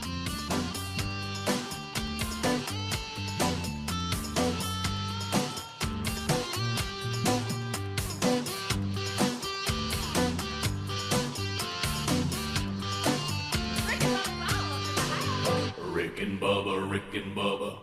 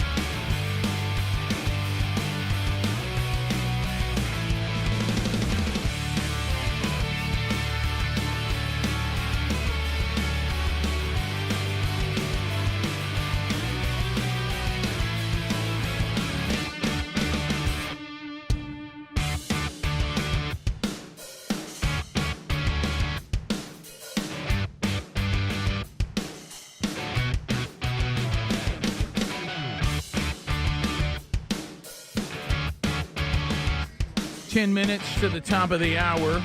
Rick and Bubba Show. Phone calls now. Whatever's on your mind, bring it in here at 866-WE-BE-BIG. We will start. Thomas will get us rolling. Coach Helms is on the phone, so there's plenty of room for you right now. That's the beauty of having 10 lines here. You know, people are against us on the 10 lines in the business. You would never be able to manage 10 lines. And but I said, but wouldn't that get us a bigger sample? You know, we've all heard these talk shows before where the same 4 people call every single day. Oh, yeah. Yeah, and you're kind of like, well, I know what this guy's going to say. Well, in all fairness, only about 8 of ours work at any given well, that's time. true. Yeah, that's true. Well, So that's good. That's pretty good. You're compensating. Thomas, welcome to Rick and Bubba. How are you today? You got depth. Yeah. Good morning, guys. How are you? We're great. We're good. Now, hey, look, when we're talking about Israel and Hamas and Gaza and everything else, I mean, the people of Gaza was letting Hamas live amongst Okay, sir, I have to stop you. Hummus is what you get at the Greek restaurant, and it is quite delicious. It's Hamas. Hamas. I apologize. But do you like hard pitas or salt pitas when you have hummus? Do you do a salt? Yeah, me too. I like a little bit of an olive. What about these health nuts that go, I think I'll just dip fresh vegetables in it? What? All right. Well, go ahead, Thomas. He does it. I know. Yeah, but anyway, they've been living amongst the Gazan people, and they know they're terrorists. They know what they do, and now that they went out and they've struck against some people, and there's a retaliation. Now they're screaming foul and everything else. Well, look, at your house, if you've got a drug dealer living next door, you know you're calling the police. You're doing everything. You're going to root him out of your neighborhood. Yeah, what happened? This might be more like a drug dealer living in your basement. Yeah, you're right, Thomas. Yeah. They got elected to be the government. Now, there was a from the Palestinian people that they wanted to remove them, but guess what Hamas did? They did away with elections after they became the government. So That's a pretty good move, So really. that's it. All right, we're in. No more elections. Yeah. We continue. Let's go to. We got a group trying to do that now here. Yes, we do. Is it Glendo? Glendo, go ahead. Glendo? This is Glenda. Glenda. Okay, all right. Oh, now I feel like we don't we're have a lot unlearning of. it. I thought we were going to have the first ever Glendo that called the show. Ron Burgundy. Glendo. I bet it's Glenda, but it okay. clearly says Glendo. I'm just such an idiot. All right, go ahead. And by the way, where is Bell Buckle, Tennessee? We are about 25 miles east of Murfreesboro. How about that? Oh, come on with it. Go, girl. It's right above Boots, Yeah, Tennessee. yeah. Mm-hmm. We're from the southern state of Tennessee. Go Vols. Go Vols. First, I wanted to say, yes, I love you guys. My husband and I have been listening to you guys since the early 80s in Turner South forever. Thank you. And so we finally got YouTube on our television, so we're so excited to listen to you guys. I love you all. I feel sorry for Speedy. Been there and done that. I wanted to say a couple of things. First of all, I would love for you guys to start playing that song, Got to Get to Work on Time. They used to get us going every morning, getting ready for work, my husband and myself. And also, I'm sorry, I would like to say to Bubba, Ozempic. I love it, Bubba. Stay with it, Bubba. You were on key. Yeah, right. Hey, I love Ozempic. I'm doing great on it. You'll do great on it. If you get a little sick at your stomach, just cut back on your little dosage, and you'll do great. What are but you I up love to? You guys. Y'all make our- What dose do you take, by the way? I'm at the highest dose right now. I've been on it for like about 4 months. What is it? So Do you know I what have the to highest stop is? it because I. In milligrams? Bubba, I think you weren't supposed to talk about this. Yeah, on air, Bubba, are what are Oh, you doing? What? I just asked a question. can't She talk. sung the Not song. sure. Can I ask There's like 5 steps, and I believe it's like I want to say a 1.5, but I may not be right on that. But I do like that what 5. you're on? There's 5 different No, steps, I'm and not. I'm at the I'm highest not yet. dose. Yeah, 2. I think 2 So is a I've real lost, popular. I've been trying to do mine slowly, and I've lost around 38 pounds. I like Congratulations. 4 pounds to reach my goal. Congratulations. And so my husband started on it. He's very overweight, and he's doing great on it also. So I say, go for it, Bubba. You know, it is, you know, there's there's always things to be considered in side effects. I think that goes without saying. Exactly. But you talking about something that's taking the medical world by storm right now. Sure has. I mean, I ain't seen anything That's like right. this. That since and Monjarno. Viagra. Monjarno is, Yeah. you know, it's way up there. I've got someone, I'm not going to mention the name, but she's lost 90-something pounds on Monjarno. That also means hello in Italy. Yeah, a lot of people don't know that. I dug it. But John, Ozempic and Wegovy are exactly the same drug with a different name, just because of the PR campaign. Because it was a PR Well, I think it's campaign. because they had to run it back through the FDA. You know, Wegovy's for weight loss. Technically, yeah. Bubba, you are... Yeah, Glenda, thank you for calling. We appreciate that very much. Thank you, Glenda. Guys. I Glenda, love continue the good we work. love your men's Bible study. Thank you. We love to watch your Bible study. Thank you. We love it so much. Hey, we're wrapping up Thank the you, guys. revelation God today, bless you Glenda. all. Glenda, we're wrapping up the revelation today. We'll be there. Thank you. Thank you, Love you Glenda. guys. Love all you of too. you. See you. Bye-bye. How about old Glenda? What a good call. I love Did that. she sound a little bit like Lisa Burgess to you a little bit? It had a little. No, because she didn't make fun of me not once. So Okay, that that's doesn't sound true. like her at all. That's true. Let's go to Tracy, Sweet Home, Alabama. Tracy, go ahead. Hey, good morning. Hey. I work night shift at a local hospital here, and I was in a patient's room a couple of weeks ago, and they were having on ESPN a national pillow fighting championship, and didn't know it existed, but also I want to know what's the possibility of maybe getting Adler involved in that. Oh, he'd be Adler. You talk about a champion. Yeah, I'd cheat too. I'd put like horseshoes in it. Adler. Great. Adler. You could practice by hitting Greg. You remember we were when Bugs kids. Bunny would drop a brick in it in the glove before he slapped somebody? Absolutely. That's what I would do. We were kids. We had some good ones. We called did. them professionals. And we had them old feather pillows. Yeah, really And good. somebody bust one. And Oh, go, yeah. And then everybody got in trouble. Give you a headache. Yeah, stuck my foot through the window in the bedroom. Remember that? You had a slammed lot it. of problem with your feet going through things. I know. Yeah, we did. Yeah. Rick and Rick threw me Pelham. across the bed. My foot went through it. I did. ZZK. Welcome, Rick. Go ahead. Hey, good morning, guys. Hey, buddy. Bubba, the Ozempic, I've been on it for a while. I'm on the 1 milligram dosage. Mm-hmm. I'm going to give you a little advice. I don't know what dose you're on now, but the more you go up, nausea is going to get worse. And I may be mispronouncing this, but get them to call you in Zofran and take it for nausea. That's the only way I can take my shot. Yeah, that's a pretty common drug for nausea. Yeah, the hospital, that threat. When I take my shot, I stay sick for 2 days, and I take Zofran is the only way I can hold anything down. So good luck, buddy. Really? That's maybe I- try. I- You know, there's a lot of plans out there. I may go to a different one if I can do that. Hey, love the show, guys. Thank you, buddy. You know, I'm losing weight, but I have diarrhea 24/7. No, oh, you're Greg. I'm thinner, but I feel like crap. I feel sick. I have to take a pill to keep from puking. But check me out. I'm down a size. But you know what? I'm in them jeans. I'm in them jeans. Can't eat nothing. I will say this: I haven't had any issues. No, yeah. So. Oh yeah, that stomach's And gone through I've so been- much. I've It's been like, lucky. what the heck? You know that was I've been real lucky too with the gallbladder thing. I'd heard horror stories about people had their gallbladder Oh, out, yeah. and I can't tell any difference. I may be better than I was. Oh, You got an improvement. Well, you know, I've said this before. I don't want to be overly graphic. You know, people have asked me about that because I lost a gallbladder too, and I said honestly, I don't think I have any issues. I said, you know, because from time to time, issues have always been part of my life. Yeah. So I don't know whether that has anything to do with my gallbladder or just the way it's always been for me. Yeah. I mean, I'm not bragging. I mean, that's just what happens. I just I ain't trying to bring any attention to myself. Just what happened. Let's roll him out. Top of the hour. I've lost some weight. Can't leave the house for 48 hours. But Yeah, but I'm good. My How about butt's those raw, pictures but- of Hambone? He lost a little weight too, Yeah, hadn't he? yeah. We'll They're be gonna right start back. calling him Chicken Bone. Rick and Bubba, Rick and Bubba.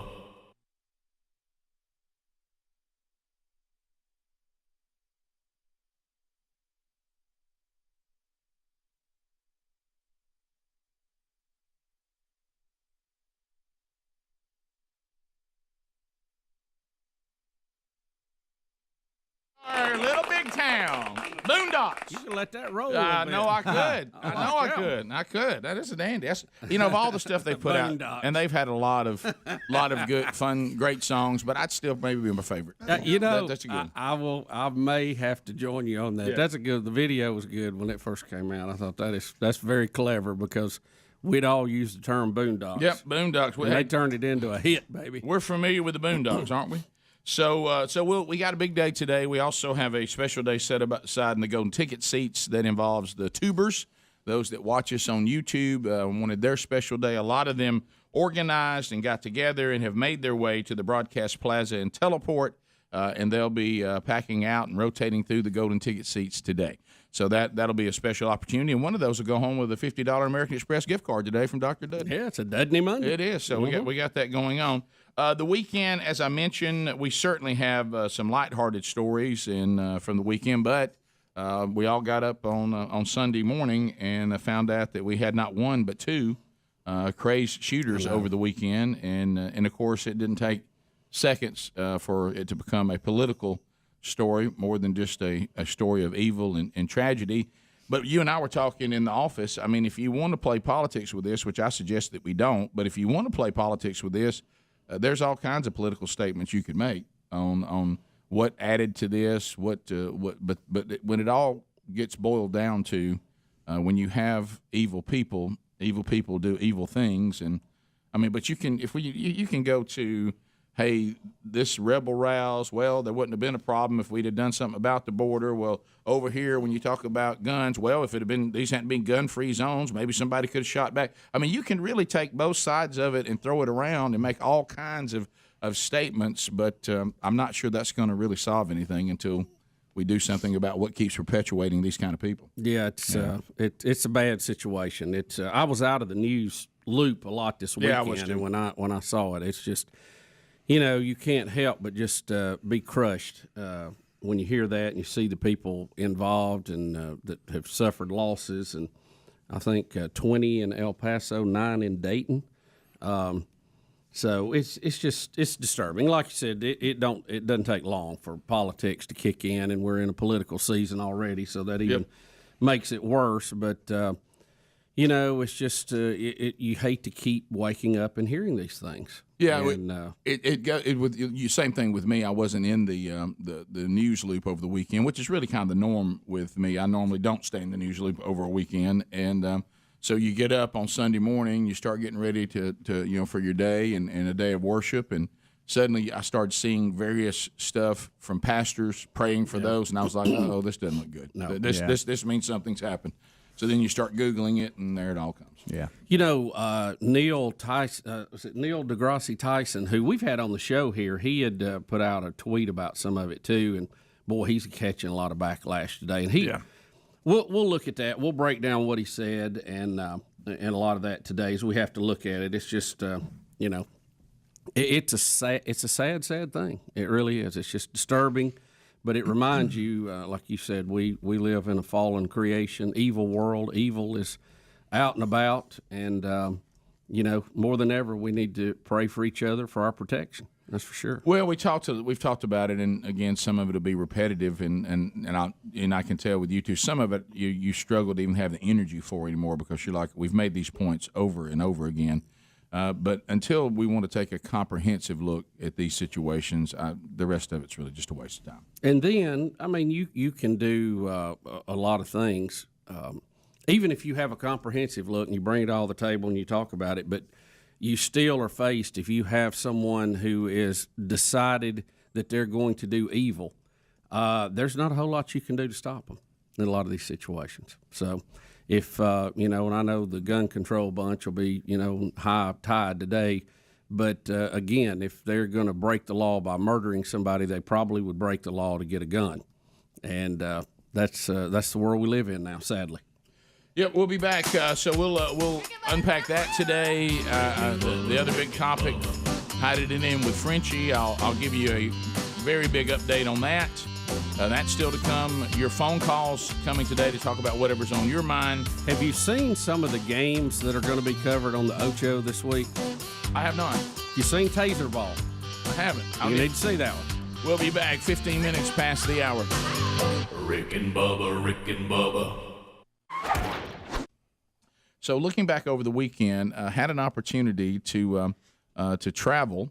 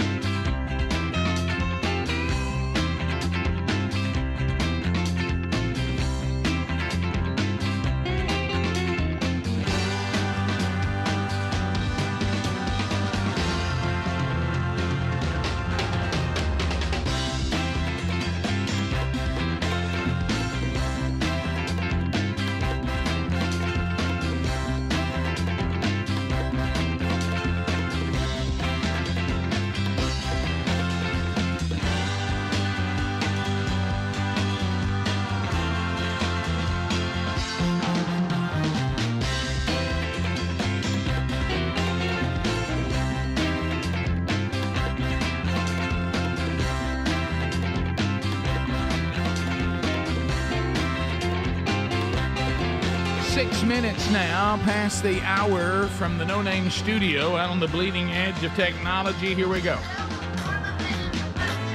Speedy, the real Greg Burgess, Helmsy, Eddie Van Adler, all here. And we're glad that you are here as well. Put your hands together and welcome back, Bill Bubba Bussey. Rick, glad to be here, and thank all of you for being part of the little party we call Rick and Bubba. Rick and Bubba. Bubba Wacky World. How bizarre. Let's take a look around the wacky. Ooh, baby. It's making me crazy. It's making me crazy. Every time. That wacky world. And go. Bubba, South Africa. As we keep discussing how not just our country, but the whole world seems to be losing its mind as we today draw ever closer to the end of it all. And you're starting to think, well, when things like this, when things that were so elementary are now, in people's opinion, debatable, when truth becomes debatable, relative, defying all logic, I don't know where we go from here, and you're going to hear it about as clear as you can hear it. Now, I will warn you, we waited till later in the live show, but I know people can listen at any time now. If you have anyone with you that you don't want them to hear a scientific word for male anatomy, then you probably want to go somewhere else for a little while and come back in, maybe 5-10 minutes. Unless Greg keeps repeating it. I guess Greg keeps repeating. But this we're going to have a medical term used. It is a medical term. Inappropriate for some listeners. Yeah, viewers. You got to call it something. Yeah, science. But I understand. We're just letting people know you might be in what's the car coming down the pipe. Yeah, you might be in the car with little kids that you don't want them to say, well, what does that mean, Daddy? What does that mean, Mommy? Mm-hmm. And then you have to explain what the scientific word means. Now, some people think you should have open conversations about the body, and that's up to you. But if you would rather not have your child in the car and hear this term, then I'm just letting you know not to listen. Yep. I think that's just being responsible. Yeah. So here we go. South African middle distance runner who apparently is a transgender woman.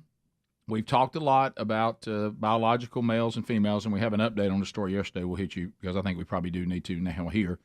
But here's what this person said about their womanhood, even though biologically male in every way, to the BBC on their sports report. So here we go. The medical terms, what they tell me, my testosterone, being born, without the uterus, being born with internal testicles, those don't make me less a woman. It's just the differences that I was born with, and I embrace them. I've seen this person, to be fair, is intersex. I am so glad that the accent is so heavy you couldn't completely understand that. Right. But I saw a story, dominated the sport, and they got had the male parts that were up inside of her. Right. So it's basically just intersex. XY chromosomes, though, is what's going on. Yeah. It's saying, though, in this case, if you don't have the others, and these were hidden when they were discovered, that probably indicates your gender. She looks very like a man. She's very like a She's a male. I mean, That's why, Greg. XY. Yeah. So the saying that these things don't make you less a woman, biologically they would. But she has both. Well, see, they said they didn't. No. Said I do not have a uterus and I do not have the No, not that, but Right. the other, the genitalia has. Well, not necessarily. It's up. I've just seen a story on it. No, I know what you're talking about. Yeah, I understand. She got testicles that were not detected. Right. With the medal on. Right. Yeah. Right. Guys, that was the word we were talking about. Right. Yeah, but we didn't want to say. What was it. that? Okay, excuse me. He said it with a medal on. Yeah. You're wearing a medal I'm right just now, saying Greg. that's different than a guy who claims he's a woman and he's not at all. But you could. It is. You're right. You are right about Yeah, that. yeah, that's right. And then also, and the other one is yesterday, which also needs clarification. It still makes the same point. Is the male who hit the woman in the face in field hockey? That was not a transgender woman. That was a man who was allowed to play with women because the law there, they needed an extra player.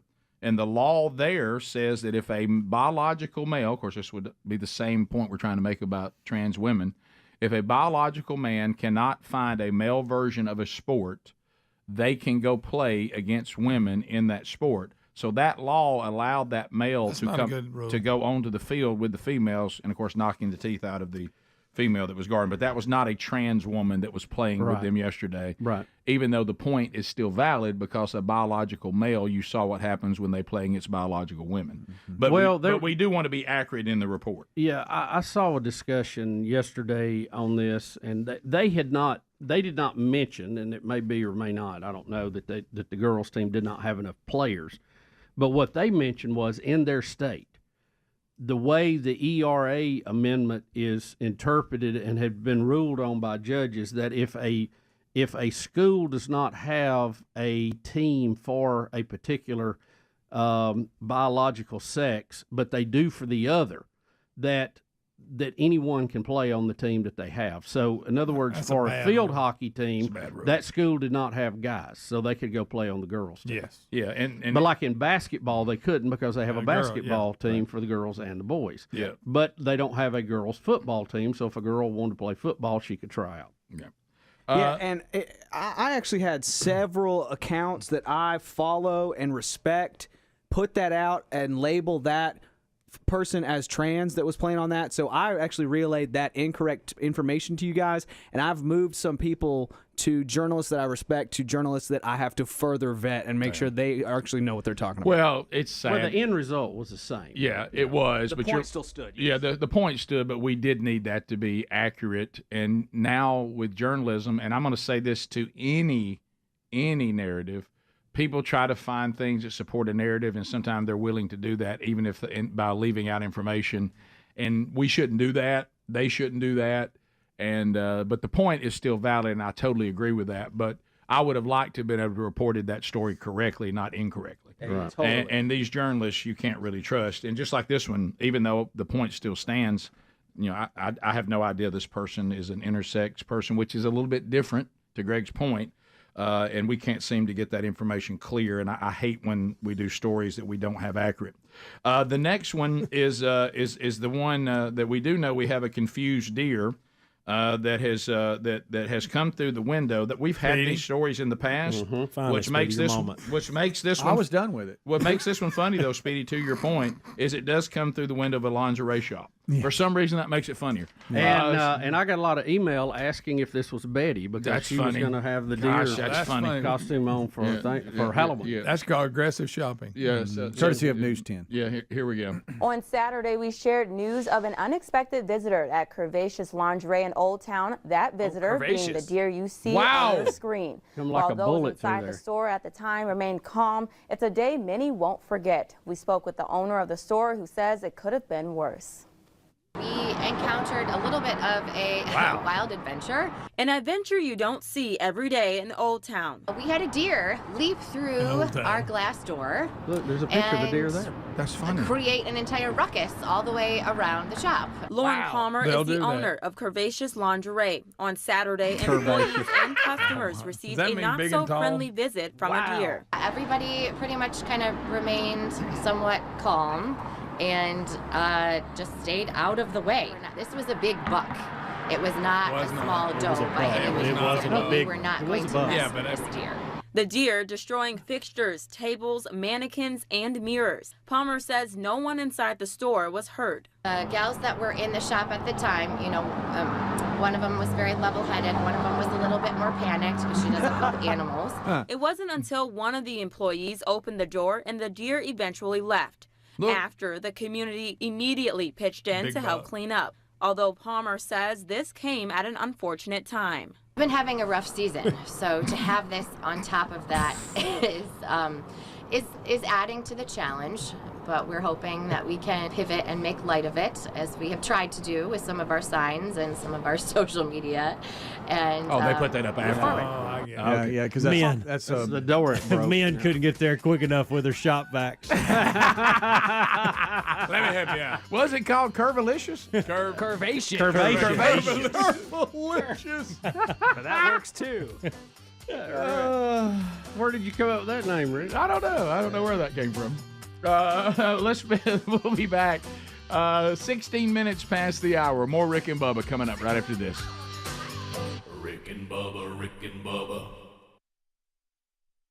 Go and I think we really never could get a good picture. But anyway, so all of you are pretty familiar with the Rick and Bubba kids if you've been listening for a long period of time. But to kind of update some of you that may be newer to the program, so I have 4 children, and I have 3 sons and a daughter, and my oldest son is an actor, and he has been in a number of things that we've talked to you about, and I'm going to send a picture. You can't see this as good as I wanted, but I'm going to send it to you, Speedy. We never could get the right lighting, and I wish he had still been in what he was in the play as, because it's a thing in I think it's called Montejo, North Carolina, the Outer Banks of North Carolina.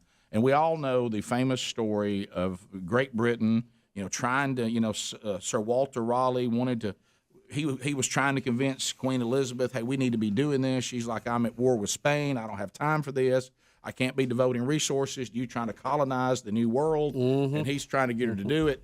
And that's us with Blake and Frenchie got to go on the trip in North Carolina. I like that. Yeah, so that's him. He's rocking a beard now, and you can't tell in that picture that he's actually got longer hair now too for this role. And really, if I could take it and put it in something we all could relate to, the character that Blake is playing in The Lost Colony would be the William Wallace of that group of people. Right. He's going to give the monologues, give the great speeches. Okay. Everybody's weak. We need to get this done. Rise up, make the challenge. We must establish in the new world. Of course, they got in a bind. But anyway, so it's about that mysterious story of this. This is the first colony that we were trying to establish in the new world. Was actually what is now today North Carolina. Now then they were going to name it Virginia, after the Virgin Queen and all of this. But the bottom line is, let me tell you what you don't want. You don't want to be left in the new world trying to survive and your country go to war and decide they're not going to send you the supplies anymore because I got other things to tend to, and they leave you hanging. That is not a good situation.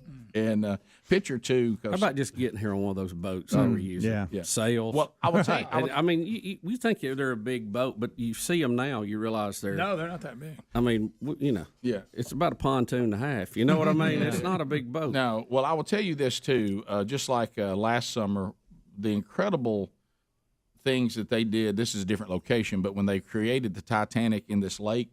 And all that, remember, it became even a big story. Even Fox News and all them sent people there on how they created that. Well, this thing, undoubtedly, up in this area of North Carolina, they've done this play for years. I'm talking about 40-something years. Oh, wow. And so because this is the place where this all took place, it's a beautiful, beautiful part of our country. And we really got a break. God was good.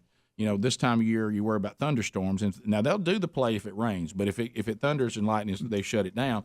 And it really worked out beautiful. As we were flying in, the weather that had been raining all day and the weather that we left in Alabama, we left it. It was moving off the island out into over the Sound, out into the Atlantic.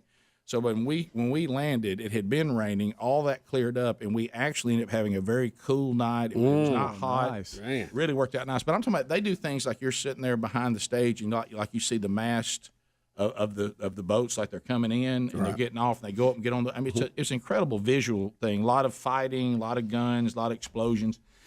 So it's really well done. So anyway, so we got to. When we flew there, I noticed that, and this was a different plane than we normally rent, and I noticed that when we were landing, I was like, it seemed kind of cold in the plane. It just seemed a little cool, and I normally don't get cold in the plane. I kind of want to be comfortable, but I thought if you're cool, everybody else is freezing. I was kind of like, and everybody's like, but it wasn't a big deal when we landed. We didn't think much about it, and so we get to visit with Blake, and now that was his last performance with this group, and. Really enjoyed it. Had a great time. It was one of my favorite roles I've seen him in, and we really, really enjoyed it. So got to. It's an interesting topic too. Yeah, it is. From a science standpoint. That's interesting. Yeah, and I can tell that he's really been banging on this craft. And I told him, I said, I can tell you really everything seems to be getting better, and this was a good role for you. And he looked the part, and all that stuff was kind of cool. So anyway, we meet with him, and he's headed on to the next gig. Actually, he's about to go do off. There's some island right off the coast of Iran or something. That's kind of like Dubai. I'm in the Middle East, but I'm very modern. Right. And they have entertainment and they bring in shows, and he's doing. Well, Rick, be careful. I know he's doing something with the Wizard of Oz, so we certainly pray for him. And then he'll go on and do something in Virginia after that, and there's a lot of stuff. You're trying to keep it where Blake is. We don't know where he lives.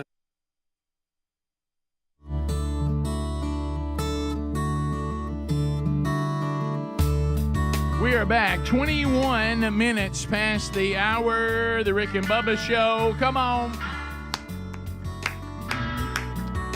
We work our way back. 866 We Be Big. And we'll get to more of your phone calls before the hour is done.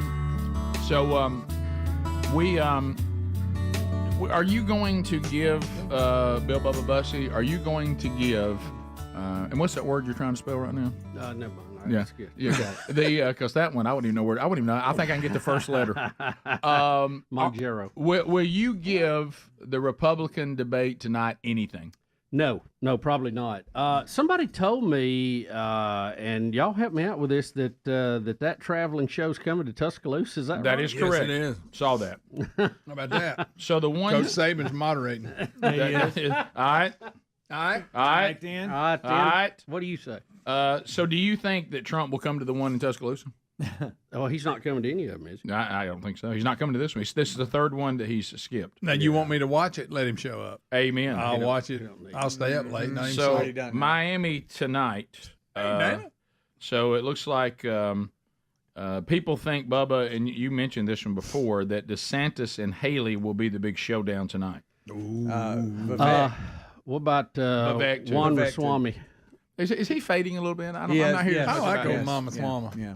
I think he came out of the gate. We liked how he handled the protester, and then after that, he kept talking, and we started liking him less. Well, I think like you said, he did the job. I think there were several clips of him that come out earlier, things he had said, and were asking. I don't know. It's how these things go. When everyone's so far back from Trump, I don't know that any of it really matters. Well, Ramaswamy, Greg, you make a good point. I think he would be a perfect press secretary. Yeah, something like that. Yeah. You think he couldn't argue with him? Yeah, I think he'd be a good Secretary of State. Maybe cut him loose on the world. I just want him to talk more. Be able to defend questions a little more. He handles that. Listen, I think the whole lineup up there is some really good quality candidates, good folks. But they're all getting table crumbs right now. Well, now that Pence is out, I'm out. Yeah, Haley will be a target, I think, tonight. Yeah. Well, you mentioned this earlier, Bubba, but Trump edges Biden in another presidential election poll. We saw that. New poll shows that RFK Jr., we mentioned this too in passing, is beating Trump and Biden among young Americans in swing states. Now, that's concerning because you see what, Trump's over here looking pretty good, but if you get down to the swing states and the young voters, for some reason, and I shouldn't say for some reason, I think I understand that there would be a lot of young people that would say, wait a minute, RFK Jr. is right where we want to be. We don't want to be over here with the alt-right, and we don't want to be over here with the progressive left.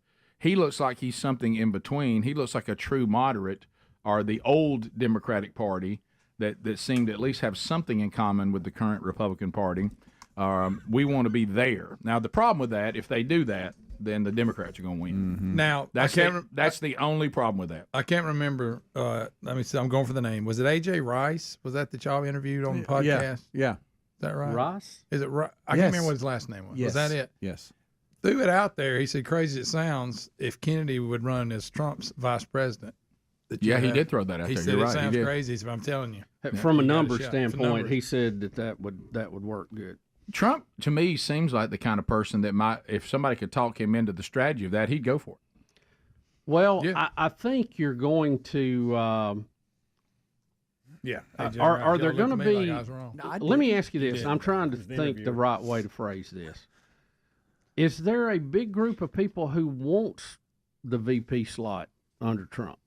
Ooh. That's a hard. When you look at how he traded Pence, yeah, that's a hard job to hold right there. I feel like Vivek is vying for it. With the 'cause things that he says. He praises Trump. Yes. He did. Yes. What you got to do if you want anything to do with him. You got to tell him how great he is, or you're out. Right. DeSantis kind of came out firing a little bit yesterday or day before about that. He said you can be one of the best governors in the country, but if you say something against him, then he's going to trash you. But you could be kind of average and praise him, and you get a pass. You're right.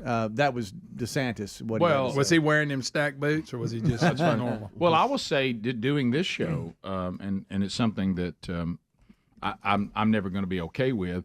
You can't even remotely say, like the day we said, I think he said about Netanyahu right there. I mean, I still would like for him to be president. I love the economy that he did. I think he did a good job as president, but I kind of wish he hadn't done that. Then you're attacked. Why are you anti-Trump? Whoa, I'm not anti-Trump. I just thought that particular thing. But so they are. So he's like that, and so's all the people that are in the Trump trance. I mean, you cannot critique anything without them screaming you're against him. Yeah, and if you're not 100% in lock with it. Yeah, which I got to tell you, that's a little bit. That sounds a little bit hormonal. You know, it's okay for us to don't be unreasonable. Yeah. I mean, not everybody does everything right, and then if somebody points it out, at least to look at it and say whether you're probably right about that, but that doesn't mean I still wouldn't vote for him. You're right. And Trump doesn't help that because he acts and says that he never does anything wrong. Well, guys, he said he didn't feel no need to ask anything for forgiveness or how'd he word it? Remember that? Yeah, somebody was. We were all like, well, what was happening right then is somebody was trying to help him, which that's usually an uphill climb. Sure. They were trying to get him to go ahead and say what he needed to say to the evangelicals, where they could justify voting for him. Yeah. And he wouldn't. He wouldn't go. I mean, they were like, look, at least you said you go to a Presbyterian church every now and then. At least say you asked God for forgiveness. That's all I'm asking you. You don't have to be. Yeah, that's kind of what church is all about. You don't have to be a radical. But he couldn't even think anything he needed to be forgiven for. I was moved when he read from 2 Corinthians. That was a monumental moment. And up there with 1 John with Jerry Jr. or 1 Peter. It's okay to say that, and I will say this on the good side though. I will say this: no matter what his situation is spiritually, he's not an enemy of the church. Right. No, I agree. I don't think he's a representative of the church, but he's not an enemy of the church. He's actually been friendly to it. And if you're going to have to vote for the way he treats the church versus the way the left treats the church, you're certainly going to vote for him. Yep. But who knows? Like y'all said, you said earlier, we could end up with him being the overwhelming choice and him being in jail. I mean, I don't even think. I think you could still be on the ballot, being in jail. The problem is not being on the ballot. That's right. Yeah. So I don't know. We'll see how it goes. But the debate tonight, do y'all think it's kind of? Are we just looking for? Are they going to trim down to how many people can be on there every time? I mean, or do they just drop out on? Yeah, there's a push right now for let's just get down to 2 or 3. By the time they get to Tuscaloosa, how many is there going to be? I don't know. It's probably right now. A lot of people are saying if Haley does good again, it should be Haley, DeSantis, and Trump, and that's it. But aren't we to the point now where all we're looking for, if Trump's not there, is who would be the person that we would turn to if Trump's not able to run? Yeah. Isn't that the way the debates are right now? I'm going to be the backup. Pretty much. Chris Christie will be there, so they're reinforcing. thank goodness. They're reinforcing the stage. Bottom of the hour. Rick and Bubba. Where he is, but anyway, so where his car is. Right. So we get on that picture. We're driving back. Now we're flying back. So you got our friend Mark, who's the pilot, and Frenchie, of course, loves to sit up front, and he did that on the way up there. But now little Frenchie's getting a little sleepy on the way back because we're coming back late because with everybody's schedule and Frenchie's leaving on the plane Saturday, we couldn't stay the weekend. So he had a lot of plane this weekend. Yeah. Huh? And then of course Blake was flying out too, so that we couldn't really make a weekend out of it. But anyway, so as we get in the air, and Sherry's sitting next to me, Big Love's across from me. Tasmo had a conflict; he couldn't go, and then Frenchie had worked his way back to the other seat. He started getting a little sleepy, Frenchie, so he wasn't going to stay up front anymore. And we started kind of discussing how it was kind of getting cold. I was like, it's kind of cold in here, and so then I look up and I see like water starting to kind of drip down, and I see water dripping from the door, and I'm like, this is really cold. I'm announcing I'm cold, and so Sherry's getting a blanket, putting it on her, and Rick, water dripping though? Yeah, I mean, don't you have to call up front on that? And so then we send Frenchie. Then we send a messenger to the front, Big Love, and Big Love comes back. He said he's trying to get the heat to work or whatever. He knows it's cold in here. He's got it wide open, and there's no heat, none. Yeah. Well, now you realize that you're in a tube, and what your experience is there's nothing other than that protection.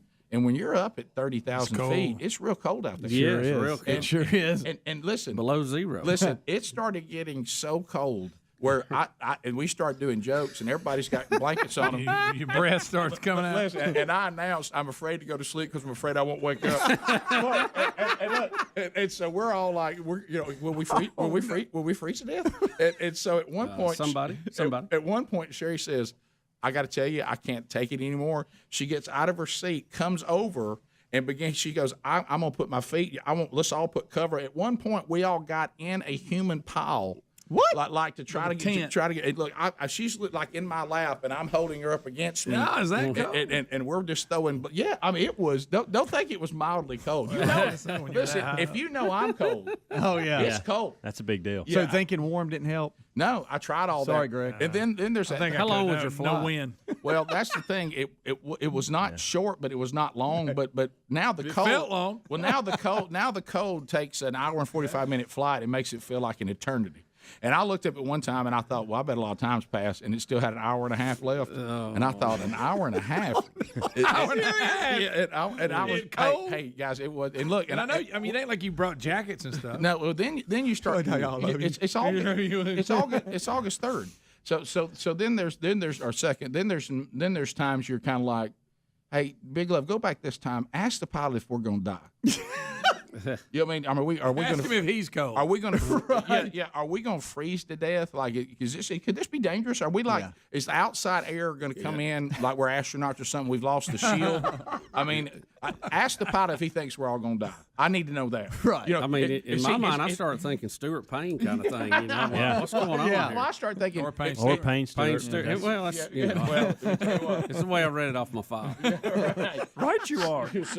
So look, and then I start getting word that the pilot, because I think, well, I hope he's in a different environment, but you don't realize he can't be. He can't be. He may be warm. But you know how you start pulling for it. Well, I hope the pilot's not miserable. And then I get word he says he can't feel his feet. And then you start thinking you're paying for this. Right. Yeah. Well, look, I actually wanted heat when I paid. Well, you start thinking about. Did I get the heat package? Yeah. Well, you start thinking about. Dang it! Let me tell you this. There's one thing that you will not think about money if you're wondering if you're going to live or not. No, that's for later. And then everybody. Then the family begins to turn to what? Dad and husband. Are we okay? Well, yeah, sure. I mean, they can freeze death in a plane. And then it got. We're just showing you how cold it is. We found every blanket. We found it, but at one point you have to understand. Sherry says, "I don't care about the seatbelt. I just can't be this cold any longer." And at one point you have Big Love across from me. He's got his feet up. I've got my legs across him. Sherry's laying on top of us. I'm holding her. We're all under cover. And Frenchie has taken the cover and he's cussing it. He's completely under a cover. Where he doesn't have his head. You can't see anything. He's just wrapped himself into a little French package. Did you suggest maybe we stop and thaw out here a minute or something? Well, we plugged on in and we landed, but it was try the circuit breaker on that heater again. .com for 50% off, or visit rickandbubba.com.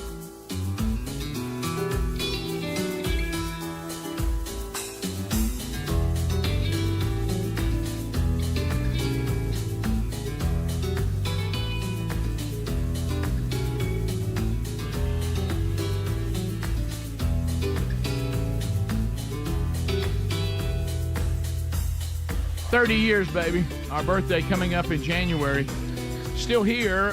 Things that you need to know. 2024 is coming up. It will be here, Lord willing, before we know it. The Man Church conferences, they are solidified and ready to go. Tickets are moving quickly. We're right at 60% sold out. The other about 50%. And tickets are available, but they are going briskly. And look for that price increase at the first of the year. Go ahead and get those done. Ladies, great idea for Christmas gifts for the men on your list. So Birmingham, February 16th and 17th, Robbie Gallaty, Bubba's Ham Buddy, will be there. Also, we will have Rich Wingo. We will have Andy Blanks. I'll be speaking there in Birmingham. We'll be at Sanford University's Wright Center. Chuck Hooten will be leading worship. We'll be introducing our brand new resources, a new curriculum, also a brand new 31-day devotional that'll be coming out next year, and we'll also help you network and plug into our strategy. Some of you that are coming are already doing that, and you're going to network with other churches. And then coming to Starkville, Speedy, Bell State, March 8th and 9th, the land of Laser 96.1. We will be there at the Betterworths Theater on the campus of Mississippi State University. We will have James Spann there, Scott Dawson, Andy Blanks. I'll be speaking, and there may be a special announcement coming from the Starkville conference. I got a meeting today.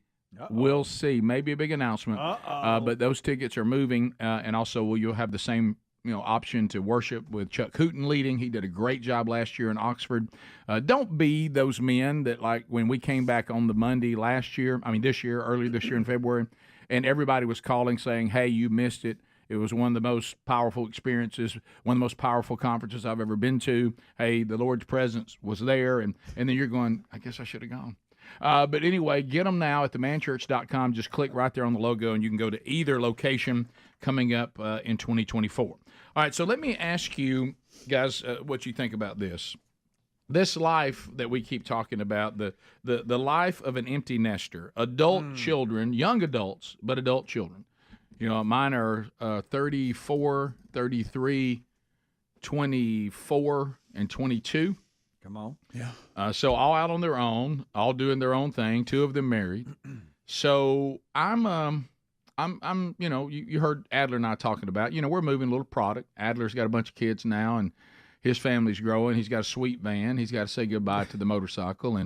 And one of the things that I was going to say goodbye to was a drum set. And this drum set was, Greg and I, we used to play in, we've been in bands. We knocked around a little bit, and, we can play a little bit and done all that. And so Sherry had even asked me when, the son that the drum set was purchased for had decided that wasn't going to be his thing. She said, well, do you just want to keep the drums for yourself? Yeah. And I said, I don't really see me playing drums much, because if I only have a drum set and I don't have a band, nobody wants to hear the drummer play drums except the drummer, And I said, I just don't want to have to keep up with where the kit's going to be and moving it around. And I think we just need to sell it. Man. And so then I made the mistake, which was a mistake, of letting my sister and my nephew leave with just the hi-hat and the snare. Brilliant move on my sister's part. Not taking the whole drum set under the guise of, well, let him play with this a little while and see if he likes it. And, of course, that was goodbye to that hi-hat and goodbye to that snare. Never saw it again. And so what was left was, 2 mounts, a floor mount, a couple of crash cymbals, a ride cymbal, and the big bass drum, of course, and the pedal and, all that goes with it. So, and it's all practically new. It really is. It's a good brand, Tama, good brand, not bad. Not a kid's drum set, not the ultimate drum set, but somewhere, good medium. Spared no expense. Yes, spared no expense. Color, it was blue, kind of a royal blue, cool looking. So I can't laboratory. I can't believe what happened. So finally, I realized that a listener of ours, he may not want to be named, so maybe I shouldn't name him, but a guy who listens to us out of Meridian, Mississippi on 97.9, he said, I'll take them. And I said, okay. So we agreed that, we're going to sell them what's left, $400. Okay. So he shows up at the farm, and I told y'all about that, and he got them, and we loaded them up, and we had a great conversation, hung out for a little while. He had his camo on like he liked it. He liked deer hunting, so we talked about deer hunting, and we talked about camp house, and he took a tour of the camp house, and he took the drums, and he left. Well, so I come back, and we cut, it's below the amount that would need to be turned in on taxes, but it was straight cash, homie, and so I start, I'm toting a little cash at that point. Mm-hmm. I'm having lunch with Sherry, my son, and his new wife, whose drum set it was, young Broderick, and all of a sudden Sherry says, "Well, you need to give him half of that." What? And I said, "What? Half?" And he goes, I said, well, where are you getting that? No. And she said, well, it was his drum set, so I mean, it really was. That you paid for it? I said, but I paid for it. Yeah. And she said, but it was actually in his possession, and so his drum set just got sold. You did give it to him. And she said, so he should get half of it. And I said, did you ungift? I'm like, well, the king didn't like that at all. And I'm like, what are you talking? And then even Brody says, Mama, I'm good. And of course, he doesn't need it. Okay, I mean, if you gave him the drum set, it was his. Let me ask you this: did you offered it to him though before you went through this selling it? Did you offer it to him? I did. Okay, he's free and clear from him at all. That's the point. Absolutely. I said, I'll go with you on that. I said to him, "Do you want these drums?" Okay, and he said no, because he could have sold them. Right, he could have. So really, you should just take like a 10% finder's fee and give him the rest of the cash. What are you talking about? Adler. Where are you from? I thought. Is this Drummers Unite? Is that what this is? Yeah. I'm a bit of a drummer myself. Not very good, but I can do it. Let me ask you this: where were the drums stored? On my property. Under your roof? That is correct. In Rick's Beat Laboratory. Right, that is correct. I call it roof rule. Roof rule. That's right. When all else fails, you go to roof rule. But this is that maternal thing. Now, I hear Sherry's argument, but if you ask him if he wanted them, then that's not at play. Right. And you did that. But you see what you saw here. What you saw here, though, and we've all dealt with it. What we saw here is that maternal. That womb is clinging to that boy, and she's like, "Give that baby $200." I'm like, by the way, first of all, that baby doesn't need $200. Now some of his siblings do, but he doesn't. You know what I mean? And so he starts doing this. Dad, I'm good. I'm not going to take that. And she's like, well, no, you need to just give him that. And I'm like, I got to tell you, I'm not doing that. Yeah. And, so you did at least half. Right? Did you stand to I it? give him Rick, 100. Did you deny? The King's toting 400 right now. Okay. Huh? All right. Right. Of course, she hasn't brought it up again. Maybe give him some of it yet, but you better right. Right now, I'm just not going to bring it up again. Yeah. I had a moment last night because there was valet parking at that deal I had to go to, and I walk out to tip the valet guy, and I thought, oh, she's going to see me pull this wad out. Oh, and you know what I did? You know what I did? I said, oh, look at that. Then those curtains, I don't understand why they put those on the new building. And then she looked the other way, and I gave the other money. I think that building's. Maybe I was looking at it wrong. Maybe that's just Scott's logo. And so, well, I mean, because if she sees it, she's going to remember. Yeah. What are you doing? What are you doing with that cash? Yeah. Well, that's from the drum set. You give Brody half of that? Well, he said he didn't want it. Well, they say he's just saying that, but you should just do it anyway. And I'm I think the $400 is mine. Yeah. Now, if he would have said that, and not even initially, how much was it? If Sherry wanted to split it with you, then that's a whole different argument. But she didn't bring that up. No. And if he would have said, Dad, can you help sell the drum set I don't use anymore? Can we sell that? And you said yes, and say, okay, help me sell it. I will go further. Maybe. I will go further. If he and his little bride had looked across the table and said, we could use that, Dad, I'd give it to him. But that's not what I got. Yeah. Sherry messed up by saying it was for him. She should have said, I need half because it's under my house too, and then she could have gave her $200 to him. That's the angle she should have went. But then you could have been the king and not want to do it. Yeah, of course. I think the king's in Probably trouble. had to walk home. I think the king's in trouble. Kings get beheaded a lot. They do. Oh, yeah. They do, Rick. I think the king's in trouble. I don't think this is. I think I'm setting myself up for a fall. Because sometimes people get tired of kings. and they take them out. You know, the king has to keep a good strong hold on the armory. Yeah. But really, you didn't give him cash. But once Christmas is over, it's going to come back to him. Of course, in some way. Oh, yes. You know. Oh. That's one angle to play with The gifts that we give our kids, we're ridiculous. See, so I'm reading here that commission is generally 5 to 6%, so you could keep that pretty easily, Rick. Yeah. What is this? What's your angle? What's your angle? This is a discussion. Brody's offered him 20%. Oh, you know what it is? Yep. I'm media guy. Brody's a media guy. I'm a drummer. Brody's a drummer. Yeah. It's all this artsy. They're after me. Let me say this. We're artsy fartsy. Do you know what happens to people who oppose the king and his kingdom? It's not good. It's not good. Wait a minute. They eat cake, Has Brody paid his bill at the barn at Shady Lane? maybe Adler's trying to help him get money. I'm just trying to square some things up. That's right. I was trying to square it up. It's an Adler angle. I see. Okay. But I didn't see that logic that he gets half of it. I didn't buy that. So the king kept it in his pocket. King's toting cash. All right. All right. The king can buy lunch. Yep. Lunch is on the king. Got Speedy, money. Speedy knows how that feels, but to the rest of you, it'll be new experience. Yeah, I don't have my wallet. I beat Speedy to that. We'll take your phone calls next. 866 We Be Big and any headlines we missed. Bubba, Rick and Bubba. Gracious alive. Well, you know what you did, because this is not the plane we normally fly on, because I thought I was going to need more room, and then I had people cancel on me at the very end, so we didn't need that plane. But look, and then you put the line through it. Not going to get on that one again, I don't think. No. Let me take that one out. Let me scratch that. So we got home. Rick and Bubba, Rick and Bubba.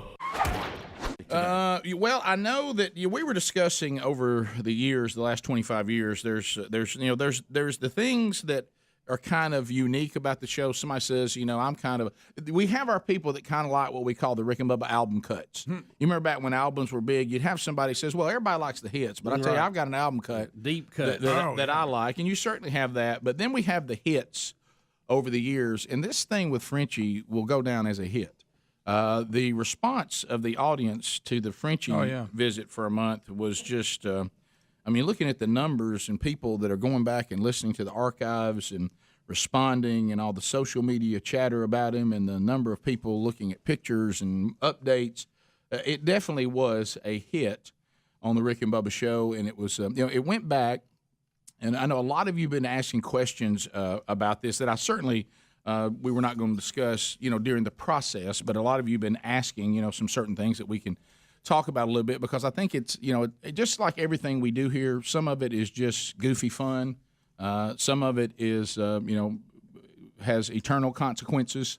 And we certainly, when it's all said and done, want to be able to stand before our Lord and Savior and hear from him, well done, good and faithful servant. The platform and the things that I afforded you, I got a return on the grace, as the Apostle Paul says in 1 Corinthians 15, 9, and 10, when he says, I shouldn't even be an apostle because I was actually persecuting and killing the church. And the only thing that is good about me is because the grace that I have been given by Jesus Christ, but his grace will not be in vain, meaning he will get a return on it, not to earn my salvation, but as a response to the salvation. And hopefully we try to be about his business and make all this work the way it needs to work ultimately. And part of that, Sherry, my wife, we were able to go to France several years back, and we were there. We began to discover that, when Thank you. And let me be clear, there's nothing wrong with this. Everything that is done as far as advancing the gospel, all of it's important. Jerusalem and the ends of the earth and Judea and Samaria, they're all equally important. But I will say this from experiences, when you go into these third world countries, when somebody says, I'm either hearing this for the very first time, I don't have food, I don't have water, I don't have clothing, and then you come and be the hands and feet of Jesus and provide those things, then they want to know, why would you come here and do that? And that's usually an easy walk into the gospel. But when you deal with first world Europe, it is a whole different animal. And Sherry and I saw the complete secular environment that France has become. And, it's a little bit different when I have never heard about the church, when you're dealing with a nation of people who have said, no, we rejected the church. That's a different animal as well. We were exposed to a version of the church, and that's a whole nother conversation. And we saw the church, and we rejected it. And then so we're aware of the basic tenets, but we just don't believe any of it. And And so then you're dealing with a completely secular environment, and you see people that are raised up being taught God is not real, taught evolution, taught all these different things, and that's what they know. And so when then Sherry got to meet Gabriel's mother, and so they started a conversation because Sherry went there because started saying if we want to try to be called to France, it's if you can know the language or at least be able to communicate in their native language, it always is more effective. And Paul talks about that even when he dealt with different groups of people.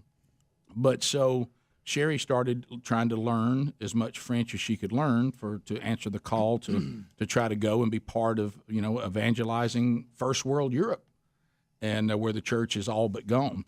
And so in the process, met Gabriel's mother, and who was teaching Sherry, and then they got into conversations 2 years ago, and then that's when Sherry found out that her son Gabriel wanted to come to America, and so we said that that'd be great. We'll host him and bring him in, and he can stay with us for 30 days. And the good news is, in the process of all of this, I can say this is a really good news, is that in the process of Sherry having Gabriel's mother teach her the Gospel of John in French, his mother has made a confession of Christ as Savior, which is great. It's excellent. It's awesome. But Gabriel was a different deal.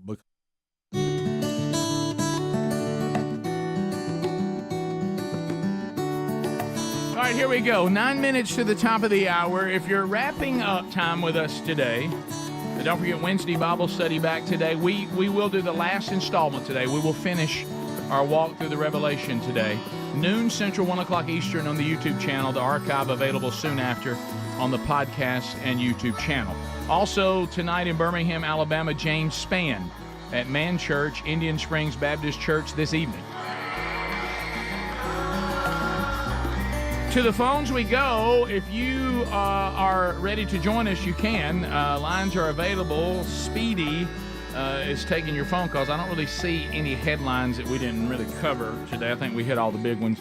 And if you got something else to bring up, you certainly can, or comment on what you've already heard, or bring something else to the table. Let's start with Billy in Gadsden, listening to us on Z93. Billy, welcome.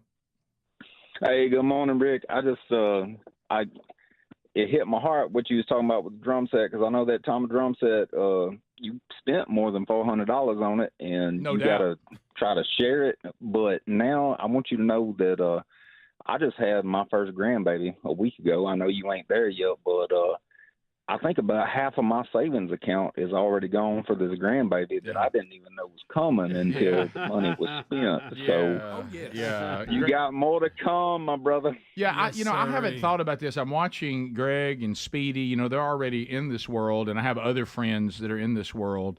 And now, Randy, you've done it. Not Randy, Billy, because I keep hearing that, and they like feel bad for me, like they think I'm standing in the middle of an interstate and I'm not aware cars are coming. Yeah. They're like, Rick, this thing of your wife with your children that are adults, wait till those adult children start handing them new babies and new little ones. Buddy. Greg, I've seen some of the presentations at these kids' birthday parties and stuff from you and Lisa. Isn't that something? You okay? Yeah. Hey.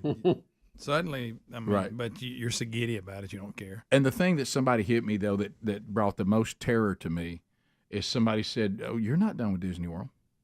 And I'm like, "Yes, I am." "You're not done with Six Flags?" And I was like, "Yes, I am. I'm not going back to theme parks." And they said, "You're not going to take your grandkids back?" See. And I said, "Well, isn't that what their parents are for?" And they said, "Oh, no, you'll be talking to You'll be back at the Little League Park." Oh, wow. All that. And the state of parents today, it'll make the way they were when my kids were playing like nothing. Oh, yeah, absolutely. Okay. Yeah, get ready. Okay. They have 2 Christmases. John in Cahaba Heights. John, welcome to Rick and Bubba. Go ahead. Thank you. Y'all had a very good show today. Thank you, John. I'd just like to say, Bubba, you are intelligent. Terrible phone. That had to be one of the worst phones I've heard. God love him. It sounded like it was wrapped in cellophane. I know, and it was a nice call, being encouraging. I know, and I appreciate that. Bubba, you are intelligent. We continue. That still owns me because the way it happened. The way it happened. Unbelievable. Yeah, it's not. It's no ding dong, but it's pretty good. Greg, nothing on this show happens in a normal way. You know what? Nothing. Nothing. Even a Shatner liner. Only we would have a Shatner liner that Bubba's been looking for his entire life. Bubba wasn't even here. Was that today I had a crown fall off? What was the deal? You mean that deadly crown? I can't remember. You had a crown recently, but was that a crown that day too? Yeah. Remember I had one before. Yeah, was that what that was? Yeah, I don't remember. Yeah, because it was like a midday. Let's go to you and your crowns. Who are you, King Charles? Scott, welcome to Rick and Bubba. Go ahead. Hey guys, me. Look, Rick, I can't let you go off today without doing a little Beth Mowens, maybe digging on Speedy a little bit, man. Look, now, Scott, let me warn you. Now, we can't have Beth We can't have this every other Let me warn segment. you, Scott. I'm so thankful that you find entertainment in that. It makes it worth the effort and the pain and the pain. But like all bits, we must sprinkle. We can't. We don't want to wear it out. Now, and Bubba overdo wants it. you to do it all the time. Yeah, I'm tired of hearing him. Bubba's asked me to do it every single show, and I mean, I'm just going to try to. I'm going to hand it out in a sprinkle, so that we can love it, and and protect those that struggle. So, Scott, I appreciate your passion for it. I truly do. Come back Friday. You're right, but there's 2 weeks from now. Yeah, every time I do Beth Mowens, don't you worry. From this day forward, I will include messing with Speedy. No doubt. We continue. Rick didn't even want to have to go through it. Well, the sprinkle. Yeah, you don't want to wear We it can't out. miss the sprinkle. I mean, Rick, when people think Beth is actually doing the show full time. Right. Yeah. Warren, welcome to Rick and Bubba. Go ahead. I don't even know what just happened. I don't know what just happened. 866 We Be Big lines are available for you. Chris, Birmingham, 1047 WZZK. Chris, go ahead. Hey, I hope my phone's better than that caller a couple minutes ago. Anyways, for the longest time, I thought, until about 6 years ago, that Glenn Beck and Bubba were the same person. I just realized they weren't about 6 years ago. Yeah, I had somebody tell me just recently. I think I'm honored by that. Yeah. Glenn and Bubba, they do look very similar, especially now. And the guy that did the car lot commercial from Clanton. Greg, you know what somebody sent me yesterday? And I had thought about this. They said they saw a picture. Oh, it's when I did the video. It's when I did the video of going into Bubba's office and asking what's going on, him and Dan. Somebody said they thought Bubba liked James Gregory. What? You know what's coming up when he pulls that vest out, Wilford Brimley. Oh, yeah. And I saw when the rain, we might get some rain Thursday night into Friday, and they said, and also a little cold front coming back through again. You think Wilford's vest coming out? I can't believe you went through when we got down into freezing for a few days. I couldn't find it. And Brimley never came in. I couldn't find it. That's a staple. And I asked Betty if she'd hit it. She said, "No, I don't know. I'm gonna hide it. I like it." And Goodwill. But I've ordered another one too. So I've got a little, for a little variety. Betty went too far. She said she loved it. By the way, means she threw it away. That explains the homeless guy I saw with it.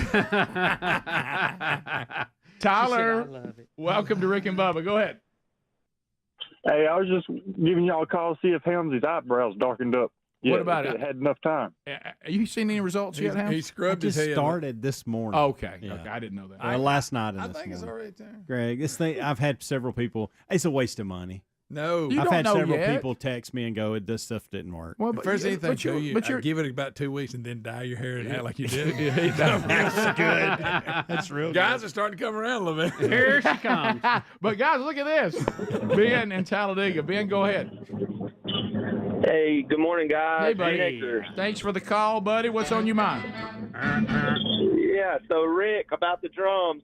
Next time your wife tells you that you need to give the money to your son, you just need to say in the Donald Trump voice, "You're wrong. I'm not wrong. I'm not giving no money to anybody." Okay, not the best Trump, not the best one. Really not. And he somehow tied it to a drum set.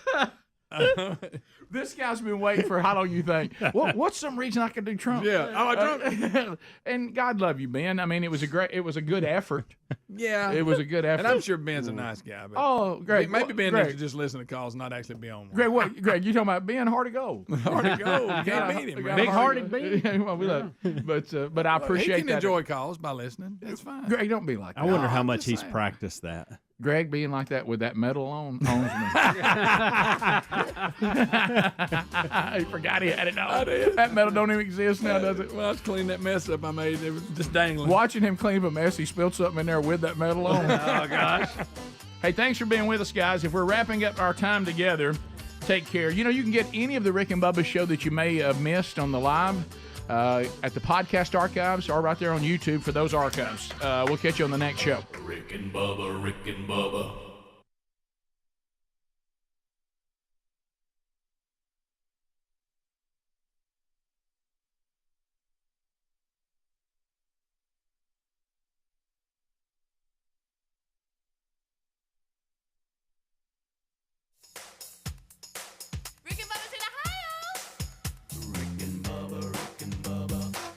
The gravy, please. Rick and Bubba, Rick and Bubba. Ooh, it brings me to my knees. Rick and Bubba, Rick and Bubba. I can't start another. Rick and Bubba, Rick and Bubba. Day without 'em, brother. Rick and Bubba, Rick and Bubba.